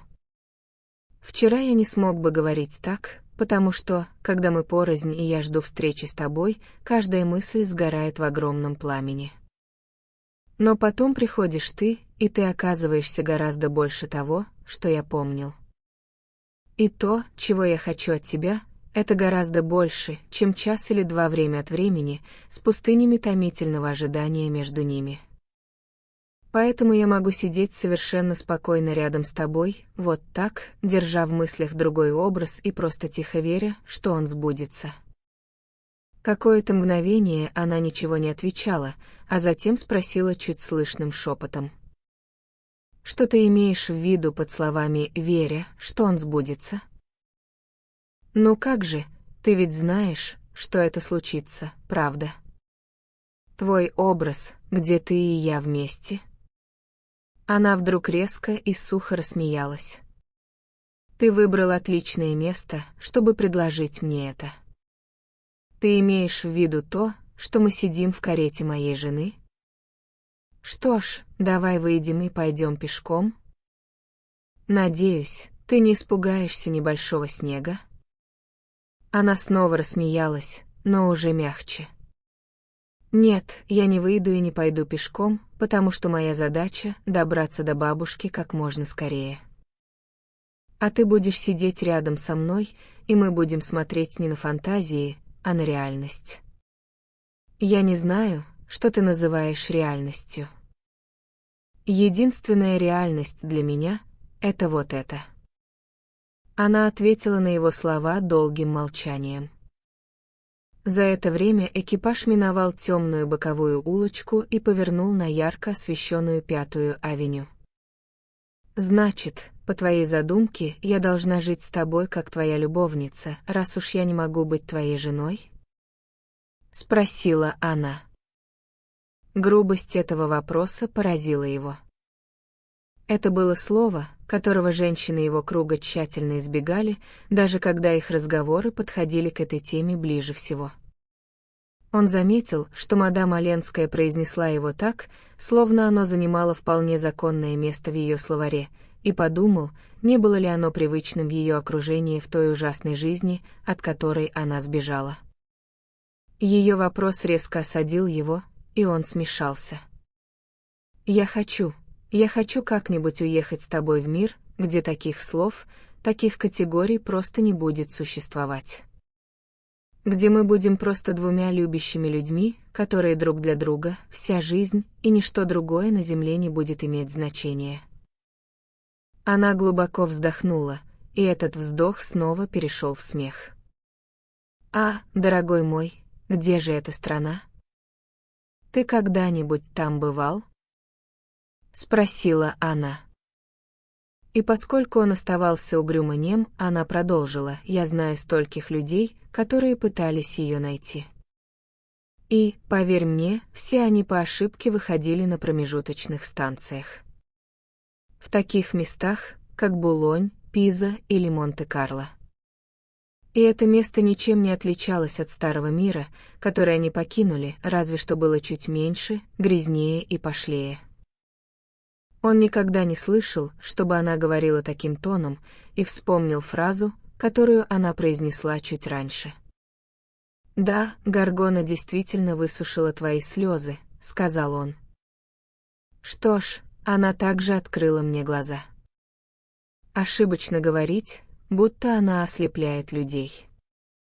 Она делает как раз наоборот, она заставляет их держать веки открытыми, так что они больше никогда не оказываются в благословенной тьме.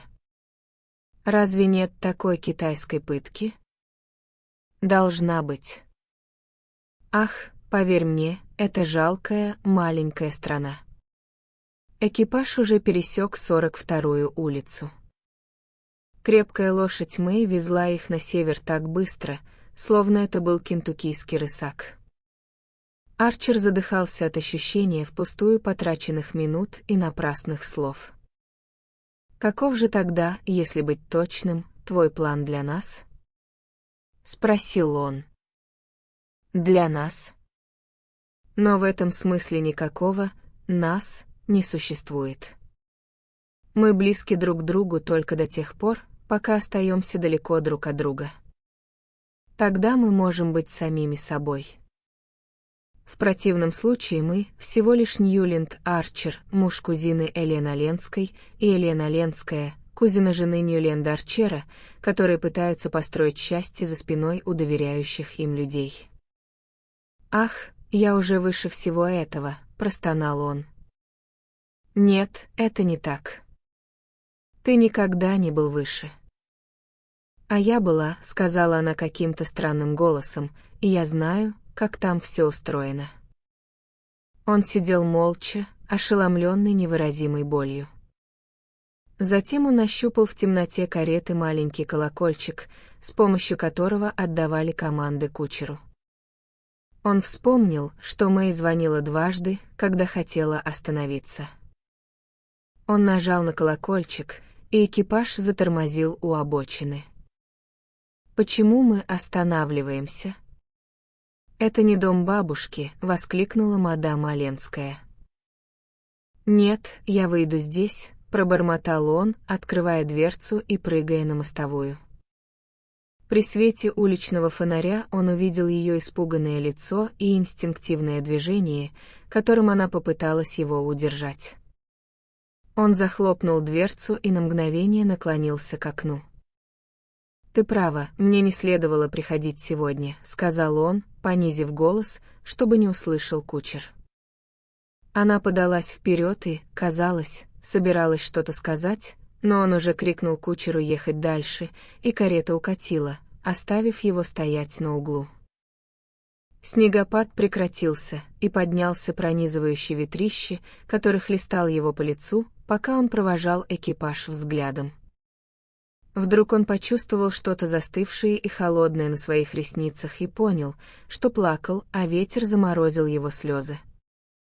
Он засунул руки в карманы и быстрым шагом пошел по 5-й авеню к собственному дому.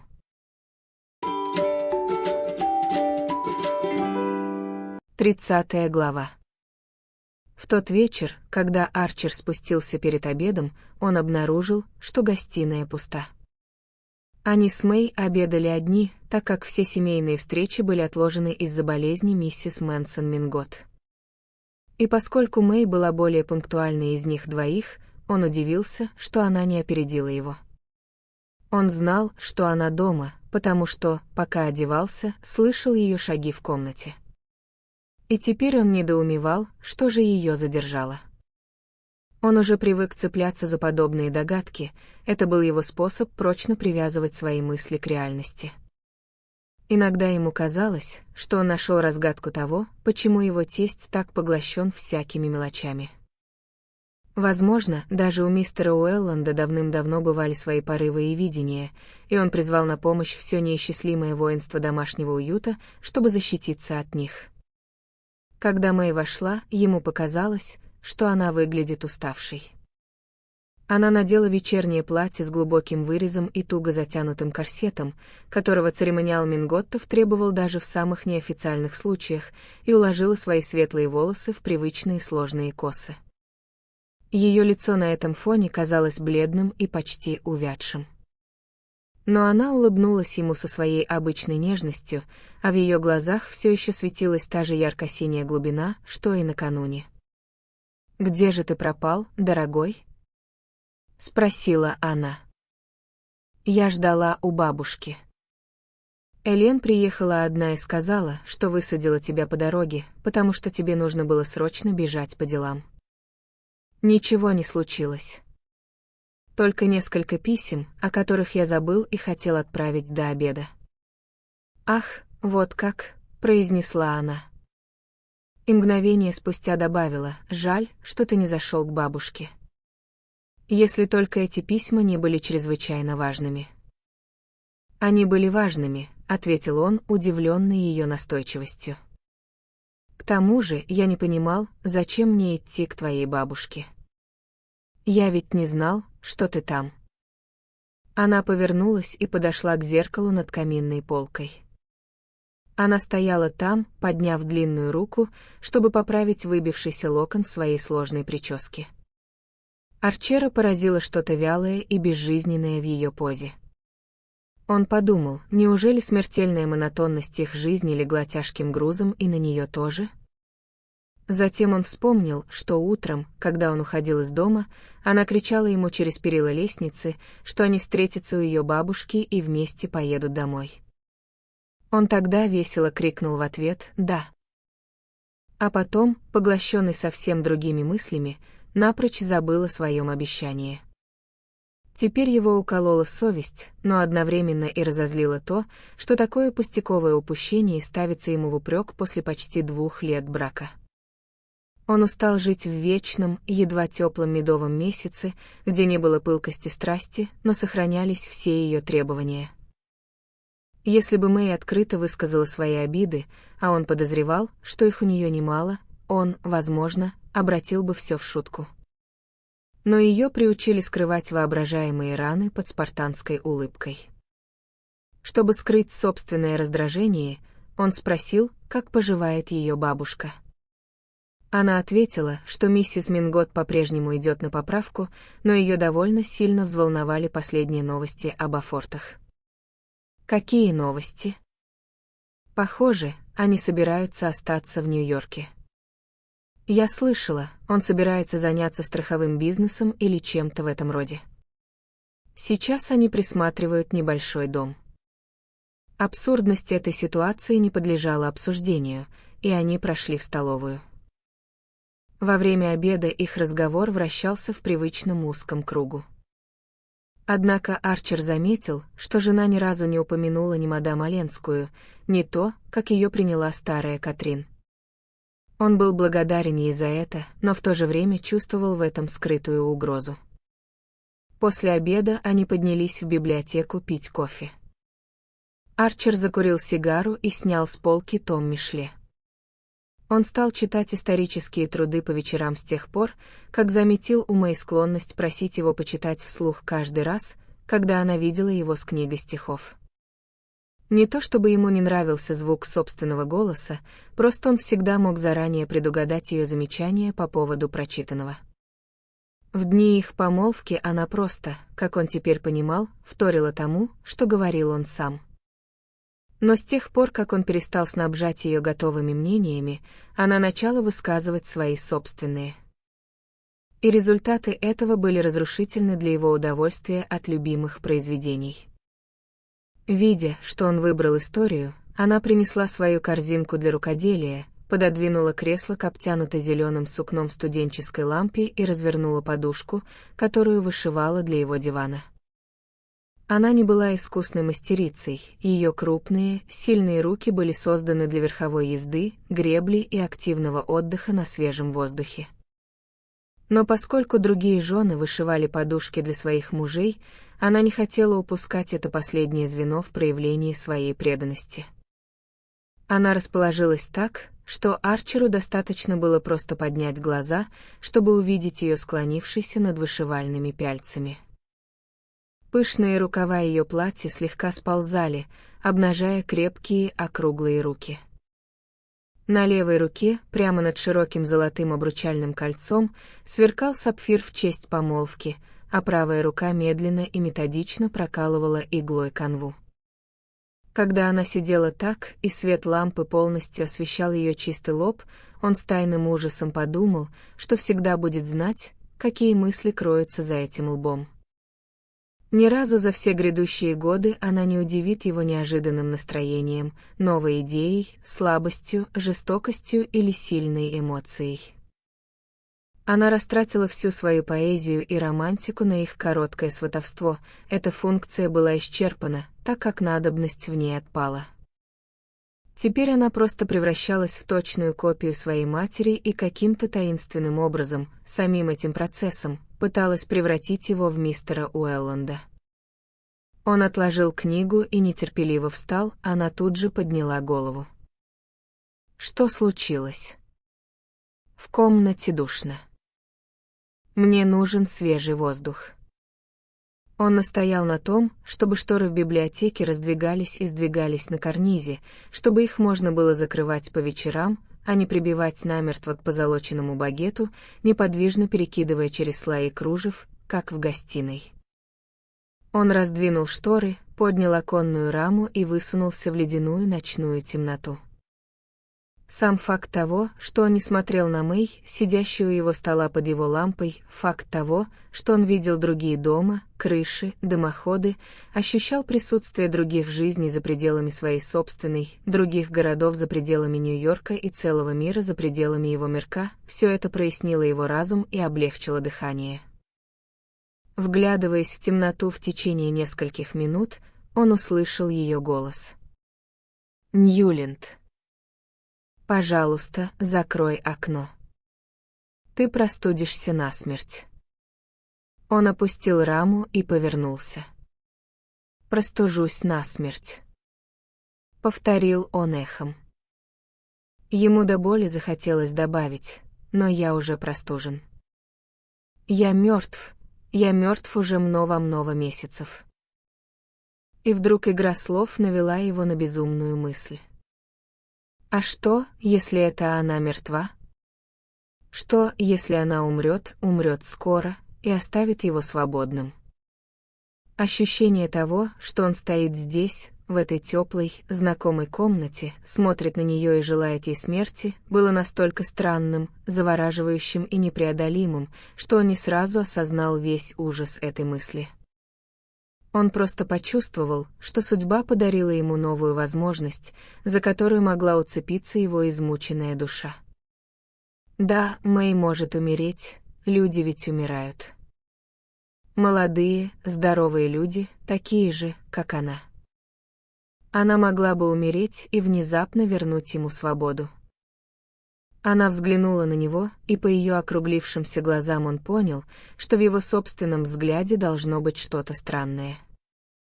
«Ньюленд, ты болен». Он покачал головой и повернулся к своему креслу. Она снова склонилась над пяльцами, и, проходя мимо, он положил руку ей на волосы. «Бедная Мэй», — тихо произнес он. «Бедная». «Почему бедная?» — переспросила она с натянутым смешком. «Потому что я никогда не смогу открыть окно, не встревожив тебя», — ответил он, тоже натянуто рассмеявшись. На мгновение она замолчала, затем очень тихо, не поднимая головы от работы, произнесла: «Я никогда не буду тревожиться, если ты будешь счастлив. Ах, дорогая моя. Но я никогда не буду счастлив, если не смогу открывать окна. В такую-то погоду», — возразила она, и он со вздохом уткнулся в книгу. Прошло 6 или 7 дней. Арчер ничего не слышал о мадам Оленской и начал замечать, что ее имя больше не упоминается в его присутствии никем из членов семьи. Он не пытался увидеться с ней, сделать это, пока она находилась у охраняемой постели старой Катрин, было практически невозможно. В этой неопределенной ситуации он плыл по течению, однако где-то в глубине души ясно сознавал решение, которое пришло к нему в ту ледяную ночь, когда он высовывался из окна библиотеки. Сила этого решения позволяла ему легко ждать, ничем себя не выдавая. Но вот однажды Мэй сказала ему, что миссис Мэнсон Мингот просит его зайти. В этой просьбе не было ничего удивительного, так как старая дама уверенно шла на поправку, к тому же она всегда открыто заявляла, что предпочитает Арчера всем остальным мужьям своих внучек. Мэй передала эту просьбу с явным удовольствием, она гордилась тем, что старая Катрин так ценит ее мужа. На мгновение повисла пауза, а затем Арчер посчитал своим долгом сказать: «Хорошо. Пойдем сегодня днем вместе?» Лицо его жены просветлело, но она тут же ответила: А тебе гораздо лучше пойти одному. Бабушке надоедает видеть одних и тех же людей слишком часто. Сердце Арчера бешено заколотилось, когда он позвонил в дверь старой миссис Мингот. Больше всего на свете он хотел пойти один, так как был уверен, что этот визит даст ему возможность поговорить наедине с графиней Оленской. Он решил дождаться, пока этот шанс представится естественным образом, и вот он явился, и сам он уже стоит на пороге. За этой дверью, за портьерами желтой штофной комнаты рядом с прихожей, она наверняка ждет его. Еще мгновение, и он увидит ее, сможет поговорить с ней до того, как она проведет его в комнату больной. Он хотел задать всего один вопрос, после которого его дальнейший путь станет ясен. Он собирался спросить лишь дату ее возвращения в Вашингтон, и на этот вопрос она вряд ли сможет не ответить. Однако в желтой гостиной его ждала служанка-мулатка. Сверкнув белыми зубами, похожими на клавиатуру пианино, она отодвинула раздвижные двери и ввела его к старой Катрин. Старая дама восседала в огромном, похожем на трон кресле возле своей постели. Рядом с ней стоял столик из красного дерева с литой бронзовой лампой. На ее гравированном плафоне был криво надет зеленый бумажный абажур. Поблизости не было ни книг, ни газет, ни каких-либо признаков женского рукоделия. Беседа всегда была единственным увлечением миссис Мингот, и она посчитала бы ниже своего достоинства притворяться, будто интересуется вышиванием. Арчер не заметил и следа того легкого искажения лица, которое оставил удар. Она лишь выглядела бледнее, а в складках ее огромного тела залегли более темные тени. В своем гофрированном чепце, завязанном накрахмаленным бантом между первыми двумя подбородками, и в муслиновом платке, скрещенном поверх пышного пурпурного халата, она походила на какую-то проницательную и добрую прародительницу собственного рода, которая в свое время слишком усердно предавалась радостям застолья. Она протянула одну из своих маленьких ручек, которые покоились в складках ее огромных коленей, словно комнатные собачки, и крикнула служанке: «Больше никого не впускай. Если придут мои дочери, скажи, что я сплю». Служанка исчезла, и старая дама повернулась к внуку. «Дорогой мой, я совсем чудовищна?» Весело спросила она, протягивая руку к муслиновым складкам на своей недосягаемой груди. «Дочери говорят, что в моем возрасте это уже не имеет значения. Как будто уродство не становится еще важнее, когда его все труднее скрывать. Дорогая моя, вы прекрасны как никогда». В том же тоне отозвался Арчер. Она откинула голову назад и рассмеялась. «Ах, но все же не так прекрасно, как Элен». Выпалила она, лукаво подмигнув ему. И прежде чем он успел ответить, добавила: «Неужели она была так чертовски хороша в тот день, когда ты вез ее от парома?» Он рассмеялся, а она продолжила: «Уж не потому ли, что ты ей об этом сказал, она высадила тебя по дороге? В мои времена молодые люди не бросали хорошеньких женщин, если только их не заставляли». Она снова хмыкнула и, прервав свой смех, произнесла почти сварливо: «Жаль, что она не вышла за тебя замуж. Я всегда ей это говорила. Это избавило бы меня от всех этих забот». Но кто вообще когда-нибудь думал о том, чтобы избавить бабушку от забот? Арчер подумал, не притупила ли болезнь ее рассудок, но старуха вдруг разразилась новой речью. «Ну, как бы то ни было, все решено. Она остается со мной, чтобы там не говорила остальная родня». Не прошло и 5 минут, как она появилась здесь, а я уже готова была упасть перед ней на колени, чтобы удержать ее, если бы только последние 20 лет я вообще могла видеть, где у меня пол.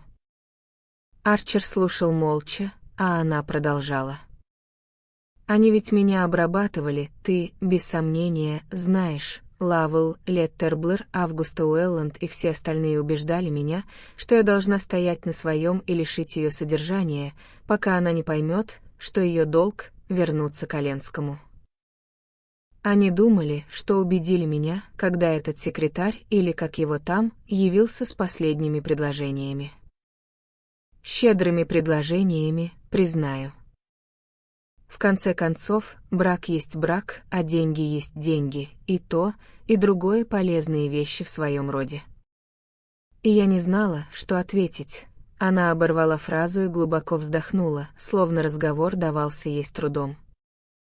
Но стоило мне взглянуть на нее, как я сказала: «Ах ты, птичка моя певчая! Снова запереть тебя в эту клетку? Никогда!»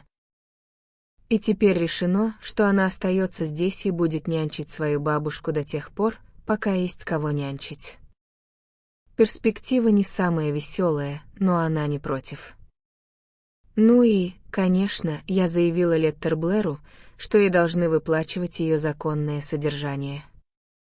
Молодой человек слушал ее, чувствуя, как кровь закипает в жилах. Но в смятении чувств он едва понимал, радость или боль принесло ему это известие. Он настолько твердо определил свой дальнейший путь, что в эту минуту не мог перестроить свои мысли. Однако постепенно его охватило восхитительное ощущение того, что трудности отложены, а возможности чудесным образом предоставлены. Если Элен согласилась переехать к бабушке, то наверняка потому, что осознала невозможность отказаться от него. Это был ее ответ на его недавний отчаянный призыв. Если она и не решилась на крайний шаг, к которому он ее подталкивал, то, по крайней мере, уступила половинчатым мерам. Он погрузился в эти мысли с невольным облегчением человека, который был готов рискнуть всем и вдруг почувствовал опасную сладость безопасности. Она не могла вернуться, это было невозможно. Воскликнул он. «Ах, дорогой мой, я всегда знала, что ты на ее стороне. Вот почему я послала за тобой сегодня, и вот почему я сказала твоей хорошенькой жене, когда она вызвалась пойти с тобой: нет, деточка, я до смерти хочу повидать Ньюленда и не желаю, чтобы кто-то разделял наши восторги. Ибо видишь ли, мой дорогой, она откинула голову назад настолько, насколько позволяли ее подбородки, и посмотрела ему прямо в глаза: видишь ли, нам еще предстоит борьба. Семья не хочет, чтобы она была здесь, и они станут говорить, будто я заболела, будто я слабая старая женщина, а она меня задобрила. Я еще недостаточно здорова, чтобы воевать с ними поодиночке, и ты должен сделать это за меня». «Я?» — пробормотал он. «Ты? А почему бы и нет?» Бросила она ему в ответ, и ее круглые глаза вдруг стали острыми, как перочинные ножи. Ее рука вспорхнула с подлокотника кресла и опустилась на его руку, вцепившись в нее маленькими бледными ногтями, похожими на птичьи когти. «Почему бы и нет?» — испытующе повторила она. Арчер под ее пристальным взглядом вернул себе самообладание. «А я не в счет. Я слишком незначителен. Ну, ты ведь партнер Леттерблэра, не так ли? Ты должен добраться до них через Леттерблэра. Если только у тебя нет какой-то иной причины», — настаивала она. «А, дорогая моя, я уверен, что вы и сами прекрасно устоите против них всех, без моей помощи. Но если она вам понадобится, вы ее получите», — успокоил ее Арчер. «Ну, тогда мы в безопасности», — вздохнула она. И, улыбнувшись ему со всем своим былым лукавством, добавила, устраивая голову поудобнее среди подушек: «Я всегда знала, что ты нас поддержишь, потому что они никогда не ссылаются на твое мнение, когда твердят, будто ее долг — вернуться домой». Он слегка поморщился от ее пугающей проницательности, и ему безумно захотелось спросить: «А Мэй? На нее они ссылаются?» Но он рассудил, что безопаснее будет перевести разговор на другое. «А мадам Оленская? Когда я смогу увидеть ее?» — спросил он. Старая дама хмыкнула, зажмурилась и всем своим видом изобразила кокетство. «Не сегодня. По очереди, пожалуйста». Мадам Оленская ушла. Он покраснел от разочарования, а она продолжила. «Она ушла, дитя мое. Уехала в моей карете навестить Реджину Бафорт». Она сделала паузу, чтобы это известие произвело должный эффект. Вот до чего она меня уже довела. На следующий же день после своего приезда она надела свою лучшую шляпку и совершенно спокойно заявила мне, что собирается навестить Реджину Бафорт. «Я ее не знаю, кто она такая?» Говорю я, «Она ваша внучатая племянница и глубоко несчастная женщина», — отвечает она. «Она жена мерзавца». Отрезала я. «Что ж», — говорит она, — «я тоже, и тем не менее вся моя семья хочет, чтобы я вернулась к нему». Ну, тут я была наповал сражена и отпустила ее. А в один прекрасный день она заявила, что на улице слишком сильный дождь, чтобы идти пешком, и попросила одолжить ей мою карету. «Зачем?» — спросила я ее. А она отвечает, поехать навестить кузину Реджину. Надо же, кузину. Ну, дорогой мой, я выглянула в окно и увидела, что там нет ни капли дождя. Но я ее поняла и дала ей карету. В конце концов, Реджина — смелая женщина, да и Элен тоже. А я всегда ценила мужество превыше всего. Арчер наклонился и прижал губы к маленькой ручке, которая все еще лежала на его руке. Ладно, ладно. Чью руку, по-твоему, ты целуешь, молодой человек? Надеюсь, своей жены? Съязвила старая дама со своим издевательским смешком. И когда он поднялся, чтобы уйти, крикнула ему вслед: «Передай ей привет от бабушки.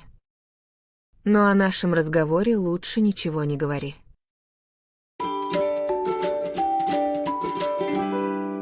Глава 31. Арчер был ошеломлен известием старой Кэтрин. Было вполне естественно, что мадам Оленская поспешила из Вашингтона в ответ на призыв бабушки, но то, что она решила остаться под ее крышей, особенно теперь, когда миссис Мингот почти полностью выздоровела, поддавалось объяснению с большим трудом. Арчер был уверен, что на решение мадам Оленской не повлияло изменение ее финансового положения. Он знал точную цифру того скромного дохода, который муж выделил ей при расставании. Без прибавки к содержанию от бабушки этого едва ли хватило бы на жизнь в любом смысле, известном лексикону Минготтов, а теперь, когда Медора Мэнсон, разделявшая с ней жизнь, была разорена, такое жалкое пособие едва ли позволило бы двум женщинам одеваться и питаться. И все же Арчер был убежден, что мадам Оленская приняла предложение бабушки не из корыстных побуждений. Ей были свойственны беспечная щедрость и судорожная расточительность людей, привыкших к большим состояниям и равнодушных к деньгам, но она могла обходиться без многих вещей, которые ее родственники считали совершенно необходимыми. Миссис Лавелл Мингот и миссис Уэлланд часто сокрушались, что человек, вкусивший космополитическую роскошь заведений графа Оленского, так мало заботится о том, как все должно быть принято в обществе.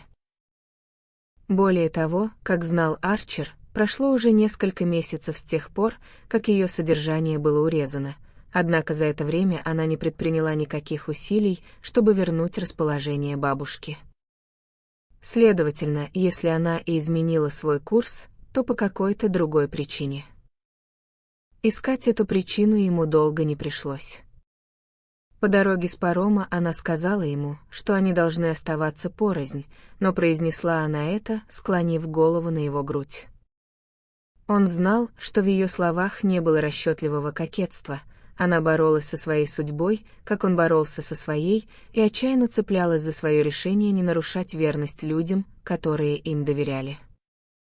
Но за те 10 дней, что прошли с момента ее возвращения в Нью-Йорк, она, возможно, догадалась по его молчанию и по тому факту, что он не пытался с ней увидеться, что он обдумывает решительный шаг, после которого уже не будет возврата. При этой мысли ее мог охватить внезапный страх перед собственной слабостью, и она могла почувствовать, что, в конце концов, лучше принять компромисс, обычный в таких случаях, и пойти по линии наименьшего сопротивления. Часом ранее, когда он звонил в звонок миссис Мингот, Арчеру казалось, что его путь перед ним ясен. Он намеревался поговорить с мадам Оленской наедине, а если это не удастся, узнать у ее бабушки, в какой день и каким поездом она возвращается в Вашингтон. В этом поезде он намеревался присоединиться к ней и поехать с ней в Вашингтон или так далеко, как она сама пожелает. Его собственная фантазия склонялась к Японии. Во всяком случае, она сразу поймет, что куда бы она ни поехала, он поедет за ней. Он намеревался оставить Мэй записку, которая отсекла бы любую другую альтернативу. Он воображал, что не просто набрался духу для этого прыжка, но и страстно желает его совершить, и все же его первым чувством, когда он услышал, что ход событий изменился, было облегчение. Теперь, однако, по дороге домой от миссис Мингот, он осознавал растущее отвращение к тому, что его ожидало. В пути, по которому ему, по-видимому, предстояло пройти, не было ничего неизвестного или незнакомого, но когда он шел по нему раньше, он был свободным человеком, который ни перед кем не отчитывался в своих поступках и мог с забавной отстраненностью отдаваться игре предосторожностей и уверток, утаек и уступок, которых требовала эта роль. Эта процедура называлась «защитой чести женщины», и лучшая художественная литература в сочетании с послеобеденными разговорами старших уже давно посвятила его во все тонкости этого кодекса. Теперь он увидел это дело в новом свете, и его собственная роль в нем показалась ему странно ничтожной. Это было, по сути, именно то, зачем он с тайным самодовольством наблюдал, когда миссис Торли Рашворт играла эту роль перед любящим и ничего не замечающим мужем, улыбающаяся, шутливая, потакающая, бдительная и непрекращающаяся ложь. Ложь днем, ложь ночью, ложь в каждом прикосновении и в каждом взгляде, ложь в каждой ласке и в каждой ссоре, ложь в каждом слове и в каждом молчании. В целом, для жены было проще и менее подло играть такую роль по отношению к мужу. Молчаливо признавалась, что женские стандарты правдивости ниже. Она была подчиненным существом, искушенным в искусствах порабощенных. К тому же она всегда могла сослаться на переменчивое настроение, нервы и право не отчитываться слишком строго, и даже в самых чопорных кругах общества всегда посмеивалась именно над мужем. Но в маленьком мире Арчера никто не смеялся над обманутой женой, а к мужчинам, которые продолжали свои интрижки после женитьбы, относились с известной долей презрения.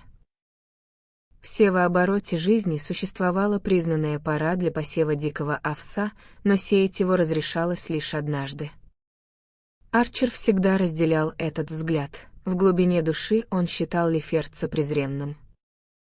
Но любить Элен Оленскую не означало стать таким человеком, как Лефертц. Впервые в жизни Арчер оказался лицом к лицу с пугающим аргументом исключительного случая. Элен Оленская не была похожа ни на одну другую женщину, он не был похож ни на одного другого мужчину. Их ситуация, следовательно, не походила ни на чью другую, и они не подлежали никакому суду, кроме суда собственного разума. Да, но еще через 10 минут он поднимется по ступеням собственного дома, а там его ждут Мэй, привычка, честь и все те старые приличия, в которые он и его близкие всегда верили. На углу своего квартала он помедлил, а затем пошел дальше по 5-й авеню. Впереди него в зимней ночи высился огромный неосвещенный дом. По мере приближения он думал о том, как часто видел его залитым огнями, со ступенями под навесом, устланными коврами и каретами, расположенными в 2 ряда у обочины.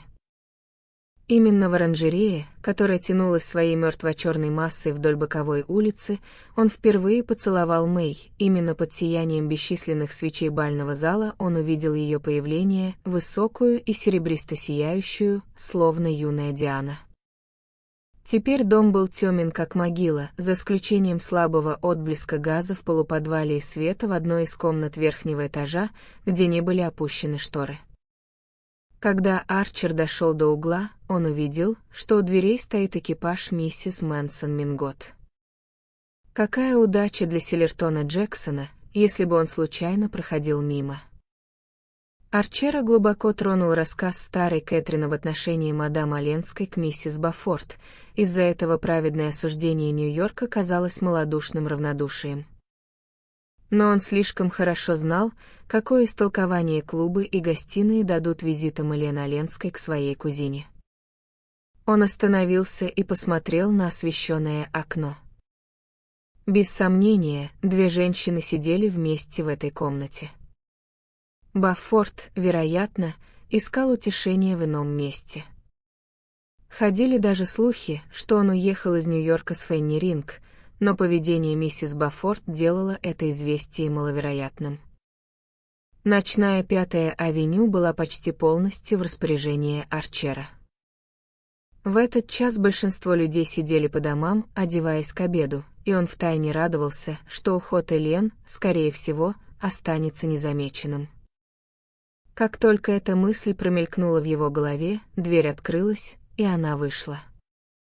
Позади нее брезжил слабый свет, какой обычно несут по лестнице, чтобы указать дорогу.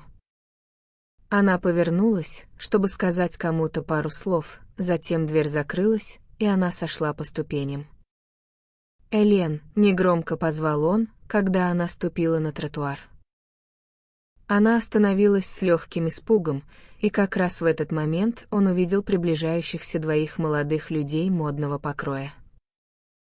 В их пальто и в том, как нарядные шелковые кашне были сложены поверх белых галстуков, сквозило что-то знакомое, и он удивился, почему юноши их круга отправляются на обед так рано. Затем он вспомнил, что Реджи Чиверсы, чей дом находился на несколько дверей выше, собирали этим вечером большую компанию, чтобы посмотреть на Аделаиду Нилсон в «Ромео и Джульетте», и догадался, что эти 2 были из их числа.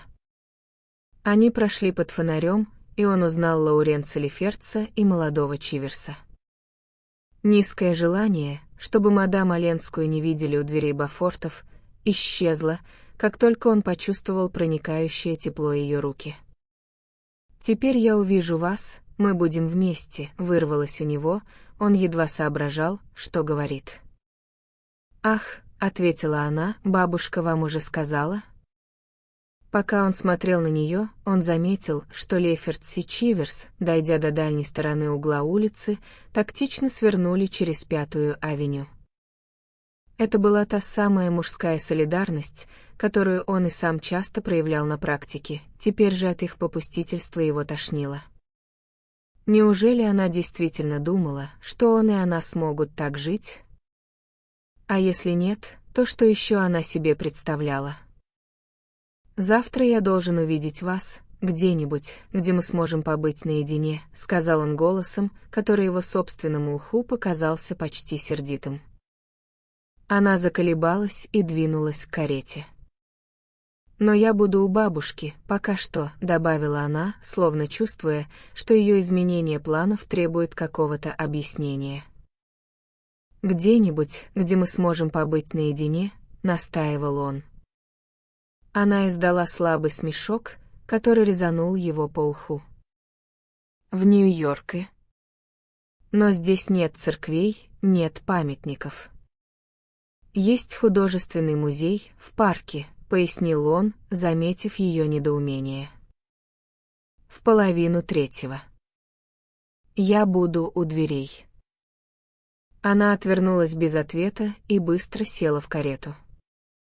Когда та тронулась, она наклонилась вперед, и ему показалось, что она махнула рукой в темноте. Он смотрел ей вслед в смятении противоречивых чувств. Ему казалось, что он говорил не с любимой женщиной, а с какой-то другой, с женщиной, которой он был обязан за удовольствия, от которых уже устал. Было отвратительно чувствовать себя пленником этого избитого лексикона. «Она придет», — сказал он себе почти с презрением. Избегая популярной коллекции Вулфа, чьи анекдотичные полотна заполняли один из главных залов причудливой глуши из чугуна и энкаустической плитки, известный как музей Метрополитен, они побрели по коридору к залу, где в непосещаемом одиночестве пылились древности Чеснолы. Это меланхоличное убежище было полностью в их распоряжении. Сидя на диване, окружавшем центральный паровой радиатор, они молча смотрели на застекленные витрины из черненого дерева, в которых покоились обломки Трои. «Странно», — сказала мадам Оленская, — «я никогда не приходила сюда раньше». «Ну что ж. Когда-нибудь, я полагаю, это будет великий музей». «Да», — рассеянно согласилась она. Она встала и пошла по залу.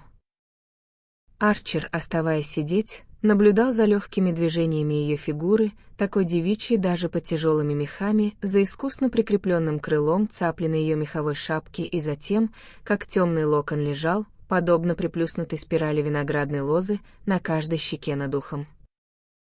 Его разум, как и всегда при их первых встречах, был полностью поглощен восхитительными деталями, которые делали ее самой собой и никем другим. Вскоре он поднялся и подошел к витрине, перед которой она стояла. Ее стеклянные полки были заставлены мелкими разбитыми предметами, едва узнаваемой домашней утварью, украшениями и личными безделушками, сделанными из стекла, глины, потемневшей бронзы и других стертых временем материалов. «Кажется жестоким», — сказала она, — «что через некоторое время все это теряет значение. Становится неважнее этих мелких вещиц, которые когда-то были необходимы и важны для забытых людей, а теперь их приходится разгадывать под увеличительным стеклом и снабжать ярлыком «назначение неизвестно». Да, но тем временем. Ах, тем временем. Когда она стояла там, в своем длинном котиковом пальто, спрятав руки в маленькую круглую муфту с вуалью, опущенной до кончика носа подобно прозрачной маске, и с букетиком фиалок, который он принес ей и который колыхался от ее частого дыхания, казалось невероятным, что эта чистая гармония линии и цвета когда-нибудь подчинится глупому закону перемен. «Тем временем важно все, что касается вас», — сказал он. Она задумчиво посмотрела на него и повернулась обратно к дивану. Он сел рядом с ней и стал ждать, но вдруг услышал шаги, отдающиеся эхом далеко в пустых залах, и почувствовал, как утекают минуты. «Что именно вы хотели мне сказать?» — спросила она, словно тоже услышав это предостережение. «Что я хотел вам сказать?» — переспросил он. «Что ж, я верю, что вы приехали в Нью-Йорк, потому что испугались». Испугалась того, что я приеду в Вашингтон. Она посмотрела на свою муфту, и он увидел, как ее руки беспокойно зашевелились в ней. «Ну что ж, да», — сказала она. «Вы боялись. Вы знали». «Да, я знала». «Ну а тогда?» Настаивал он.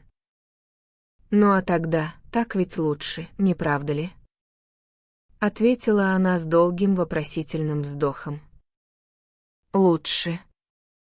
Мы меньше раним других. Разве не этого вы всегда хотели, в конце концов? Чтобы вы были здесь, хотите вы сказать? В пределах досягаемости и все же недосягаемы. Встречаться с вами вот так, тайком. Это полная противоположность тому, чего я хочу. Я говорил вам в прошлый раз, чего я хочу». Она поколебалась. «И вы все еще думаете, что это хуже?» «В 1000 раз». Он помедлил. «Было бы легко солгать вам, но правда в том, что я считаю это отвратительным». Я тоже», — воскликнула она с глубоким вздохом облегчения. Он нетерпеливо вскочил. «Ну что ж, тогда моя очередь спросить, что же, во имя господа, вы считаете лучшим?» Она опустила голову и продолжала сжимать и разжимать руки в муфте. Шаги приблизились, и смотритель в фуражке с галунами безучастно прошел через зал, словно призрак, бродящий по некрополю. Они одновременно устремили взгляды на витрину напротив них. Когда фигура служителя скрылась в перспективе мумий и саркофагов, Арчер заговорил снова. «Что вы считаете лучшим?» Вместо ответа она пробормотала: «Я обещала бабушке остаться с ней, потому что мне казалось, что здесь я буду в большей безопасности. От меня». Она слегка наклонила голову, не глядя на него. «В большей безопасности от любви ко мне?» Ее профиль оставался неподвижен, но он увидел, как слеза перекатилась через ее ресницы и повисла в сетке вуали. «В большей безопасности от причинения непоправимого вреда. Давайте не будем такими, как все остальные». Запротестовала она. «Какими другими?» «Я не претендую на то, чтобы отличаться от себе подобных. Меня сжигают те же желания и те же стремления». Она взглянула на него с каким-то ужасом, и он увидел, как слабый румянец проступил на ее щеках. «Хотите, я приду к вам один раз, а потом уеду домой?» Внезапно решилась она, спросив это тихим, чистым голосом. Кровь хлынула к лбу молодого человека. «Дорогая», — сказал он, не двигаясь с места. Казалось, будто он держит свое сердце в руках, словно полную чашу, которую малейшее движение может переполнить через край. Затем ее последняя фраза долетела до его слуха, и лицо его омрачилось. «Уехать домой? Что вы имеете в виду под возвращением домой?» «Домой, к моему мужу. И вы ждете, что я соглашусь на это?» Она подняла на него свои тревожные глаза. «А что еще остается? Я не могу оставаться здесь и лгать людям, которые были ко мне добры. Но именно поэтому я и прошу вас уехать со мной. И разрушить их жизни, когда они помогли мне восстановить мою». Арчер вскочил на ноги и стоял, глядя на нее в немом отчаянии.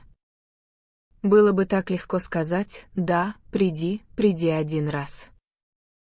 Он знал, какую власть она отдаст в его руки, если согласится, тогда уже не составит труда убедить ее не возвращаться к мужу.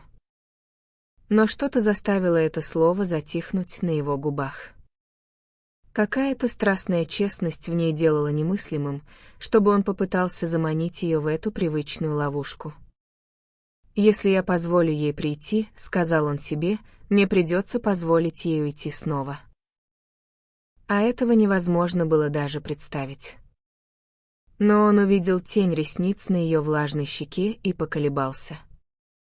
«В конце концов, — начал он снова, — у нас есть своя собственная жизнь. Нет смысла пытаться сделать невозможное. Вы настолько свободны от предрассудков в некоторых вещах, так привыкли, как вы сами говорите, смотреть в лицо Горгоне, что я не понимаю, почему вы боитесь взглянуть на наше положение и увидеть его таким, какое оно есть на самом деле, если только вы не считаете, что эта жертва того не стоит». Она тоже встала, и ее губы сжались в мимолетной хмурости. «Называйте это так, если хотите». «Мне пора», — сказала она, доставая из-за пазухи свои маленькие часы. Она отвернулась, но он последовал за ней и схватил ее за запястье. «Ну что ж, приди ко мне один раз», — сказал он, и голова его пошла кругом от внезапной мысли о ее потере. В течение секунды или двух они смотрели друг на друга почти как враги. «Когда?» — настаивал он. «Завтра». Она поколебалась. «Послезавтра». «Дорогая», — снова произнес он. Она высвободила свое запястье, но какое-то мгновение они продолжали смотреть друг другу в глаза, и он увидел, что ее лицо, ставшее очень бледным, озарилось глубоким внутренним сиянием.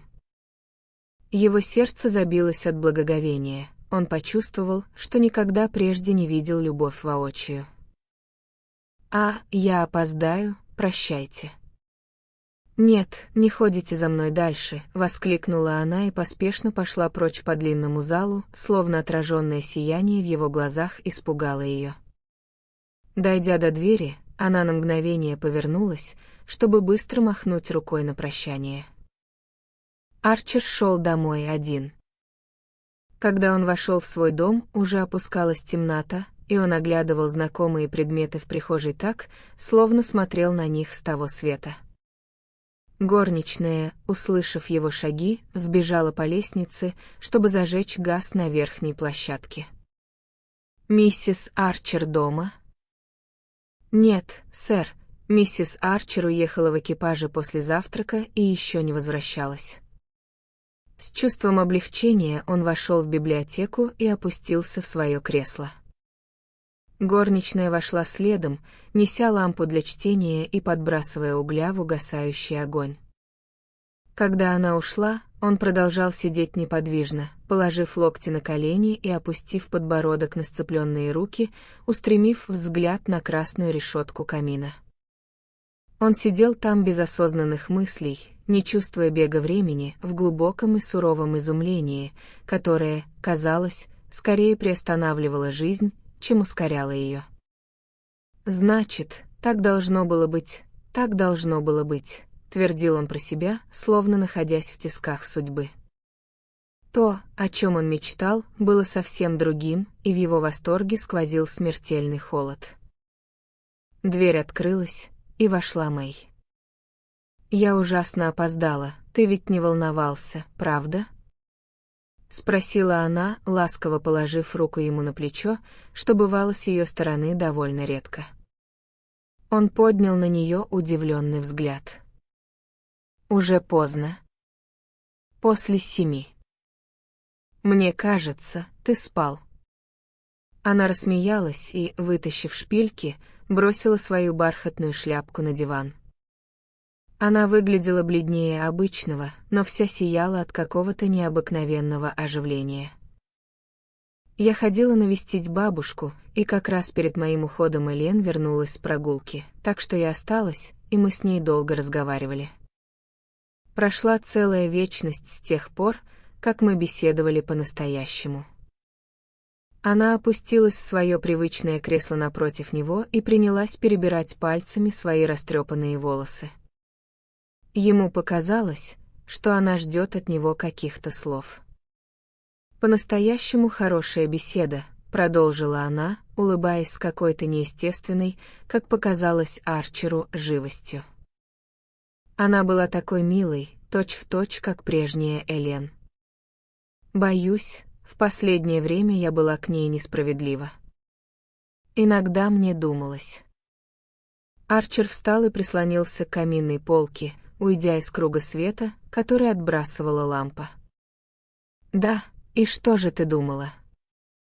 Повторил он ее слова, когда она замолчала.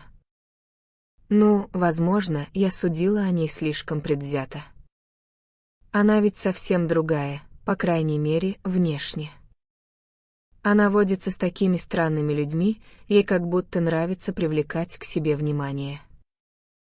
Полагаю, все дело в той жизни, которую она вела в этом легкомысленном европейском обществе. Без сомнения, мы кажемся ей ужасно скучными. Но мне не хочется судить о ней несправедливо». Она снова умолкла, немного запыхавшись от этой непривычно долгой речи, и сидела с чуть приоткрытыми губами, а на ее щеках горел глубокий румянец. Арчер, глядя на нее, вспомнил тот же румянец, который заливал ее лицо в саду миссии в Сент-Агастине.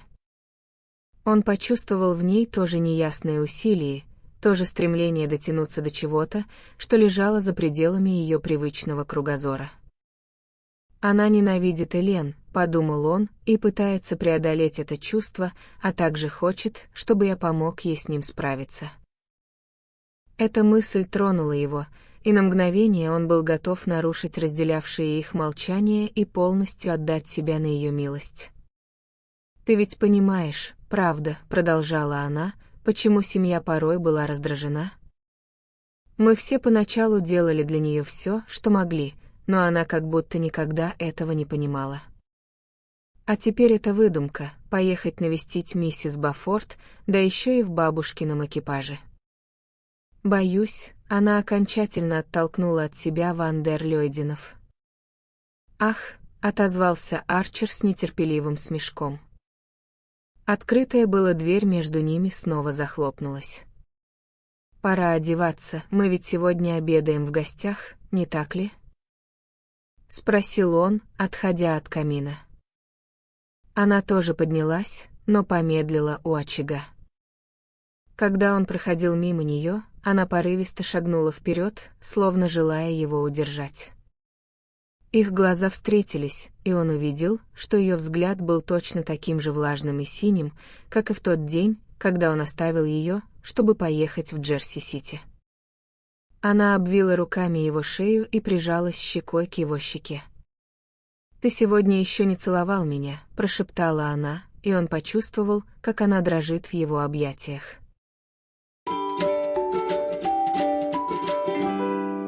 Глава 32.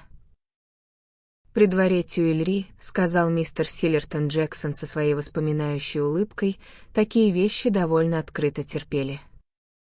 Сценой была столовая Ван дер Лёйденов из «Черного ореха» на Мэдисон-авеню, а временем — вечер после визита Ньюленда Арчера в Музей искусств. Мистер и миссис Ван дер Лёйден приехали в город на несколько дней из Скайтер-Клиффа, куда они поспешно бежали при известии о крахе Бафорта.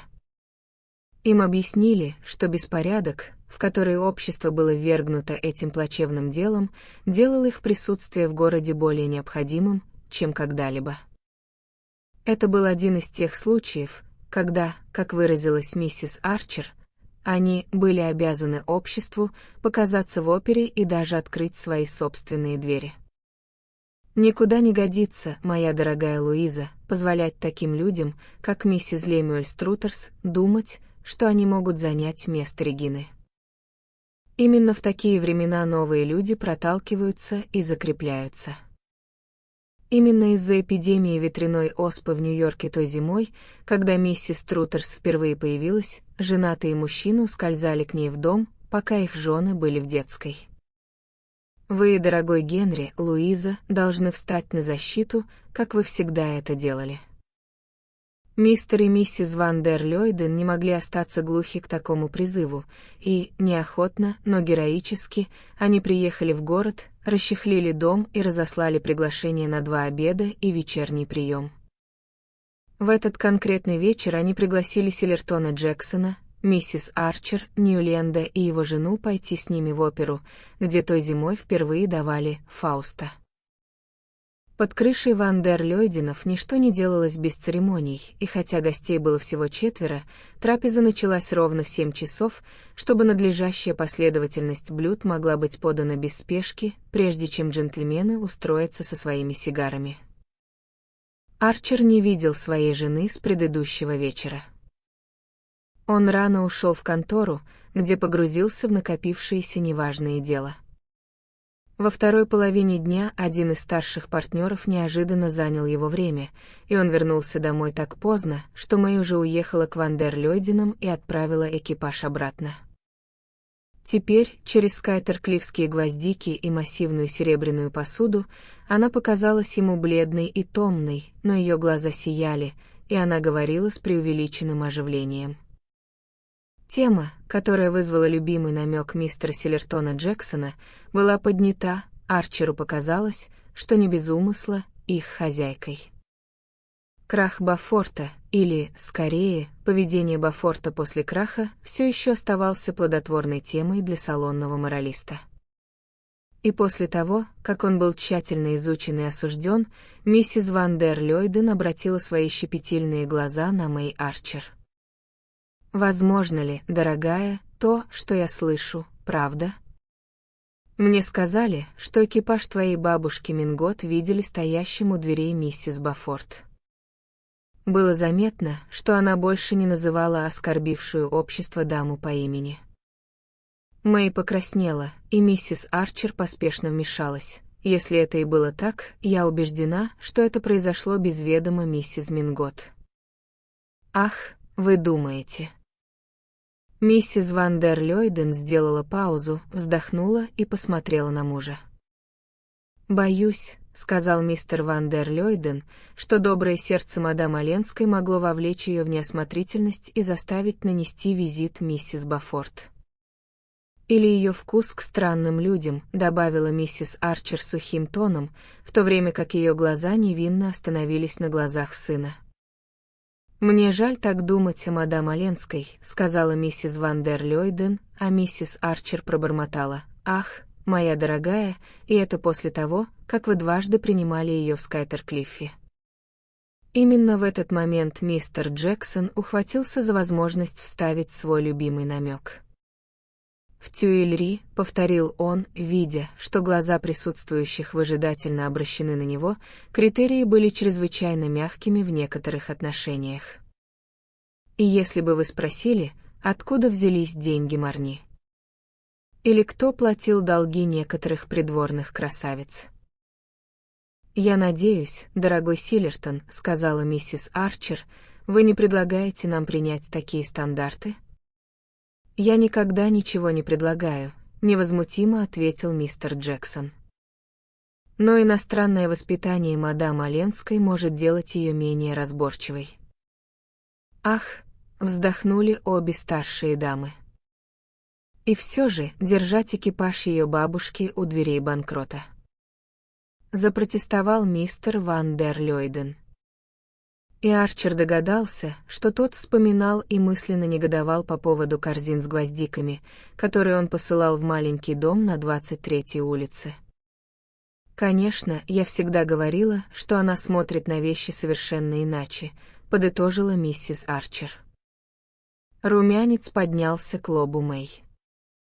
Она посмотрела через стол на своего мужа и поспешно сказала: «Я уверена, что Элен хотела как лучше».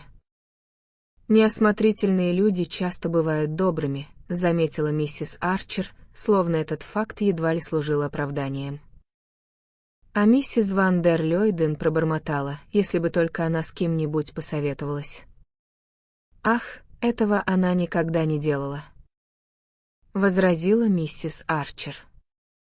В этот момент мистер Ван дер Лёйден взглянул на свою жену, которая слегка наклонила голову в сторону миссис Арчер, и мерцающие шлейфы 3 дам выплыли за дверь, в то время как джентльмены устроились со своими сигарами.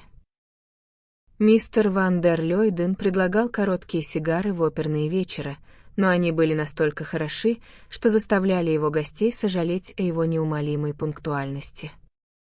Арчер после первого акта отделился от компании и прошел в заднюю часть клубной ложи. Оттуда он наблюдал через плечи различных Чиверсов, Минготтов и Рашвортов за той же сценой, на которую смотрел 2 года назад, в вечер своей первой встречи с Эленой Оленской. Он наполовину ожидал, что она снова появится в ложе старой миссис Мингот, но та оставалась пустой. И он сидел неподвижно, устремив на нее глаза, пока вдруг чистая сопрано мадам Нильсон не разразилась арией «любит, не любит». Арчер повернулся к сцене, где в знакомых декорациях из гигантских роз и анютиных глазок, похожих на подушечки для ручек, та же крупная блондинка-жертва поддавалась чарам того же маленького смуглого соблазнителя. Со сцены его глаза переместились к краю подковы, где Мэй сидела между 2 старшими дамами, точно так же, как в тот прежний вечер она сидела между миссис Ловел Мингот и ее новоприбывшей, иностранной, кузиной. Как и в тот вечер, она была вся в белом. И Арчер, который раньше не замечал, во что она одета, узнал синевато-белый атлас и старинные кружева ее свадебного платья. В старом Нью-Йорке у невест было принято появляться в этом дорогом наряде в течение первого года или 2 после замужества. Его мать, как он знал, хранила свое платье в папиросной бумаге в надежде, что Джейни когда-нибудь наденет его, хотя бедная Джейни уже достигала того возраста, когда жемчужно-серый поплин и отсутствие подружек невесты сочли бы более уместными. Арчеру бросилось в глаза, что Мэй после их возвращения из Европы редко надевала свой свадебный атлас, и неожиданность увидеть ее в нем заставила его сравнить ее облик с обликом той молодой девушки, за которой он наблюдал с такими блаженными предвкушениями 2 года назад. Хотя фигура Мэй стала немного тяжелее, как и предвещало ее божественное сложение, ее атлетическая прямая осанка и девичья прозрачность выражения лица остались неизменными. Если бы не легкая томность, которую Арчер в последнее время замечал в ней, она была бы точной копией девушки, играющей с букетом ландышей в вечере их помолвки. Этот факт казался дополнительным призывом к его жалости, такая невинность трогала так же, как доверчивое пожатие руки ребенка. Затем он вспомнил страстное великодушие, скрытое под этим нелюбопытным спокойствием. Он вспомнил ее понимающий взгляд, когда он настаивал на том, чтобы об их помолвке было объявлено на балу у Бафортов. Он услышал голос, которым она сказала в саду миссии: «Я не могла бы строить свое счастье на чужой беде, на вреде кому-то другому». И непреодолимое желание охватило его, сказать ей правду, броситься на ее великодушие и попросить свободы, от которой он когда-то отказался. Ньюленд Арчер был тихим и сдержанным молодым человеком. Подчинение дисциплине узкого круга общества стало почти его второй натурой. Ему было глубоко неприятно делать что-то мелодраматичное и бросающееся в глаза, что-то, что мистер Ван дер Лёйден осудил бы, а клубная ложа признала бы дурным тоном. Но он вдруг перестал сознавать присутствие клубной ложи, мистера Ван дер Лёйдена и всего того, что так долго окружало его теплым приютом привычки. Он прошел по полукруглому коридору в задней части театра и открыл дверь ложи миссис Ван дер Лёйден, словно это были ворота в неизведанное. «Любит». Восторженно вывела торжествующая Маргарита, и сидевшие в ложе удивленно подняли глаза на вошедшего Арчера. Он уже нарушил одно из правил своего круга, которое запрещало входить в ложу во время сольного исполнения. Проскользнув между мистером Ван дер Лёйденом и Силлертоном Джексоном, он наклонился к жене. «У меня ужасно разболелась голова. Не говори никому, но поехали домой, хорошо?» Прошептал он. Мэй взглянула на него с пониманием, и он увидел, как она шепнула что-то его матери, которая сочувственно кивнула. Затем она пробормотала слова извинения миссис Ван дер Лёйден и поднялась со своего места как раз в тот момент, когда Маргарита упала в объятия Фауста. Арчер, помогая ей надеть оперный плащ, заметил, как старшие дамы обменялись многозначительными улыбками. Когда они поехали, Мэй робко положила руку на его руку. «Мне так жаль, что ты плохо себя чувствуешь. Боюсь, в конторе тебя снова переутомили». «Нет, дело не в этом. Ты не против, если я открою окно?» Растерянно ответил он, опуская стекло со своей стороны. Он сидел, уставившись на улицу, чувствуя присутствие жены рядом как молчаливый, настороженный вопрос, и упорно не сводил глаз с проплывающих мимо домов. У дверей их дома она зацепилась юбкой за подножку экипажа и покачнулась, прижавшись к нему. «Ты не ушиблась?» — спросил он, поддерживая ее рукой. «Нет, но мое бедное платье. Посмотри, как я его порвала!» — воскликнула она. Она наклонилась, чтобы подобрать испачканное грязью полотнище, и пошла за ним по ступеням в вестибюль. Слуги не ожидали их так рано, и на верхней площадке лишь слабо мерцал газ. Арчер поднялся по лестнице, прибавил свет и поднес спичку крошкам по обе стороны библиотечной каминной полки. Шторы были задернуты, и теплый, дружелюбный вид комнаты поразил его, словно знакомое лицо, встреченное во время предосудительного дела. Он заметил, что его жена очень бледна, и спросил, не принести ли ей бренди. «А, нет», — воскликнула она с мгновенным румянцем, снимая плащ. «Но не лучше ли тебе сразу лечь в постель?» Добавила она, когда он открыл серебряную коробку на столе и достал сигарету. Арчер бросил сигарету и подошел к своему обычному месту у камина. «Нет, голова болит не так сильно». Он помолчал. «И есть кое-что, что я хочу сказать. Кое-что важное, о чем я должен рассказать тебе прямо сейчас». Она опустилась в кресло и подняла голову, когда он заговорил. «Да, дорогой». Отозвалась она так мягко, что он удивился отсутствию удивления, с которым она встретила это вступление.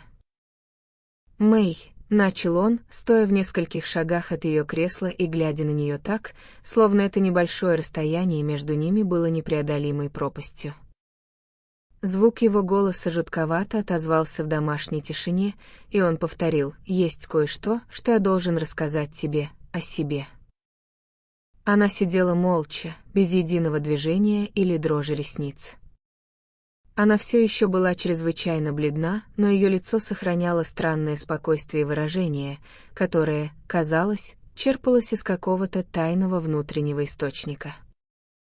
Арчер сдержал привычные фразы самообвинения, которые теснились в его мыслях. Он был полон решимости изложить дело голыми фактами, без тщетных взаимных упреков или оправданий.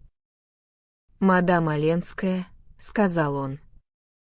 Но при этом имени его жена подняла руку, как бы призывая его к молчанию. Когда она это сделала, свет газа упал на золото ее обручального кольца. «А зачем нам говорить об Элен сегодня вечером?» — спросила она со слегка нетерпеливой гримасой. «Потому что я должен был сказать об этом раньше». Ее лицо оставалось спокойным. «Действительно ли это надо, дорогой? Я знаю, что порой была несправедлива к ней, возможно, мы все были такими. Ты, без сомнения, понимал ее лучше, чем мы. Ты всегда был добр к ней.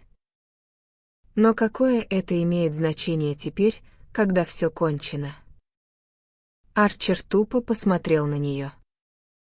Неужели то ощущение нереальности, в котором он чувствовал себя заточенным, передалось и его жене? «Все кончено». «Что ты имеешь в виду?» — спросил он невнятным шепотом. Мэй все еще смотрела на него прозрачными глазами. «Ну как же, раз она так скоро возвращается в Европу? Раз бабушка одобряет и понимает это и все устроила так, чтобы сделать ее независимой от мужа». Она замолчала, а Арчер, ухватившись за угол каминной полки одной судорожно сжатой рукой и опираясь на нее, сделал тщетные усилия, чтобы распространить этот контроль на свои мечущиеся мысли. «Я полагала», — услышал он, как продолжался ровный голос его жены, «что тебя задержали сегодня вечером в конторе по поводу этих деловых соглашений. Это было решено сегодня утром, как я полагаю». Она опустила глаза под его невидящим взглядом, и еще один беглый румянец скользнул по ее лицу. Он понял, что его собственный взгляд, должно быть, невыносим и, отвернувшись, оперся локтями о каминную полку и закрыл лицо руками. Что-то бешено барабанило и звенело в его ушах. Он не мог определить, была ли это кровь в его жилах или тиканье часов на камине. Мэй сидела, не двигаясь и не говоря ни слова, пока часы медленно отсчитывали 5 минут. Кусок угля упал вперед в решетку камина, и, услышав, как она поднялась, чтобы подтолкнуть его обратно, Арчер наконец повернулся и встал к ней лицом. «Это невозможно!» — воскликнул он. «Невозможно? Откуда ты знаешь то, что только что мне рассказала?» «Я видела Элен вчера. Я говорила тебе, что видела ее у бабушки. Но ведь не тогда она сказала тебе это?» «Нет, я получила от нее записку сегодня днем. Хочешь посмотреть?» Он не мог обрести дар речи, и она вышла из комнаты, но вернулась почти сразу же. «Я думала, ты знаешь», — просто сказала она. Она положила лист бумаги на стол, и Арчер протянул руку и взял его. Письмо содержало всего несколько строк. «Дорогая Мэй, я наконец-то заставила бабушку понять, что мой визит к ней мог быть не более чем визитом. И она была, как всегда, добра и щедра. Теперь она видит, что если я вернусь в Европу, то должна жить сама по себе, или, скорее, с бедной тётой Мидорой, которая едет со мной. Я спешу назад в Вашингтон, чтобы собраться, и мы отплываем на следующей неделе. Ты должна быть очень добра к бабушке, когда я уеду, так же добра, как ты всегда была ко мне. Элен. Если кто-то из моих друзей захочет убедить меня изменить решение, пожалуйста, скажи им, что это будет совершенно бесполезно». Арчер перечитал письмо 2 или 3 раза, затем швырнул его на стол и разразился смехом. Звук собственного смеха испугал его. Он напомнил полуночный испуг Джейни, когда она застала его качающимся от непонятного веселья над телеграммой Мэй, извещавшей о том, что дата их свадьбы перенесена на более ранний срок. «Зачем она это написала?»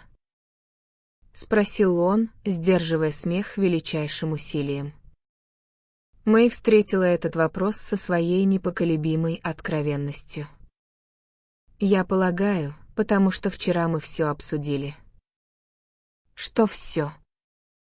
Я сказала ей, что боюсь, будто была к ней несправедлива, не всегда понимала, как тяжело ей, должно быть, приходилось здесь, одной среди стольких людей, которые были родственниками и в то же время чужими, которые считали себя вправе осуждать и при этом не всегда знали обстоятельства.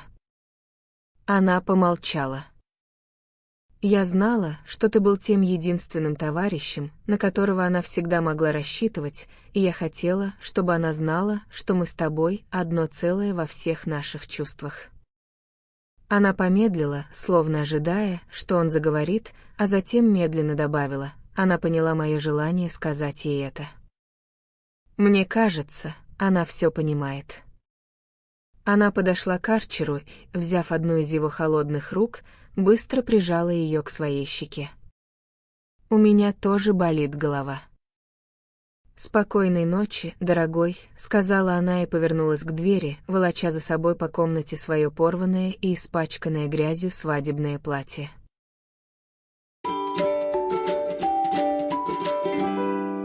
Глава 33. Это было, как с улыбкой говорила миссис Арчер миссис Уэлланд, великое событие для молодой пары — устроить свой первый большой званый обед. Ньюланд, Арчер и Мэй с тех пор, как обзавелись собственным домом, принимали много гостей, но неофициально. Арчер любил пригласить на обед 3 или 4 друзей, и Мэй встречала их с той сияющей готовностью, пример которой ее мать всегда подавала в семейных делах.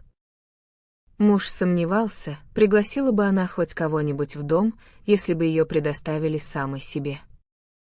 Однако он давно оставил попытки освободить ее истинное «я» из формы, в которую ее отлили традиции и воспитание. От обеспеченных молодых пар в Нью-Йорке ожидали частых неформальных приемов, а союз Уэлланд и Арчера обязывал к этой традиции вдвойне. Но большой званый обед с нанятым шеф-поваром и 2 чужими лакеями, с римским пуншем, розами от Хендерсона и меню на карточках с золотым обрезом, был совсем другим делом, к которому нельзя было относиться легкомысленно. Как замечала миссис Арчер, римский пунш менял все. Не сам по себе, а в силу своих многочисленных последствий, ведь он означал появление на столе либо диких уток, либо черепашьего супа, 2 видов супов, горячего и холодного сладкого блюда, глубоких декольте с короткими рукавами и гостей соответствующей важности. Это всегда было интересным событием, когда молодая чета впервые рассылала приглашения от третьего лица, и от их зова редко отказывались даже самые искушенные и востребованные гости. И все же все признавали неоспоримым триумфом то, что Ван дер Лёйдены по просьбе Мэй задержались в городе, чтобы присутствовать на ее прощальном обеде в честь графини Оленской. Обе тещи сидели в гостиной Мэй во второй половине этого великого дня. Миссис Арчер выписывала меню на самом плотном бристольском картоне с золотым обрезом от Тиффани, а миссис Уэлланд руководила расстановкой пальм и торшеров.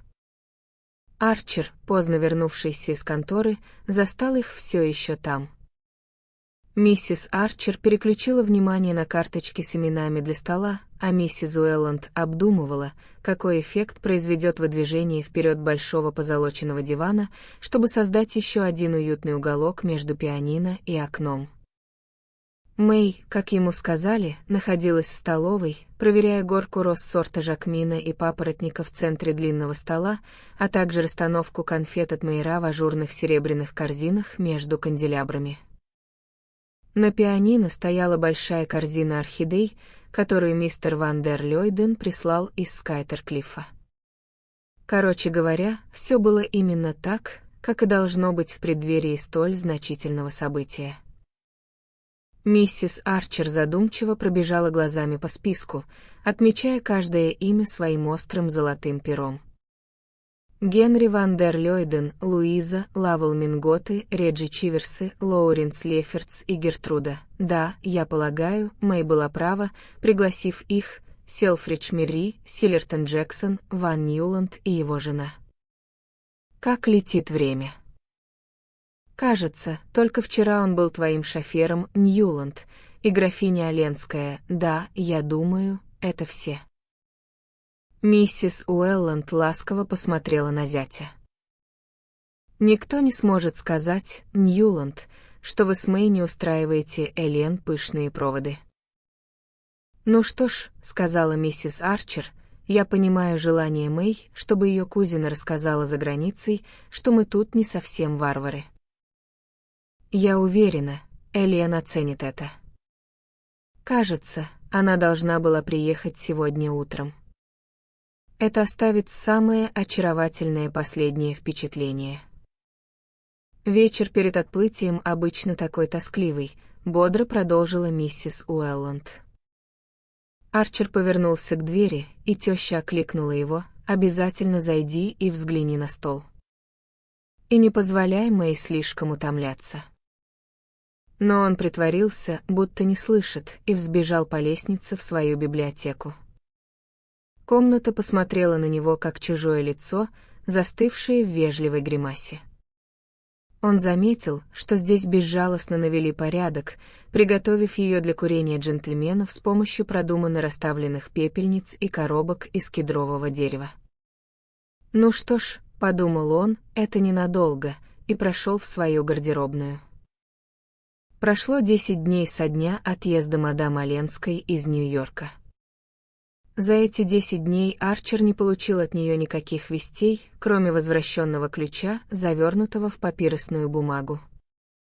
Его прислали к нему в контору в запечатанном конверте, адресованном ее рукой. Этот ответ на его последнее воззвание можно было бы истолковать как классический ход в знакомой игре, но молодой человек предпочел придать ему иной смысл. Она все еще боролась со своей судьбой, но она уезжала в Европу и не возвращалась к мужу. Следовательно, ничто не могло помешать ему последовать за ней. И как только он сделает этот бесповоротный шаг и докажет ей, что он бесповоротен, она, как он верил, не прогонит его. Эта уверенность в будущем помогла ему стойко играть свою роль в настоящем. Она удержала его от того, чтобы написать ей или выдать каким-либо знаком или поступкам свое несчастье и унижение. Ему казалось, что в их смертельно безмолвной игре козыри все еще остаются в его руках, и он ждал. Тем не менее, бывали моменты, которые переносить было достаточно трудно. Например, когда мистер Леттерблер на следующий день после отъезда мадам Оленской вызвал его, чтобы просмотреть условия доверительного управления, которое миссис Мэнсон Мингот хотела учредить для своей внучки. В течение пары часов Арчер вместе со своим старшим партнером изучал условия договора, все время смутно чувствуя, что если с ними советуются, то по какой-то другой причине, а не из-за очевидного родства, и что в конце совещания это выяснится. «Что ж, леди не может отрицать, что это прекрасное соглашение», подытожил мистер Леттерблер, пробормотав краткое содержание условий. «На самом деле я обязан сказать, что с ней обошлись довольно щедро во всех отношениях». «Во всех отношениях», — повторил Арчер с оттенком насмешки. «Вы имеете в виду предложение ее мужа вернуть ей ее собственные деньги?» Густые брови мистера Леттерблера приподнялись на долю дюйма. «Мой дорогой сэр, закон есть закон, а кузина вашей жены выходила замуж по французским законам. Надо полагать, она знала, что это значит. Даже если знала то, что произошло впоследствии, но Арчер запнулся. Мистер Леттерблер прижал ручку к своему большому морщинистому носу и посмотрел вдоль него с тем выражением, какое принимают добродетельные пожилые джентльмены, когда хотят дать понять молодым, что добродетель — это не синоним невежества. «Мой дорогой сэр, у меня нет ни малейшего желания оправдывать прегрешения графа. Но с другой стороны, я бы не поручился, что там не было око за око, с этим молодым защитником». Мистер Леттерблер отпер ящик стола и пододвинул к Арчеру бумагу. «Этот отчет — результат деликатного расследования». И затем, поскольку Арчер не сделал ни малейшей попытки взглянуть на бумагу или опровергнуть намек, адвокат довольно сухо продолжил: «Я не говорю, что это неопровержимо, заметьте, вовсе нет. Но дыма без огня не бывает, и в целом крайне удовлетворительно для всех сторон, что было достигнуто это достойное решение». Крайне удовлетворительно», — согласился Арчер, отодвигая бумагу назад. Через день или два, откликнувшись на зов миссис Мэнсон Мингот, он подвергся еще более глубокому испытанию духа. Он застал старую леди подавленной и сварливой. «Ты знаешь, что она меня бросила?» Начала она сразу же и, не дожидаясь его ответа, продолжила: «Не спрашивай меня, почему. Она привела так много причин, что я их все забыла. Мое личное убеждение заключается в том, что она просто не вынесла скуки. Во всяком случае, так думают Августа и мои невестки. И я не знаю, могу ли я ее за это винить. Оленский — законченный мерзавец, но жизнь с ним, должно быть, была куда веселее, чем здесь, на 5-й авеню. Не то чтобы семья это признала, они-то думают, что 5-я авеню — это рай, которому в придачу идет улица Рю-де-Липе. И бедная Элен, конечно, вовсе не собирается возвращаться к мужу. Она держалась против этого так же твердо, как и всегда. Так что она обоснуется в Париже с этой дурой Мидорой. Что ж, Париж есть Париж, и там можно содержать экипаж почти за бесценок. Но она была веселой, как птичка, и мне ее будет не хватать». 2 слезы, скупые слезы стариков, скатились по ее пухлым щекам и скрылись в глубине ее необъятной груди. «Все, о чем я прошу», — заключила она, — «чтобы они меня больше не беспокоили. Мне действительно должны дать спокойно переваривать мою овсянку. И она чуть тоскливо подмигнула Арчеру. Именно в тот вечер, по возвращении домой, Мэй объявила о своем намерении устроить прощальный обед в честь кузины. Имя мадам Оленской не произносилось между ними с той самой ночи, когда она уехала в Вашингтон, и Арчер с удивлением посмотрел на жену. «Обед? Зачем?» — спросил он. Она покраснела. «Но ведь тебе нравится Элен. Я думала, ты будешь рад. Это очень мило с твоей стороны, преподнести все именно так. Но я действительно не понимаю. Я намерена сделать это, Ньюланд», — сказала она, спокойно вставая и подходя к своему письменному столу. «Вот приглашения, они уже все написаны. Мама мне помогла, она согласна, что мы должны это сделать». Она замолчала, смущенная и в то же время улыбающаяся, и Арчер внезапно увидел перед собой живое воплощение всей семьи. Хорошо», — сказал он, невидящим взором уставившись в список гостей, который она вложила ему в руку. Когда он вошел в гостиную перед обедом, Мэй склонилась над камином, пытаясь заставить разгореться поленья в непривычном окружении безупречно чистых изразцов. Высокие лампы были зажжены, а орхидеи мистера Ван дер Лёйдена были нарядно расставлены в различных вазах из современного фарфора и чеканного серебра. Гостиная миссис Ньюланд Арчер вообще считалась большим успехом. Позолоченная бамбуковая подставка для цветов, в которой регулярно обновлялись примулы и цинерарии, преграждала доступ к эркеру, где люди старой закалки предпочли бы видеть бронзовую копию Венеры Милосской. Диваны и кресла из бледной парчи были умело сгруппированы вокруг маленьких плюшевых столиков, густо уставленных серебряными безделушками, фарфоровыми фигурками животных и узорчатыми фоторамками.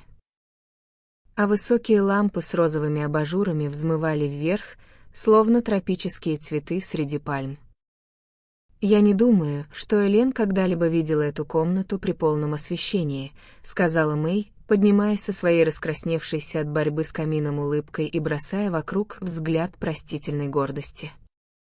Бронзовые щипцы, которые она прислонила к краю камина, с грохотом упали, заглушив ответ ее мужа, и прежде чем он успел поднять их, лакей объявил о приходе мистера и миссис Ван дер Лёйден. Остальные гости быстро последовали за ними, так как всем было известно, что Ван дер Лёйдены любят обедать пунктуально. Комната была уже почти полна, и Арчер как раз показывал миссис Селфридж Мири небольшой, покрытый густым лаком этюд Вербекховена под названием «Овцы на пастбище», который мистер Уэлланд подарил Мэй на Рождество, когда обнаружил, что мадам Оленская стоит рядом с ним. Она была чрезвычайно бледна, и эта бледность делала ее темные волосы еще более густыми и тяжелыми, чем прежде. Возможно, именно это, или то, что она обернула вокруг шеи несколько рядов янтарных бус, вдруг напомнило ему маленькую Элен Мингот, с которой он танцевал на детских праздниках, когда Медора Мэнсон впервые привезла ее в Нью-Йорк. Янтарные бусы не подходили к ее цвету лица, да и платье, возможно, было не к лицу. Ее лицо казалось тусклым и почти некрасивым, но он никогда не любил его так сильно, как в эту минуту. Их руки встретились, и ему показалось, что он услышал ее слова «Да, мы уплываем завтра на России». Затем раздался бессмысленный шум открывающихся дверей, а после паузы послышался голос Мэй Ньюланд. «Обед подан. Не мог бы ты, пожалуйста, проводить Элен?» Мадам Оленская положила руку ему на лоб, и он заметил, что рука была без перчатки. Он вспомнил, как не сводил с нее глаз в тот вечер, когда сидел с ней в маленькой гостиной на 23-й улице. Вся красота, покинувшая ее лицо, казалось, укрылась в этих длинных бледных пальцах и едва заметных ямочках на костяшках пальцев, лежавших на его рукаве.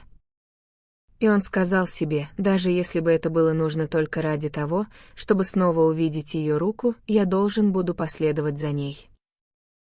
Только на приеме, устроенном якобы в честь иностранного гостя, миссис ван дер Лёйден могла смириться с понижением своего статуса, оказавшись по левую руку от хозяина дома. Тот факт, что мадам Оленская была иностранкой, вряд ли можно было подчеркнуть более ловко, чем этой прощальной данью уважения. И миссис ван дер Лёйден приняла свое смещение со стола с любезностью, которая не оставляла сомнений в ее одобрении. Существовали определенные вещи, которые необходимо было делать, и если уж делать, то красиво и основательно.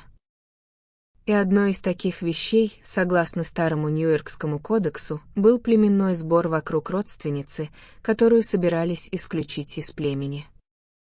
Не было ничего на свете, чего Уэлланда и Минготы не сделали бы, чтобы заявить о своей неизменной привязанности графине Оленской теперь, когда ее билет в Европу был куплен.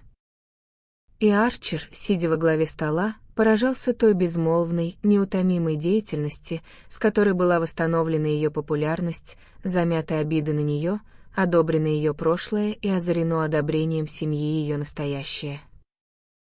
Миссис ван дер Лёйден сияла на нее тем смутным добродушием, которое было ее высшим проявлением сердечности, а мистер ван дер Лёйден со своего места по правую руку от Мэй бросал вдоль стола взгляды, явно призванные оправдать все те гвоздики, которые он прислал из Скайтерклиффа. Арчер, который, казалось, присутствовал при этой сцене в состоянии какого-то странного невесомого транса, словно он парил где-то между люстрой и потолком, ничему так не удивлялся, как своему собственному участию в происходящем. Когда его взгляд переходил от одного безмятежного, сытого лица к другому, он видел во всех этих безобидных с виду людях, занятых приготовленной Мэй дичью, банду немых заговорщиков, а в себе самом и бледной женщине справа от него — центр их заговора. И тут до него дошло в огромной вспышке, сотворенной из множества разрозненных проблесков, что для всех них он и мадам Оленская были любовниками. Любовниками в том крайнем смысле, который присущ иностранным словарям. Он догадался, что в течение многих месяцев был центром внимания бесчисленных молчаливо наблюдающих глаз и терпеливо слушающих ушей. Он понял, что неизвестными ему пока способами разлука между ним и участницей его вины уже была достигнута, и что теперь все племя сплотилось вокруг его жены на молчаливом допущении, что никто ничего не знает и никогда ничего не воображал, и что поводом для этого приема было просто естественное желание Мэй Арчер нежно попрощаться со своей подругой и кузиной. Это был старый нью-йоркский способ лишать жизни без пролития крови. Способ людей, которые боялись скандала больше, чем болезни, ставили приличие выше мужества и считали, что нет ничего более невоспитанного, чем сцены, за исключением поведения тех, кто давал для них повод. Пока эти мысли сменяли одна другую в его голове, Арчер чувствовал себя пленником в центре вооруженного лагеря. Он обвел взглядом сидящих за столом и догадался о неумолимости своих пленителей по тому тону, каким они, за спаржей из Флориды, обсуждали Бофорта и его жену. «Это для того, чтобы показать мне, — подумал он, — что случилось бы со мной». И смертельное ощущение превосходства намеков и аналогий над прямым действием, а молчание, над опрометчивыми словами, сомкнулось вокруг него, словно двери фамильного склепа. Он рассмеялся и встретил испуганный взгляд миссис ван дер Лёйден. «Вы находите это забавным?» — спросила она с поджатой улыбкой. Конечно, мысль бедной Реджины остаться в Нью-Йорке, полагаю, имеет свою нелепую сторону. И Арчер пробормотал: «Конечно». В этот момент он осознал, что другой сосед мадам Оленской уже некоторое время был занят дамой по правую руку от себя. В то же мгновение он увидел, что Мэй, безмятежно восседавшая между мистером ван дер Лёйденом и мистером Селфриджем Мирри, бросила быстрый взгляд вдоль стола. Было очевидно, что хозяин дома и дама справа от него не могут просидеть весь обед в молчании. Он повернулся к мадам Оленской, и она встретила его бледной улыбкой. Давай же доведем это до конца», — казалось, — говорила она. «Вы не очень устали с дороги?» — спросил он голосом, который удивил его самого своей естественностью. И она ответила, что, напротив, редко путешествовала с меньшими неудобствами. «Если не считать, знаете ли, ужасной жары в поезде», — добавила она. И он заметил, что она не пострадает от этого конкретного неудобства в той стране, куда направляется. «Я никогда», — заявил он с особенной силой, — «так сильно не замерзал, как однажды, в апреле, в поезде между Кале и Парижем».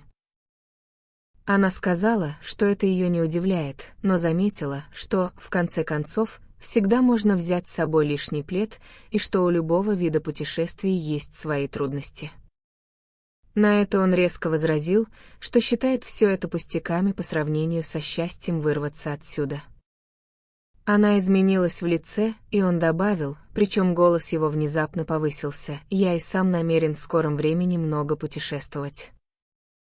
Дрожь пробежала по ее лицу, а он, наклонившись к Реджи Чиверсу, крикнул: «Послушай, Реджи, что ты скажешь насчет кругосветного путешествия? Прямо сейчас, скажем, в следующем месяце?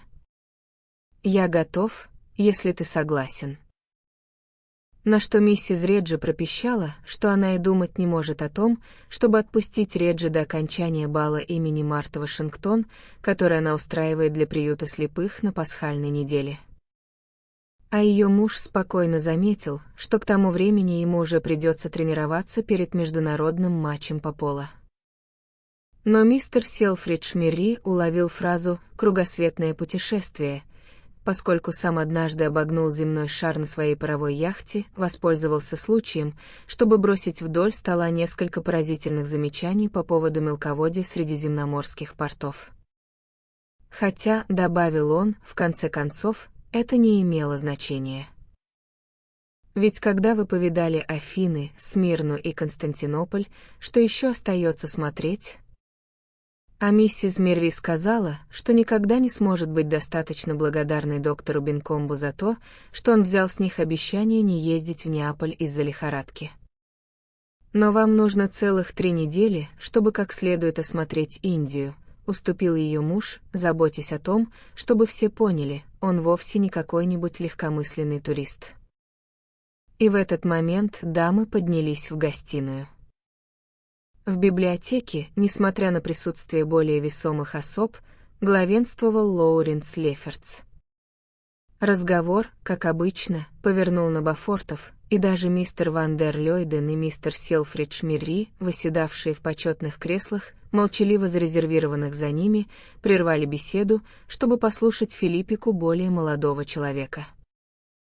Никогда еще Леффертс так не изобиловал чувствами, которые украшают христианское мужество и превозносят святость домашнего очага. Негодование придавало ему уничтожающее красноречие, и было ясно, если бы другие последовали его примеру и поступали так, как он говорил, общество никогда не проявило бы слабость, приняв такого иностранного выскочку, как Бофорт.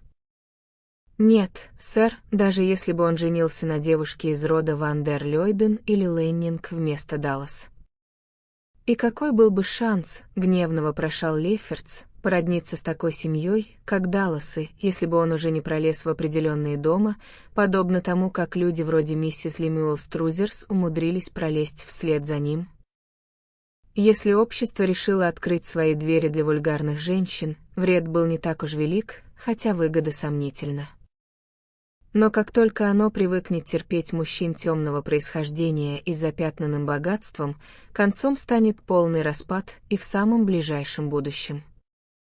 «Если все пойдет такими темпами», — гремел Леффертс, выглядевший как молодой пророк, одетый у пула, которого еще не успели побить камнями, «мы увидим, как наши дети бьются за приглашение в дома мошенников и женятся на ублюдках Бофорта». Послушай, полегче на поворотах. Запротестовали Реджи Чиверс и молодой Ньюланд, в то время как мистер Селфридж Мирри выглядел искренне встревоженным, а на чувствительном лице мистера Ван дер Лёйдена застыло выражение боли и отвращения. «А они у него есть?» — воскликнул мистер Силлертон Джексон, привострив уши. И пока Леффертс пытался перевести вопрос в шутку, старый джентльмен прощебетал на ухо Арчеру: «Странные эти люди, которые вечно хотят все исправить. Те, у кого самые плохие повара, всегда громче всех кричат, что их отравили, когда они обедают в гостях. Но я слышал, что для диатрибы нашего друга Лоуренса есть веские причины. На этот раз, как я понимаю, виной всему машинистка». Разговор проносился мимо Арчера, словно какая-то бессмысленная река, текущая и текущая лишь потому, что у нее не хватает ума остановиться. Он видел на лицах вокруг выражение интереса, забавы и даже веселья. Он слушал смех более молодых мужчин и похвалы арчеровской Мадере, которую мистер Ван дер Лёйден и мистер Мирри задумчиво смаковали. Сквозь все это он смутно ощущал общее дружелюбное к себе отношение, словно стражники того пленника, которым он себя чувствовал, пытались смягчить его неволю. И это осознание лишь усиливало его страстное решение вырваться на свободу. В гостиной, где они вскоре присоединились к дамам, он встретил торжествующий взгляд Мэй и прочитал в нем уверенность, что все прошло прекрасно. Она поднялась с места рядом с мадам Оленской, и миссис Ван дер Лёйден тут же поманила последнюю сесть на позолоченный диван, где сама восседала, как на троне. Миссис Селфридж Мирри пересекла комнату, чтобы присоединиться к ним, и Арчеру стало ясно, что и здесь происходил заговор реабилитации и предания забвению. Тайная организация, скреплявшая его маленький мир, была полна решимости зафиксировать, что ни на секунду не сомневалась в приличии поведения мадам Оленской или в полноте домашнего счастья Арчера.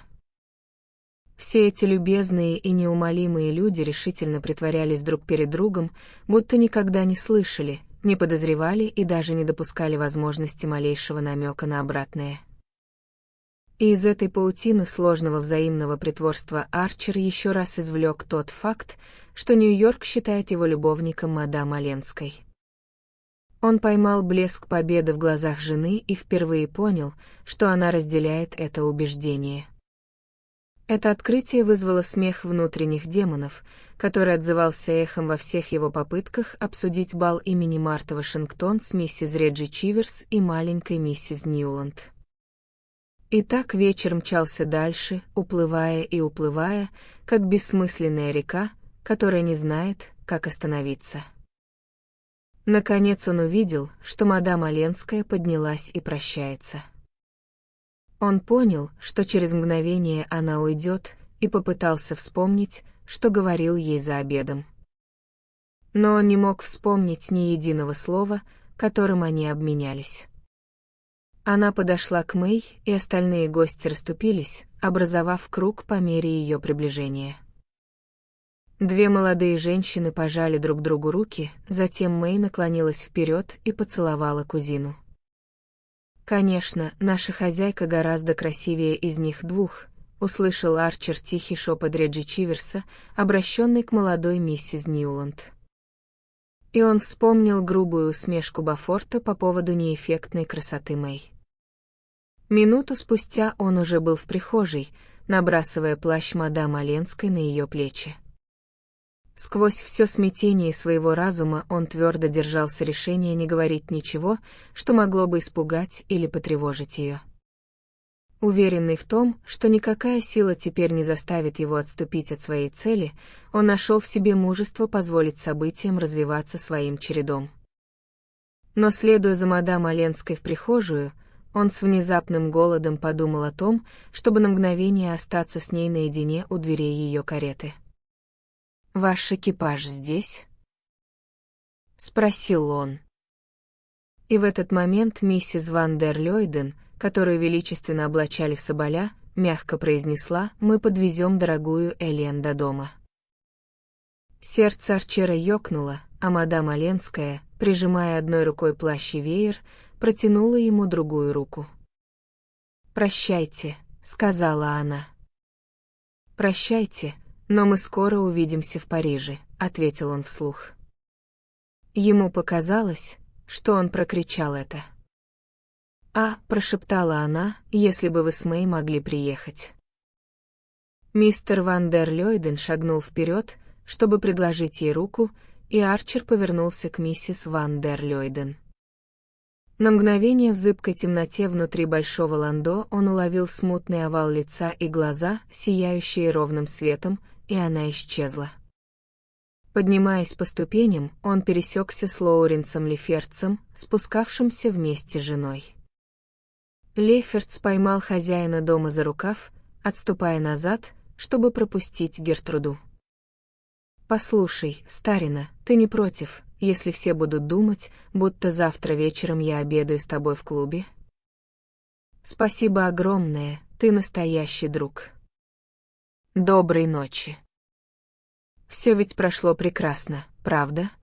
— спросила Мэй с порога библиотеки.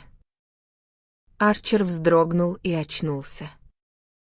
Как только уехала последняя карета, он поднялся в библиотеку и заперся там в надежде, что жена, которая все еще медлила внизу, пойдет прямо в свою комнату. Но она стояла там, бледная и изнуренная, но излучающая деланную энергию человека, который перешагнул через крайнюю степень усталости. «Можно мне войти и поговорить об этом?» — спросила она. «Конечно, если хочешь. Но ты, должно быть, ужасно хочешь спать». «Нет, я не хочу спать. Мне хотелось бы немного посидеть с тобой». «Очень хорошо», — сказал он, пододвигая ее кресло поближе к камину. Она села, и он вернулся на свое место. Но оба долго молчали. Наконец Арчер резко начал: «Раз уж ты не устала и хочешь поговорить, я должен тебе кое-что сказать. Я пытался сделать это на днях». Она быстро посмотрела на него. «Да, дорогой. Что-то о тебе самом. О себе. Ты говоришь, что не устала. Что ж, а я устал. Ужасно устал». В то же мгновение в ней проснулась нежная тревога. Я видела, что все к этому идет, Ньюланд. Ты так безбожно переутомлялся. Возможно, дело в этом.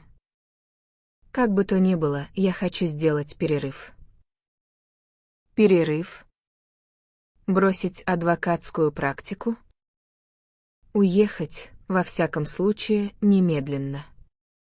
В долгое путешествие, очень далеко, подальше от всего». Он замолчал, понимая, что ему не удалось сказать это с равнодушием человека, который жаждет перемен и в то же время слишком утомлен, чтобы радоваться им. Что бы он ни делал, струна страстного нетерпения вибрировала. «Подальше от всего», — повторил он. «Так далеко?» «Куда, например?» — спросила она. Я не знаю. В Индию или в Японию?» Она встала, и пока он сидел с наклоненной головой, подперев подбородок руками, он почувствовал, как она тепло и ароматно склонилась над ним. «Так далеко?» «Но я боюсь, что ты не сможешь, дорогой», — сказала она дрожащим голосом. «Если только ты не возьмешь меня с собой». И затем, поскольку он молчал, она продолжила тоном настолько чистым и ровным, что каждый отдельный слог стучал, как маленький молоточек, по его мозгу. «То есть, если врачи отпустят меня, но я боюсь, что они не разрешат.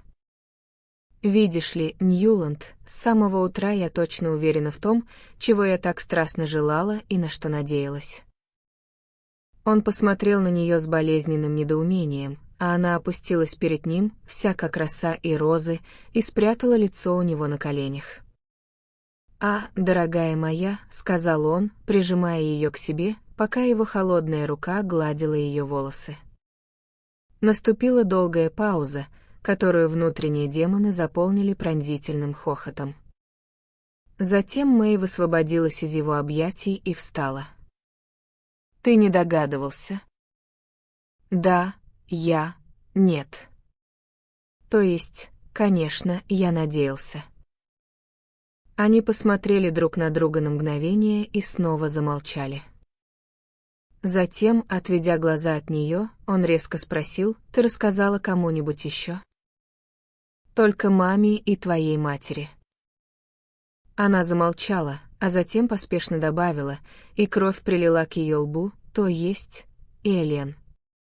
«Ты ведь помнишь, я говорила тебе, что однажды днем мы с ней долго разговаривали, и как мила она была со мной?» «Ах!» — вырвалось у Арчера, и сердце его остановилось. Он почувствовал, что жена пристально наблюдает за ним. «Ты против того, что я рассказала ей первой, Ньюланд?» «Против. С чего бы это?» Он сделал последние усилия, чтобы взять себя в руки. «Но это было 2 недели назад, не так ли? Мне казалось, ты сказала, что не была уверена до сегодняшнего дня». Она покраснела еще сильнее, но выдержала его взгляд. «Нет, тогда я не была уверена, но я сказала ей, что уверена. И, как видишь, я оказалась права». Воскликнула она, и ее голубые глаза были влажными от торжества победы.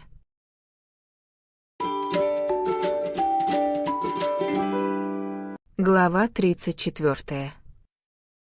Ньюланд Арчер сидел за письменным столом в своей библиотеке на Восточной 39-й улице. Он только что вернулся с большого официального приема по случаю открытия новых залов в музее Метрополитен. Зрелище этих огромных пространств, заполненных сокровищами ушедших эпох, где светская толпа прохаживалась между научно-каталогизированными экспонатами, внезапно задело заржавевшую пружину памяти. «Полно, ведь это же один из старых залов Чеснолы», — услышал он чье-то замечание. И мгновенно все вокруг него исчезло. Он снова сидел один на жестком кожаном диване у батареи, а хрупкая фигура в длинном котиковом манто удалялась по скудно обставленной анфиладе старого музея. Это видение пробудило лавину других воспоминаний, и он сидел, глядя новыми глазами на библиотеку, которая на протяжении более чем 30 лет была местом его уединенных размышлений и всех семейных бесед. Это была комната, в которой произошло большинство самых важных событий в его жизни. Здесь его жена, почти 26 лет назад, с краснеющими недомолвками, которые заставили бы улыбнуться молодых женщин нового поколения, сообщила ему новость о том, что у нее будет ребенок. И здесь же их старший мальчик, Даллас, слишком слабый, чтобы его можно было вести в церковь в разгар зимы, был крещен их старым товарищем, епископом Нью-Йорка, тем самым величественным, великолепным, незаменимым епископом, который так долго был гордостью и украшением своей епархии. Здесь Даллас впервые зыбко зашагал по полу, выкрикивая «Папа», пока Мэй и няня смеялись за дверью. Здесь их второй ребенок, Мэри, которая была так похожа на свою мать, объявила о помолвке с самым скучным и самым надежным из многочисленных сыновей Реджи Чиверса.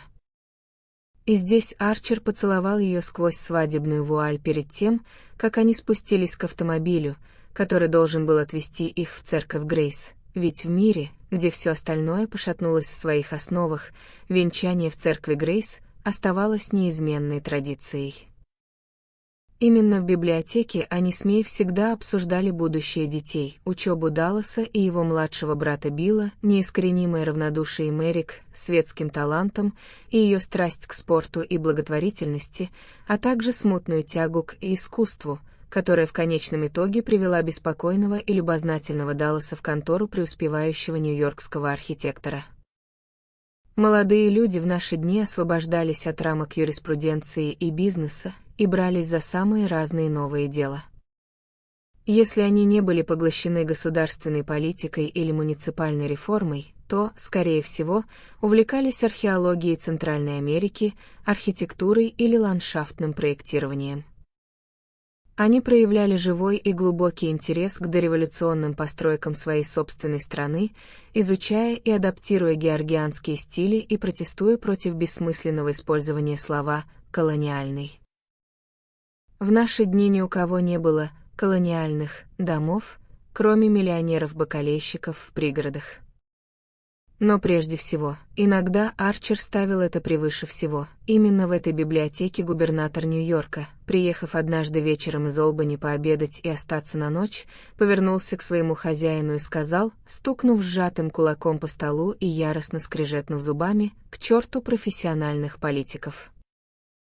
Стране нужны такие люди, как вы, Арчер. Если эту Авгиеву конюшню вообще когда-нибудь очистят, люди вроде вас должны приложить к этой чистке руку. Люди вроде вас, как же Арчер сиял от этой фразы. Как охотно он поднялся на этот призыв. Это было эхом старого призыва Неда Уинсетта закатать рукава и спуститься в самую грязь. Но теперь это было сказано человеком, который сам подавал пример, и чей призыв следовать за ним был неотразим. Оглядываясь назад, Арчер не был уверен, что его стране нужны были именно такие люди, как он, по крайней мере, на том поприще активной службы, на которое указывал Теодор Рузвельт. На самом деле были все основания полагать, что не нужны, ведь после года работы в законодательном собрании штата он не был переизбран и с благодарностью вернулся к незаметной, хотя и полезной муниципальной работе. Оттуда снова к написанию редких статей в один из реформаторских еженедельников, которые пытались вырвать страну из состояния апатии. Маловато, казалось бы, для подведения итогов. Но когда он вспоминал, к чему стремились молодые люди его поколения и его круга, к узкой колее зарабатывания денег, спорту и светской жизни, которыми ограничивался их кругозор, даже его скромный вклад в новый порядок вещей казался весомым, подобно тому, как важен каждый кирпич в хорошо сложенной стене. Он мало сделал в общественной жизни. По своей природе он всегда оставался созерцателем и дилетантом, но у него были высокие материи для созерцания и великие вещи для восхищения, а дружба с одним великим человеком была его силой и гордостью. Словом, он был тем, кого люди начинали называть достойным гражданином. В Нью-Йорке на протяжении многих прошлых лет ни одно новое начинание, будь то благотворительное, муниципальное или художественное, не обходилось без учета его мнения и не обходилось без его имени. Люди говорили, спросите Арчера, когда возникал вопрос об открытии первой школы для детей-инвалидов, реорганизации музея искусств, основании клуба Гролье, торжественном открытии новой библиотеки или создании нового общества камерной музыки. Его дни были заполнены, и заполнены достойно. Он полагал, что это все, чего может желать человек. Кое-что, как он знал, он все же упустил, самый лучший цвет своей жизни. Но теперь он думал об этом как о чем-то настолько недосягаемом и невероятном, что сокрушаться об этом было бы все равно, что отчаиваться из-за того, что не выиграл главный приз в лотерею. В его лотерее было 100 миллионов билетов, а приз — всего один. Шансы были слишком явно против него. Когда он думал об Елене Оленской, это было отвлеченно, безмятежно, так думают о каком-нибудь воображаемом любимом образе в книге или на картине. Она стала для него собирательным образом всего того, что он упустил. Это видение, пусть слабое и призрачное, удерживало его от мыслей о других женщинах. Он был тем, кого называют верным мужем.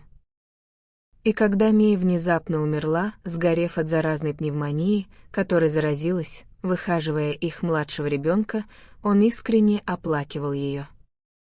Долгие годы, проведенные вместе, доказали ему, не так уж важно, что брак — это скучная обязанность, пока он сохраняет достоинство этой обязанности. Отступая от этого, он превращался в обычную битву низменных страстей. Оглядываясь вокруг, он чтил свое собственное прошлое и скорбел о нем. В конце концов, в прежних устоях было много хорошего. Его глаза, обойдя комнату, обновленную Далласом, с английскими гравюрами, шкафами в стиле Чиппендейла, вещицами из отборного сине-белого фарфора и приятно затененными электрическими лампами, вернулись к старому письменному столу в стиле Истлика, который он так и не согласился выбросить, и к самой первой фотографии Мей, которая все еще занимала свое место рядом с его чернильницей. Вот она, высокая, с округлой грудью и гибкая, как ива, в накрахмаленном муслиновом платье и широкополой соломенной шляпе, какой он видел ее под апельсиновыми деревьями в саду Миссии. И какой он увидел ее в тот день, такой она и осталась. Никогда не поднимаясь выше, но и никогда не опускаясь намного ниже этого уровня, великодушная, верная, неутомимая. Но ей так не хватало воображения, она была настолько неспособна к развитию, что мир ее юности развалился на части и перестроился заново без того, чтобы она вообще заметила эти перемены. Эта упрямая, ослепительная слепота сохраняла ее непосредственный кругозор внешне неизменным. Из-за ее неспособности признавать перемены дети скрывали от нее свои взгляды, как и Арчер скрывал свои. С самого начала существовало взаимное притворство, будто ничего не меняется, своего рода невинное семейное лицемерие, в котором отец и дети бессознательно сотрудничали. И она умерла, думая, что мир — прекрасное место, полное любящих и гармоничных семей, подобных ее собственной.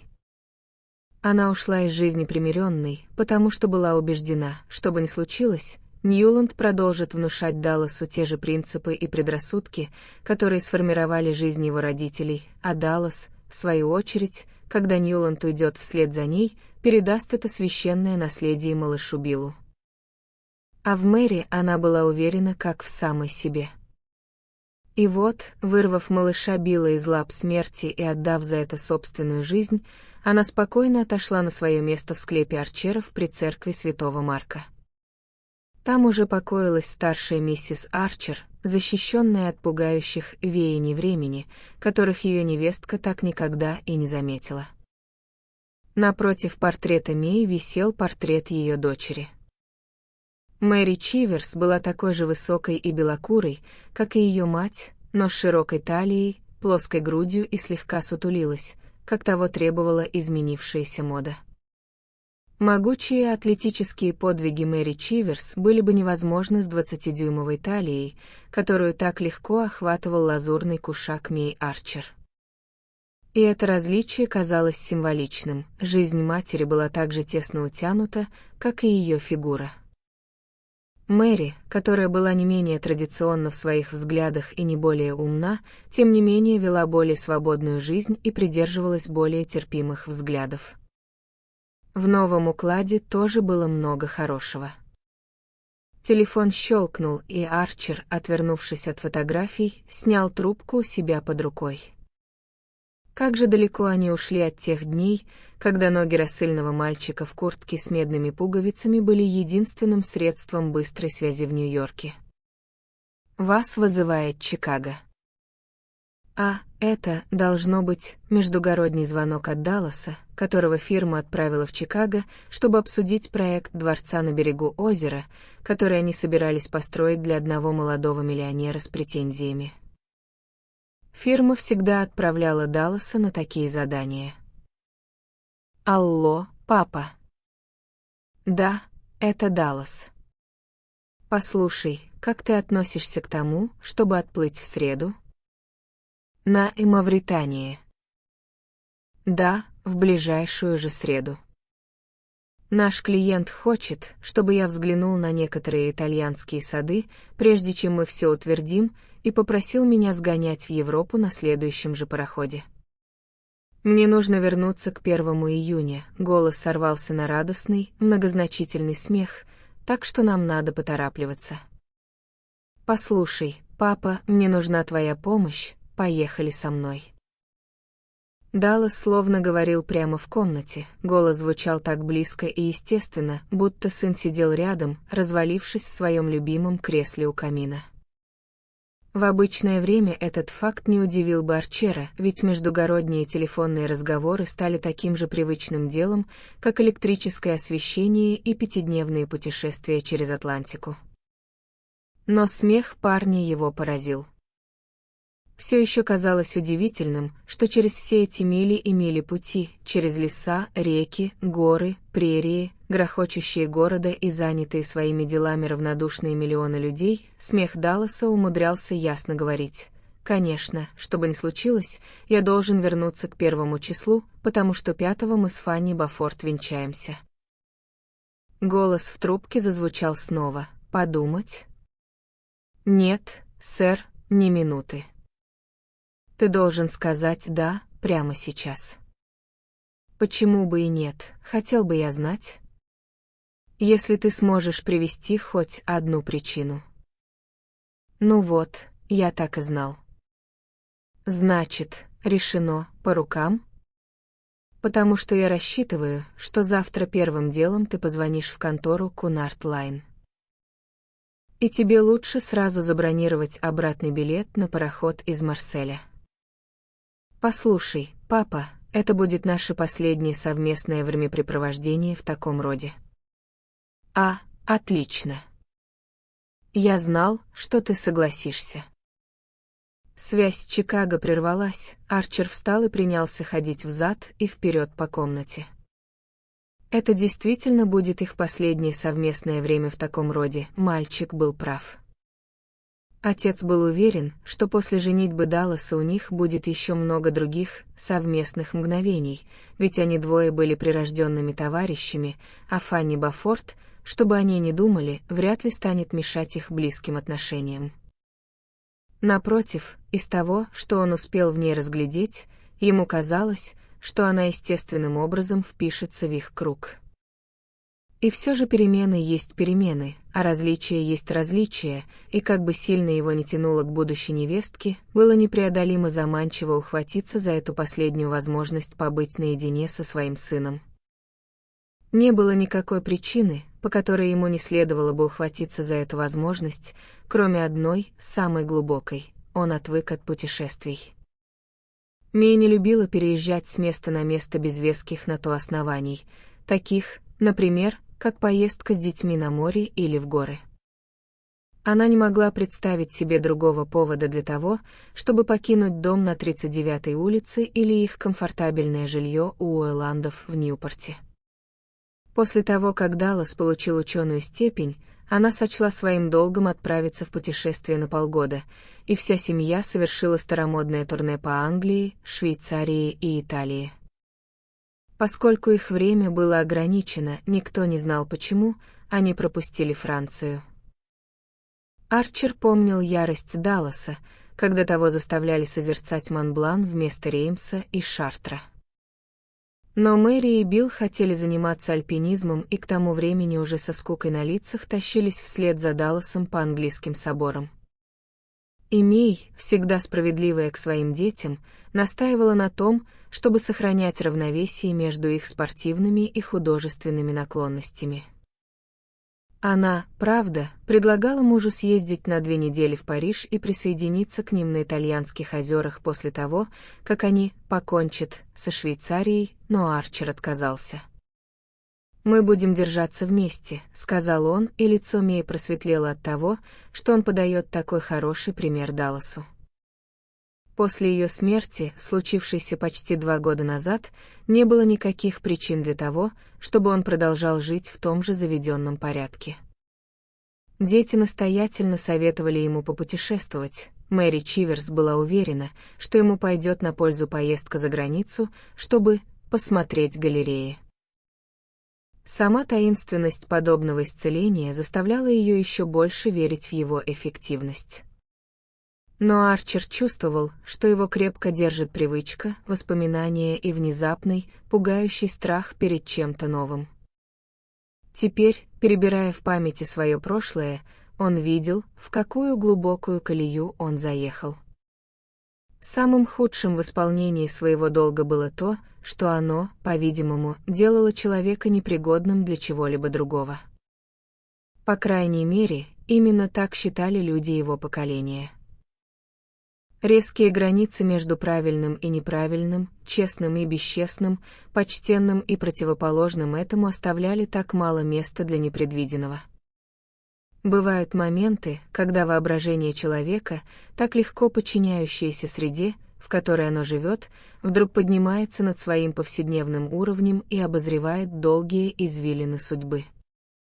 Арчер замер в нерешительности и задумался. Что осталось от того маленького мира, в котором он вырос и чьи стандарты прогнули и связали его? Он вспомнил язвительное пророчество бедного Лоуренца Леферца, произнесенное много лет назад в этой самой комнате: «Если дело и дальше пойдет такими темпами, наши дети будут жениться на ублюдках Бафорта». Это было как раз то, что делал старший сын Арчера, гордость всей его жизни, и никто не удивлялся и не осуждал его. Даже тетя мальчика, Дженни, которая до сих пор выглядела в точности так же, как в своей пожилой молодости, достала изумруды и мелкий жемчуг своей матери из розовой ваты и собственными дрожащими руками отнесла их будущей невесте. И Фанни Бафорт, вместо того, чтобы выглядеть разочарованной из-за того, что не получила гарнитур от парижского ювелира, восхитилась их старомодной красотой и заявила, что, когда наденет их, будет чувствовать себя, как на миниатюре Изаби. Фанни Бафорт, которая появилась в Нью-Йорке 18 лет после смерти родителей, покорила его сердце точно так же, как 30 лет назад это сделала мадам Оленская. Только вместо того, чтобы относиться к ней с недоверием и опаской, общество с радостью приняло ее как должное. Она была хороша собой, забавна и образована. Чего еще можно было желать? Никто не был настолько узколобым, чтобы припоминать ей полузабытые факты из прошлого ее отца и ее собственного происхождения. Только пожилые люди помнили такой смутный эпизод в деловой жизни Нью-Йорка, как банкротство Бафорта, или тот факт, что после смерти жены он тихо обвенчался с пресловутой Фанни Ринг и покинул страну с новой супругой и маленькой девочкой, унаследовавшей ее красоту. Позже о нем слышали в Константинополе, затем в России, а лет 12 спустя американские путешественники пользовались его щедрым гостеприимством в Буэнос-Айресе, где он представлял крупное страховое агентство. Он и его жена умерли там в атмосфере полного процветания. И вот однажды их осиротевшая дочь появилась в Нью-Йорке под попечением невестки Мэй Арчер, миссис Джек Уэлланд, чей муж был назначен опекуном девочки. Этот факт поставил ее почти в кузенские отношения с детьми Ньюланда Арчера, и никто не удивился, когда было объявлено о помолвке Далласа. Ничто не могло более наглядно показать то расстояние, которое прошел этот мир. Люди в наши дни были слишком заняты реформами и движениями, причудами, фетишами и пустяками, чтобы сильно беспокоиться о своих соседях. Да и какое значение имело чье-либо прошлое в огромном калейдоскопе, где все социальные атомы вращались в одной и той же плоскости. Ньюланд Арчер, глядя из окна своего отеля на величавое веселье парижских улиц, почувствовал, что его сердце бьется сумбуром и пылом молодости. Давно уже оно так не замирало и не пускалось вскачь под его раздавшимся в ширину жилетом, оставляя его в следующую минуту с опустевшей грудью и горящими висками. Он подумал, так же ли ведет себя сердце его сына в присутствии мисс Фанни Бафорт, и решил, что нет. Оно работает так же активно, без сомнения, но ритм другой, размышлял он, вспоминая то прохладное спокойствие, с которым молодой человек объявил о своей помолвке и принял как должное, что его семья это одобрит. Разница в том, что эти молодые люди принимают как должное, что они получат все, что захотят, а мы почти всегда принимали как должное, что ничего не получим. Вот только интересно, то, в чем ты так уверен заранее, может ли оно вообще когда-нибудь заставить сердце биться так дико? Шел второй день после их прибытия в Париж, и весеннее солнце удерживало Арчера у открытого окна над широкой серебристой панорамой Вандомской площади. Одним из условий, которые он поставил, едва ли не единственным, когда согласился поехать за границу с Далласом, было то, что в Париже его не заставят остановиться в каком-нибудь новомодном дворце-отеле. Хорошо, конечно», — добродушно согласился Даллас. «Я отвезу тебя в какое-нибудь веселое старомодное место, например, в Бристоль», оставив отца в немом изумлении от известия, что столетняя резиденция королей и императоров теперь упоминается как старомодный трактир, куда ездят ради его причудливых неудобств и сохранившегося местного колорита. Арчер достаточно часто представлял себе в первые нетерпеливые годы сцену своего возвращения в Париж. Затем это личное видение померкло, и он просто пытался увидеть город как декорацию к жизни мадам Оленской. Сидя в одиночестве по ночам в своей библиотеке после того, как домашние ложились спать, он мысленно вызывал в памяти бурное цветение весны на каштановых аллеях, цветы и статуи в общественных садах, запах сирени из тележек цветочниц, величественное течение реки под огромными мостами и ту жизнь искусства, науки и удовольствий, которая до краев заполняла каждую мощную артерию города. Теперь это зрелище было перед ним во всем своем великолепии. Глядя на него, он чувствовал себя робким, старомодным, несоответствующим, просто серым пятнышком человека по сравнению с тем безжалостным, великолепным парнем, каким он мечтал быть. Рука Далласа весело опустилась на его плечо. «Алло, отец». «А это здорово, правда?» Они постояли немного, молча глядя в окно, а затем молодой человек продолжил: «Кстати, у меня есть для тебя известие, графиня Оленская ждет нас обоих в 5:30». Он сказал это легко, небрежно, как мог бы сообщить любую случайную информацию, например, час, в который их поезд должен отправиться во Флоренцию на следующий вечер. Арчер посмотрел на него, и ему показалось, что он заметил в его веселых молодых глазах отблеск насмешливости его прабабушки Мингот. «Разве я тебе не говорил?» Продолжил Даллас. «Фанни заставила меня поклясться, что в Париже я сделаю 3 вещи: достану ей ноты последних песен Дебюсси, схожу в Гран-Гиньоль и навещу мадам Оленскую». Знаешь, она была чертовски добра к Фанни, когда мистер Бафорт прислал ее сюда из Буэнос-Айреса в монастырь Ассумпсьон. У Фанни не было друзей в Париже, и мадам Оленская опекала ее, забирала к себе по праздникам и возила гулять.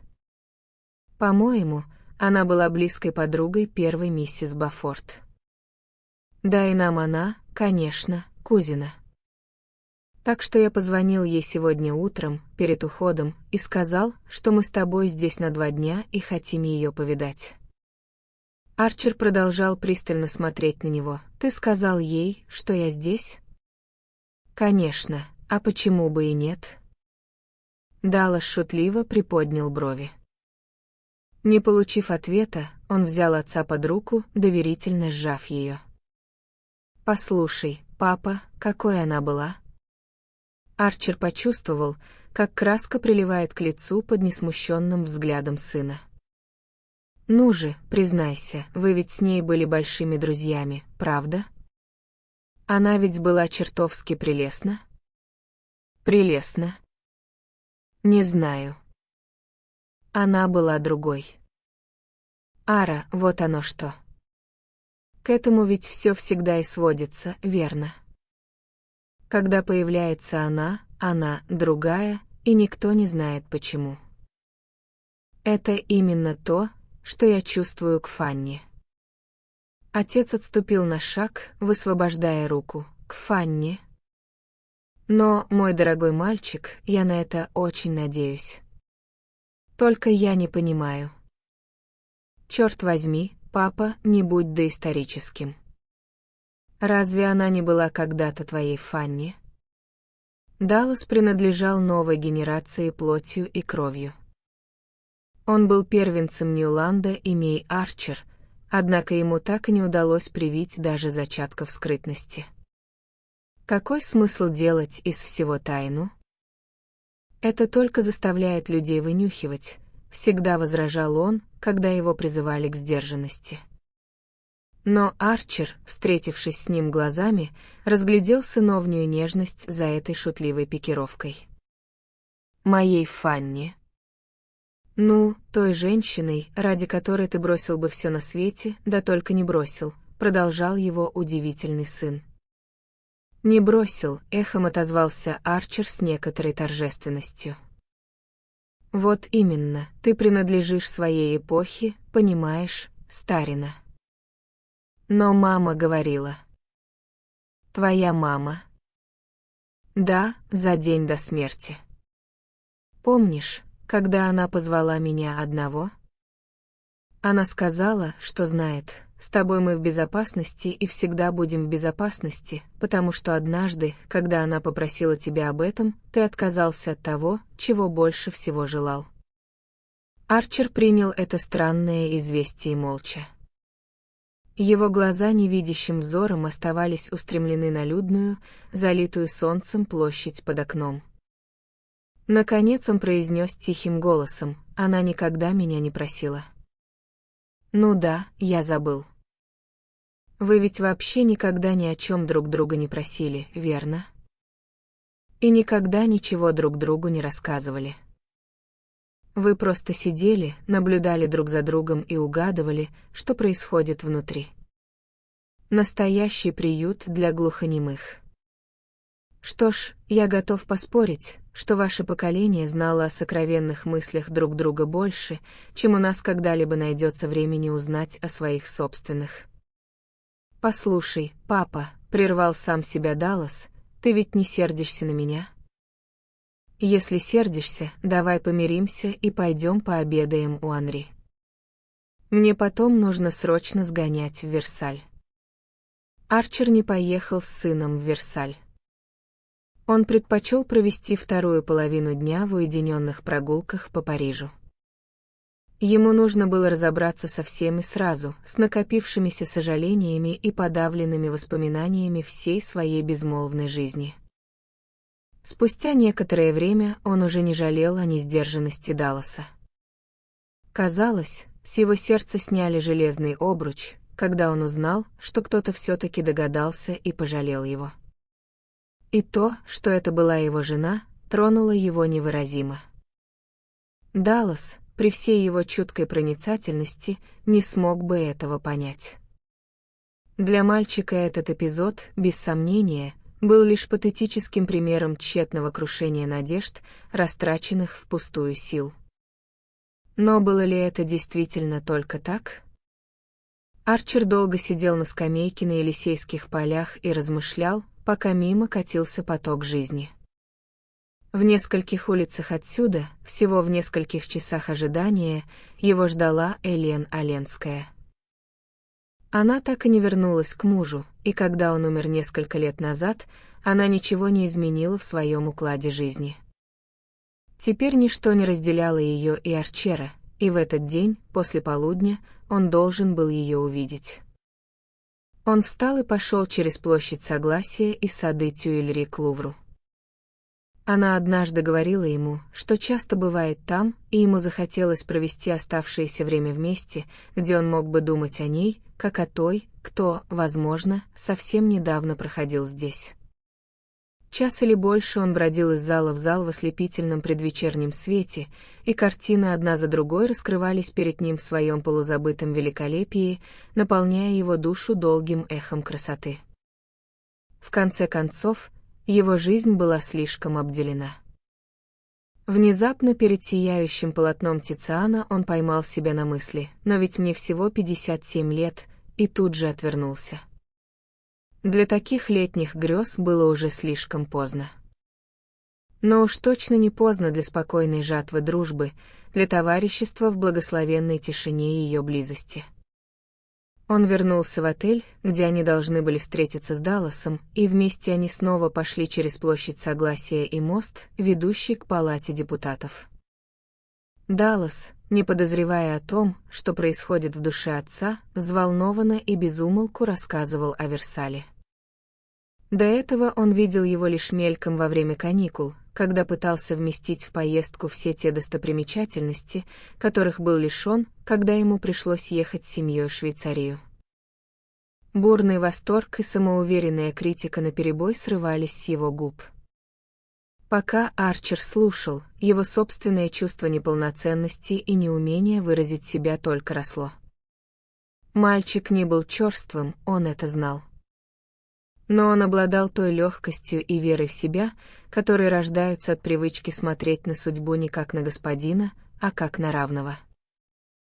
Вот оно, они чувствуют себя равными обстоятельствам, они знают, как себя вести, размышлял он, думая о сыне как о представителе нового поколения, которое смело все старые ориентиры, а вместе с ними указатели и предупреждающие знаки об опасности.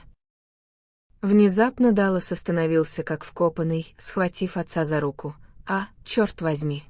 — воскликнул он. Они вышли на огромное, засаженное деревьями пространство перед домом инвалидов. Купол мансара бесплотно парил над распускающимися деревьями и длинным серым фасадом здания. Вбирая в себя все лучи предвечернего света, он завис там, словно зримый символ славы нации. Арчер знал, что мадам Оленская живет на площади неподалеку от одного из проспектов, расходящихся от дома инвалидов. Он представлял себе этот квартал тихим и почти неприметным, забыв о том центральном великолепии, которое его освещало. Теперь, в силу какой-то странной ассоциации, этот золотой свет стал для него тем всепроникающим сиянием, в котором она жила. Почти 30 лет ее жизнь, о которой он знал так поразительно мало, протекала в этой богатой атмосфере, которую он уже сейчас ощущал как слишком плотную и в то же время слишком пьянящую для своих легких. Он подумал о театрах, в которых она, должно быть, бывала, о картинах, на которые она смотрела, о строгих и великолепных старинных домах, которые она посещала, о людях, с которыми она говорила, о непрекращающемся движении мыслей, интересов, образов и ассоциаций, рождаемых этой исключительно светской нацией в окружении вековых традиций.